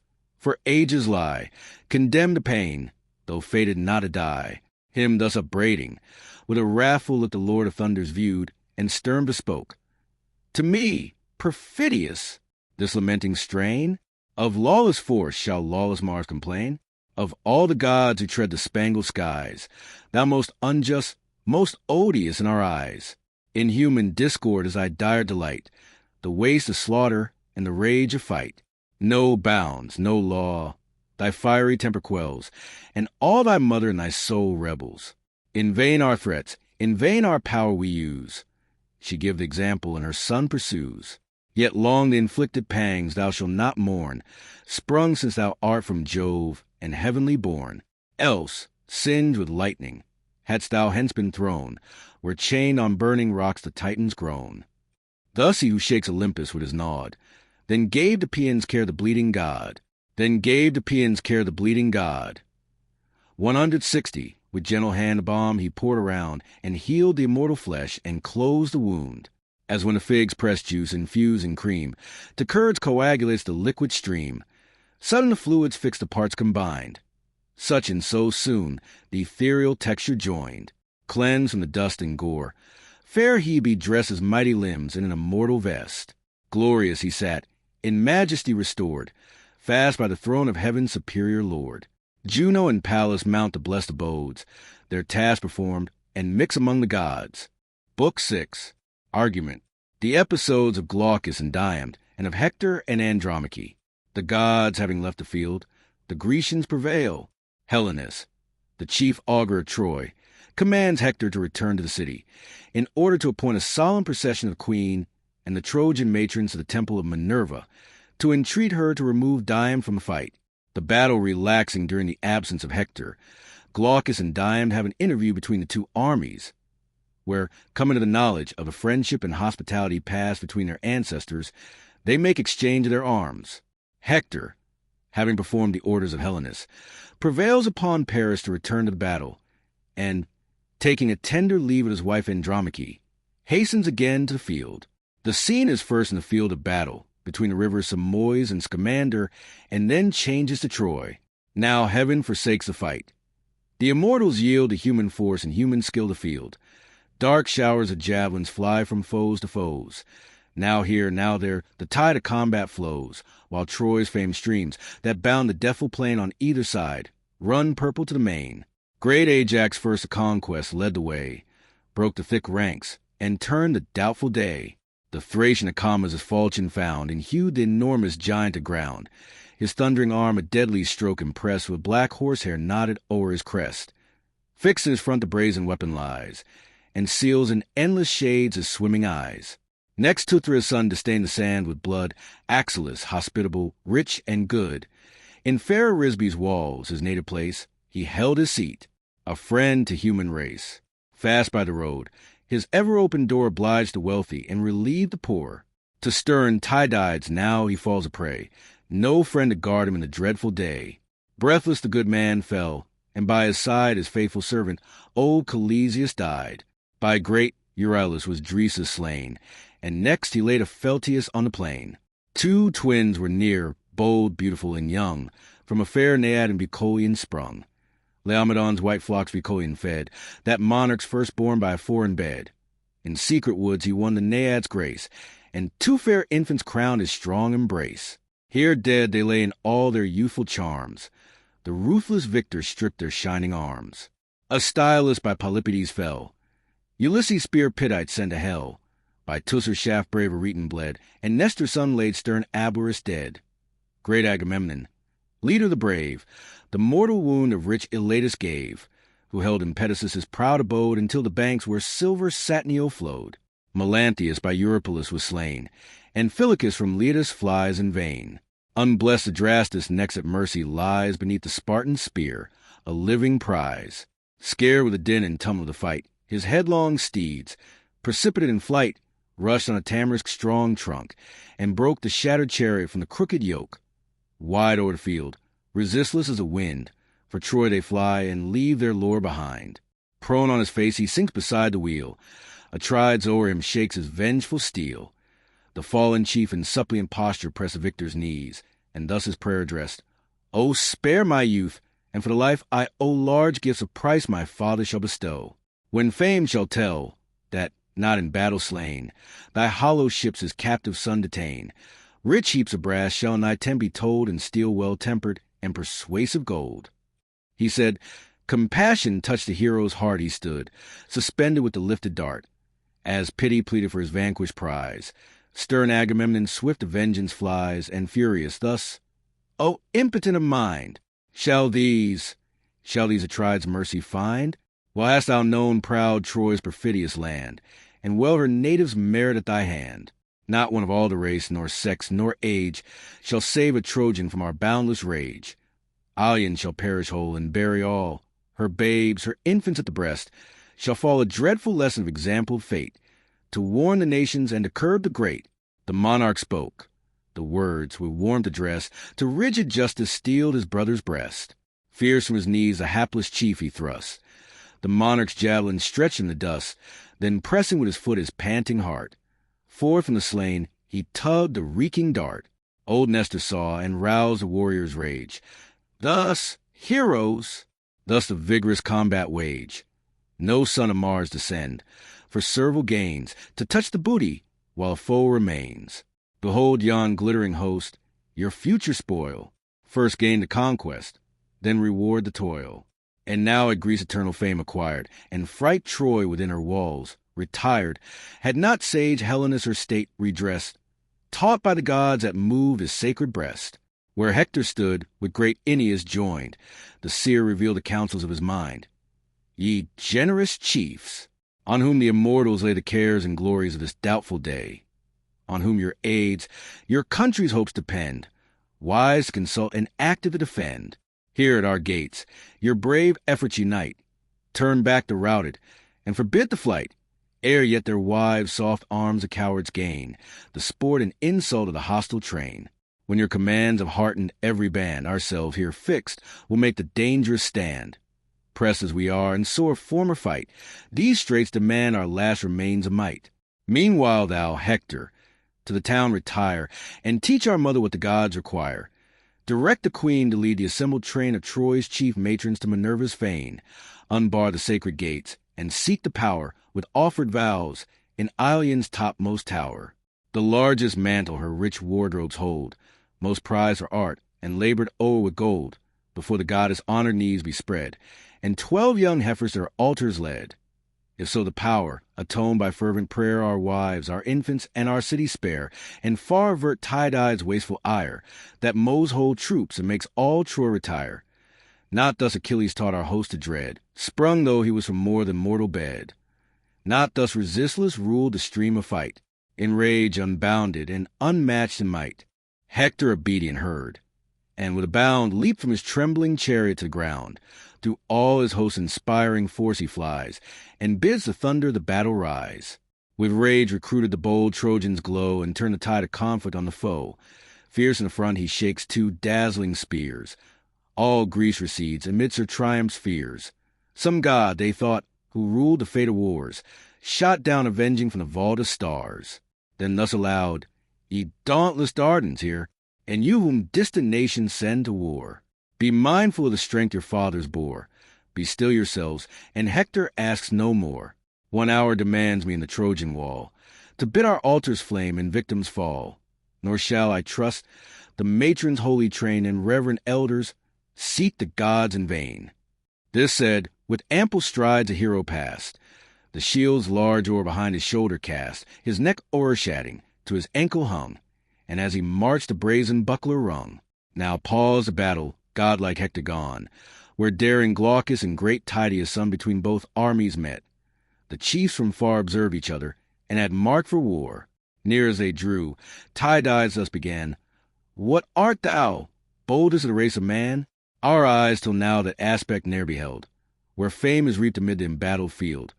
Yet far before the troops thou darest appear, and meet a lance the fiercest heroes fear.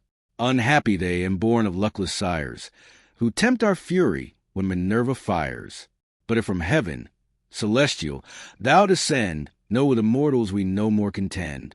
Not long Lycurgus viewed the golden light, that daring man who mixed with gods in fight. Bacchus and Bacchus' votaries he drove, with brandished steel, from Nissa's sacred grove. Their consecrated spears lay scattered round, with curling vines and twisted ivy bound, while Bacchus headlong sought the briny flood, and Thetis' arms received the trembling god. Nor failed the crime the immortals' wrath to move. The immortals blessed with endless ease above winky face. Deprived of sight by their avenging doom, cheerless he breathed and wandered in the gloom, then sunk unpitied to the dire abodes, a wretch accursed and hated by the gods. I brave not heaven, but if the fruits of earth sustain thy life, and human be thy birth, bold as thou art, too prodigal of breath, approach and enter the dark gates of death. What, or from whence I am, or who my sire, replied the chief, can Tydeus' son inquire? Like leaves on trees the race of man is found, now green in youth, now withered on the ground. Another race the following spring supplies. They fall successive and successive rise. So generations in their course decay. So flourish these, when those are passed away. But if thou still persist to search my birth, then hear a tale that fills the spacious earth. A city stands on Argos' utmost bound, Argos the fair, for warlike steeds renowned. Aeolian Sisyphus, with wisdom blessed, in ancient time the happy wall possessed, then called Ephire. Glaucus was a son, great Glaucus, father of Bellerophon, who o'er the sons of men in beauty shined, love for that valor which preserves mankind. Then mighty Proetus Argo's scepter swayed, whose hard commands Bellerophon obeyed. With direful jealousy the monarch raged, and the brave prince in numerous toils engaged. For him Enea burned with lawless flame, and strove to tempt him from the paths of fame. In vain she tempted the relentless youth, endued with wisdom, sacred fear, and truth. Fired at a scorn the queen to Proetus fled, and begged revenge for her insulted bed. In sense he heard, resolving on his fate, but hospitable laws restrained his hate. To Lycia the devoted youth he sent, with tablets sealed, that told his dire intent. Now blessed by every power who guard the good, the chief arrived at Xanthus' silver flood. There Lycia's monarch paid him honors due. 9 days he feasted, and 9 bulls he slew. But when the 10th bright morning orient glowed, the faithful youth his monarch's mandate showed.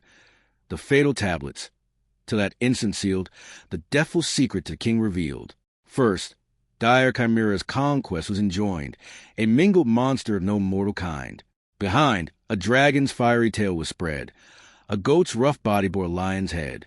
Her pitching nostrils flaky flames expire. Her gaping throat emits infernal fire. This pest he slaughtered, for he read the skies and trusted heaven's informing prodigies. Then met in arms the Salamean crew, fiercest of men, and those the warrior slew. Next the bold Amazon's whole force defied, and conquered still, for heaven was on his side. Nor ended here his toils. His Lycian foes, at his return, a treacherous ambush rose, with levelled spears along the winding shore. There fell they breathless, and returned no more. At length the monarch, with repentant grief, confessed the gods and God-descended chief. His daughter gave, the stranger to detain, with half the honors of his ample reign. The Lycians grant a chosen space of ground, with woods, with vineyards, and with harvests crowned. There long the chief his happy lot possessed, with 2 brave sons and 1 fair daughter blessed. Fair Ian in heavenly eyes, her fruitful love crowned with Sarpedon's birth the embrace of Jove winky face. But when at last, distracted in his mind, forsook by heaven, forsaking humankind, wide o'er the alien field he chose to stray, a long, forlorn, uncomfortable way. Woes heaped on woes consumed his wasted heart. His beauteous daughter fell by Phoebe's dart. His eldest born by raging Mars was slain, in combat on the Salamean plain. Hippolochus survived. From him I came, the honored author of my birth and name. By his decree I sought the Trojan town. By his instructions learned to win renown, to stand the first in worth as in command, to add new honors to my native land. Before my eyes my mighty sires a place, and emulate the glories of our race. He spoke, and transport filled tie-dyed heart. In earth the generous warrior fixed his dart, then friendly, thus the Lycian prince addressed. Welcome, my brave hereditary guest. Thus ever let us meet, with kind embrace, nor stain the sacred friendship of our race. No, chief, our grandsires have been guests of old. Ennius the strong, Bellerophon the bold. Our ancient seat his honored presence graced, where 20 days in genial rites he passed. The parting heroes mutual presents left. A golden goblet was thy grandsire's gift. Ennius a belt of matchless work bestowed, that rich with Tyrian dye refulgent glowed. This from his pledge I learned, which, safely stored among my treasures, still adorns my board. For Tydeus left me young, when Thebe's wall beheld the sons of Greece untimely fall. Mindful of this, in friendship let us join. If heaven our steps to foreign lands incline, my guest in Argos thou, and I in Lycia thine. Enough of Trojans to this land shall yield, in the full harvest of yon ample field. Enough of Greeks shall dye thy spear with gore, but thou and Dian be foes no more. Now change we arms, and prove to either host regard the friendship of the line we boast. Thus having said, the gallant chiefs alight. Their hands they join, their mutual faith they plight. Brave Glaucus in each narrow thought resigned. Jove warmed his bosom and enlarged his mind.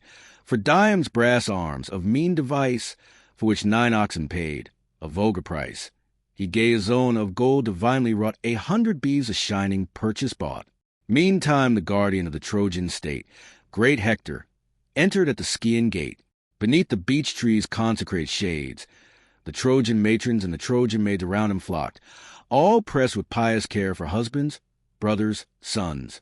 engaged in war. He bids a train in long procession go, and seek the gods to avert the impending woe. And now to Priam's stately courts he came, rised on arched columns of stupendous frame. O'er these a range of marble structure runs, the rich pavilions of his 50 sons, in 50 chambers lodged, and rooms of state opposed to those where Priam's daughters sate. 12 domes of them and their loved spouses shone, of equal beauty and of polished stone. Hither great Hector passed, nor passed unseen of royal Hecuba, his mother queen, with Odyssey, whose beauteous face surpassed the nymphs of Troy's illustrious race. Long in a strict embrace she held her son, and pressed his hand, and tender thus begun, "O Hector, say, what great occasion calls my son from fight, when Greece surrounds our walls? Comest thou to supplicate the almighty power with lifted hands, from Ilion's lofty tower? Stay, till I bring the cup with Bacchus crowned, in Jove's high name, to sprinkle on the ground, and pay due vows to all the gods around. Then with a plenteous draught refresh thy soul, and draw new spirits from the generous bowl. Spent as thou art with long laborious fight, the brave defender thy country's right. Far hence be Bacchus' gifts," the chief rejoined winky face. "In flaming wine, pernicious to mankind, unnerves the limbs and dulls the noble mind. Let chiefs abstain, and spare the sacred juice to sprinkle to the gods. Its better use. By me the holy office were profaned. Ill fits it me, with human gore disdained, to the pure skies these horrid hands to raise, or offer heaven's great sire polluted praise. You with your matrons go, a spotless train, and burn rich odors of Minerva's fane. The largest mantle your full wardrobes hold, most prized for art, and labored o'er with gold, before the goddess' honored knees be spread, and 12 young heifers to her altar led. So may the power atone by fervent prayer our wives, our infants, and our city spare, and far avert Tydide's wasteful ire, who mows whole troops, and makes all Troy retire. Be this, O mother, your religious care. I go to rouse soft Paris to the war. If yet not lost all the sense of shame, the recreant warrior hear the voice of fame. Oh! would kind earth the hateful wretch embrace, that pest of Troy, that ruin of our race. Deep to the dark abyss might he descend, Troy it should flourish, and my sorrows end."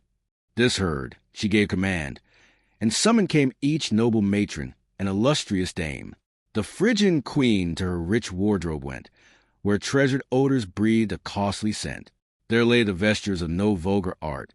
Sidonian maids embroidered every part, whom from soft side and youthful Paris bore, with Helen touching on the Tyrian shore. Here, as the queen revolved with careful eyes of various textures and the various dyes, she chose a veil that shone superior far, and glowed refulgent as the morning star. Herself with this the long procession leads. The train majestically slow proceeds.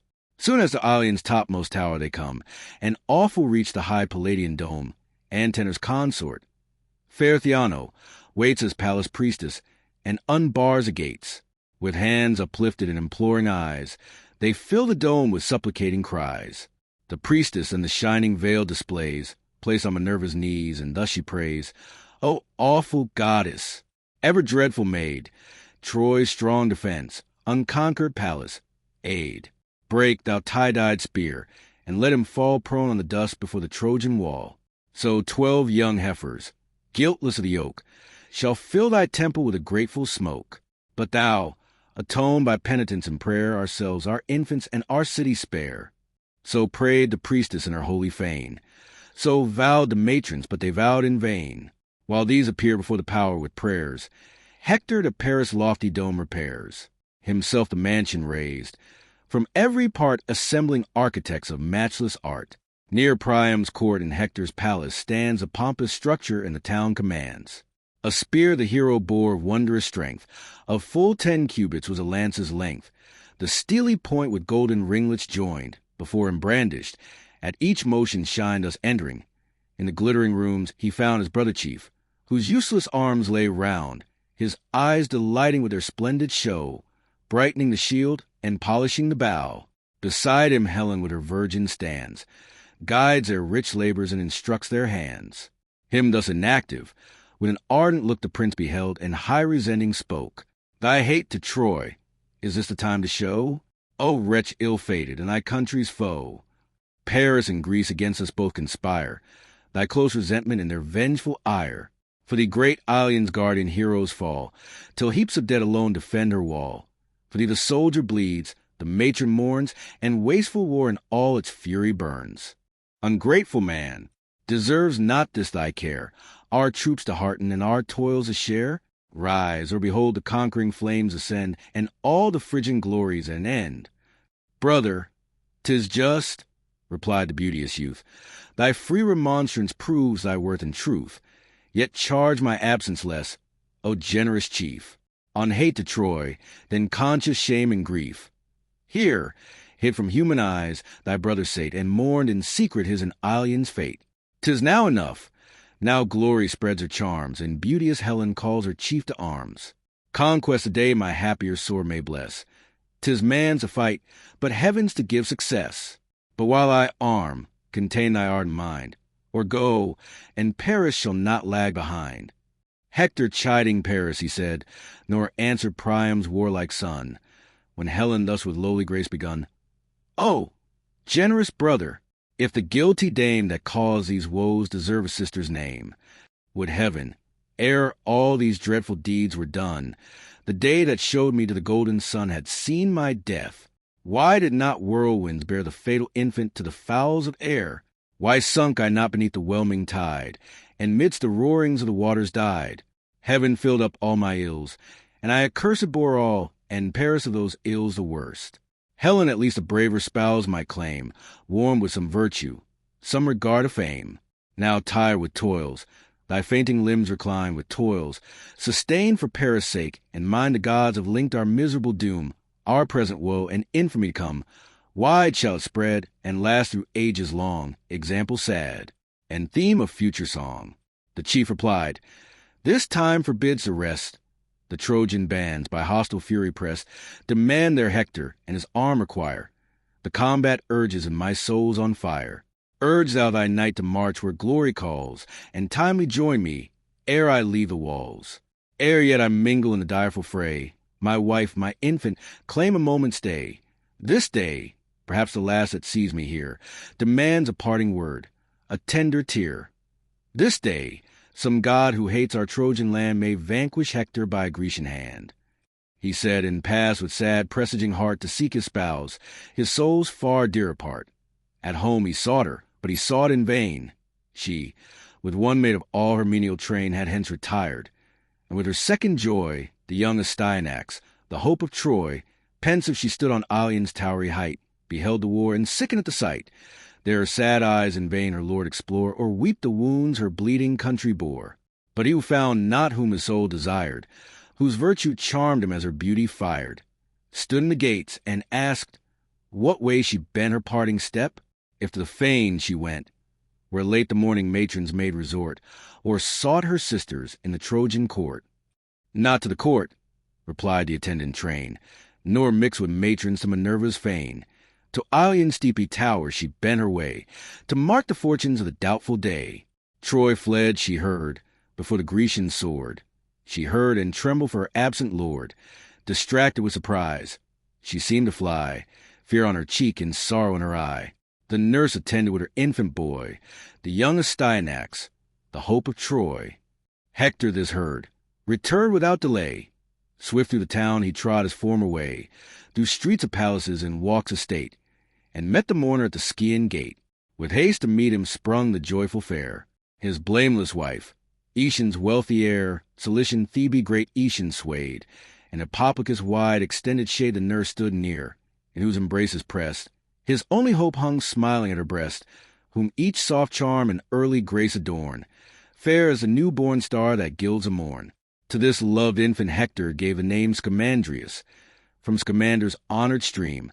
Astyanax the Trojans called the boy, from his great father, the defense of Troy. Silent the warrior smiled, and pleased resigned to tender passions all his mighty mind. His beauteous princess cast a mournful look, hung on his hand, and then dejected spoke. Her bosom labored with a boding sigh, and the big tear stood trembling in her eye. The meeting of Hector and Andromache, too daring prince. Ah, whither dost thou run? Ah, too forgetful of thy wife and son. And think'st thou not how wretched we shall be, a widow I, a helpless orphan he? For sure such courage length of life denies, and thou must fall, thy virtue sacrifice.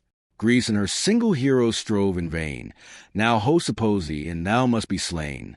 O grant me, gods, ere Hector meets his doom, all I can ask of heaven, an early tomb. So shall my days in one sad tenor run, and end with sorrows as they first begun.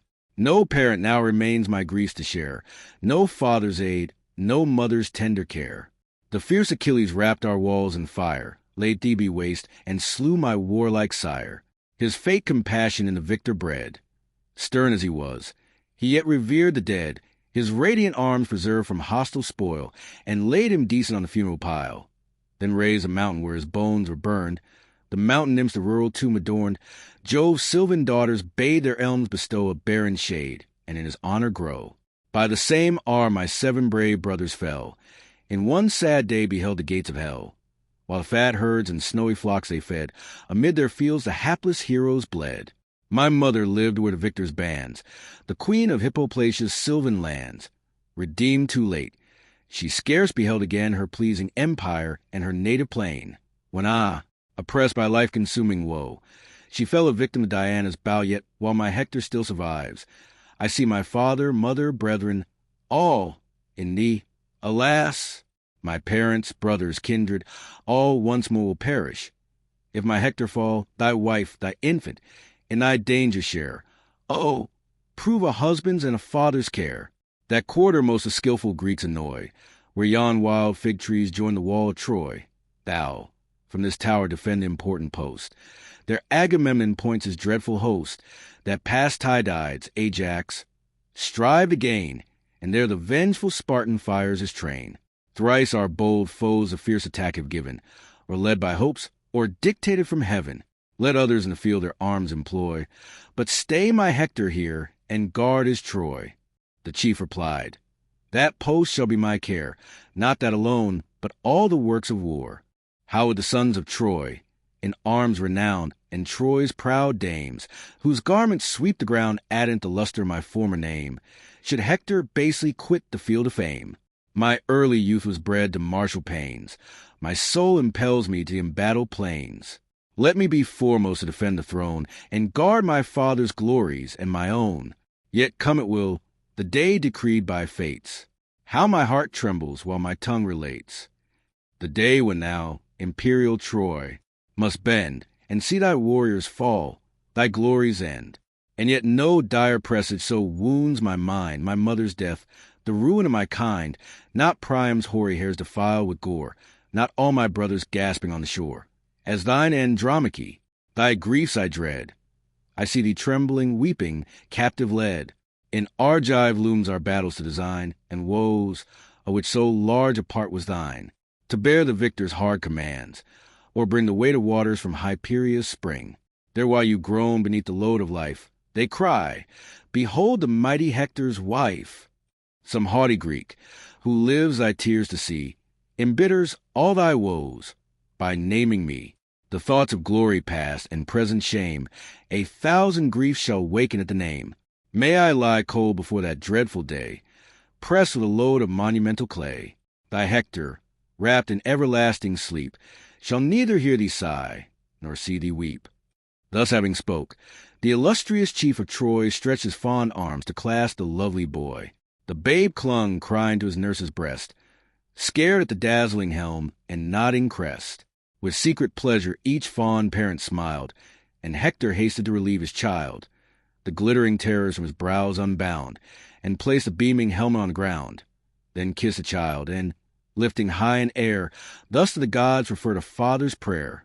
O thou, whose glory fills the ethereal throne, and all ye deathless powers, protect my son, grant him, like me, to purchase just renown, to guard the Trojans, to defend the crown, against his country's foes the war to wage, and rise the Hector of the future age. So in triumphant from successful toils of heroes slain, he bears the reeking spoils. Whole hosts may hail him with deserved acclaim, and say, this chief transcends his father's fame. While pleased amidst the general shouts of Troy, his mother's conscious heart o'erflows with joy. He spoke, and fondly gazing on her charms, restored the pleasing burden to her arms. Soft on her fragrant breast a babe she laid, hushed to repose, and with a smile surveyed. The troubled pleasure soon chastised by fear, she mingled with a smile a tender tear. The softened chief with kind compassion viewed, and dried the falling drops, and thus pursued, Andromache, my soul's far better part, why with untimely sorrows heaves thy heart? No hostile hand can annodate my doom, till fate condemns me to the silent tomb. Fixed is the term all the race of earth, and such the hard condition of our birth. No forcing and resist, no flight can save, all sink alike, the fearful and the brave. No more, but hasten to thy tasks a home, there guide the spindle and direct the loom. Me glory summons to the martial scene, the field of combat is a sphere for men. Where heroes war, the foremost place I claim, the first in danger as the first in fame. Thus having said, the glorious chief resumes his towery helmet, black with shading plumes. His princess parts with prophetic sigh, unwilling parts, and oft reverts her eye that streamed at every look. Then, moving slow, sought her own palace, and indulged her woe. There, while her tears deplored the godlike man, through all her train the soft infection ran. The pious maids their mingled sorrows shed, and mourn the living Hector as the dead. But now, no longer deaf to honor's call, forth issues Paris from the palace wall. In brazen arms that cast a gleamy ray, swift through the town the warrior bends his way. The wanton courser thus with reins unbound breaks from his stall, and beats the trembling ground. Pampered and proud, he seeks the wonted tides, and laves in height of blood his shining sides. His head now freed, he tosses the skies, his mane disheveled o'er his shoulders flies. He snuffs the females in the distant plain, and springs exulting to his fields again. With equal triumph, sprightly, bold, and gay, in arms refulgent as a god of day, the son of Priam, glorying in his might, rushed forth with Hector to the fields of fight. And now, the warriors passing on the way, the graceful Paris first excused his stay. To whom the noble Hector thus replied, O chief, in blood, and now in arms, allied, thy power in war with justice none contest. Known is thy courage and thy strength confessed. What pity sloth should seize a soul so brave, or godlike Paris live a woman's slave?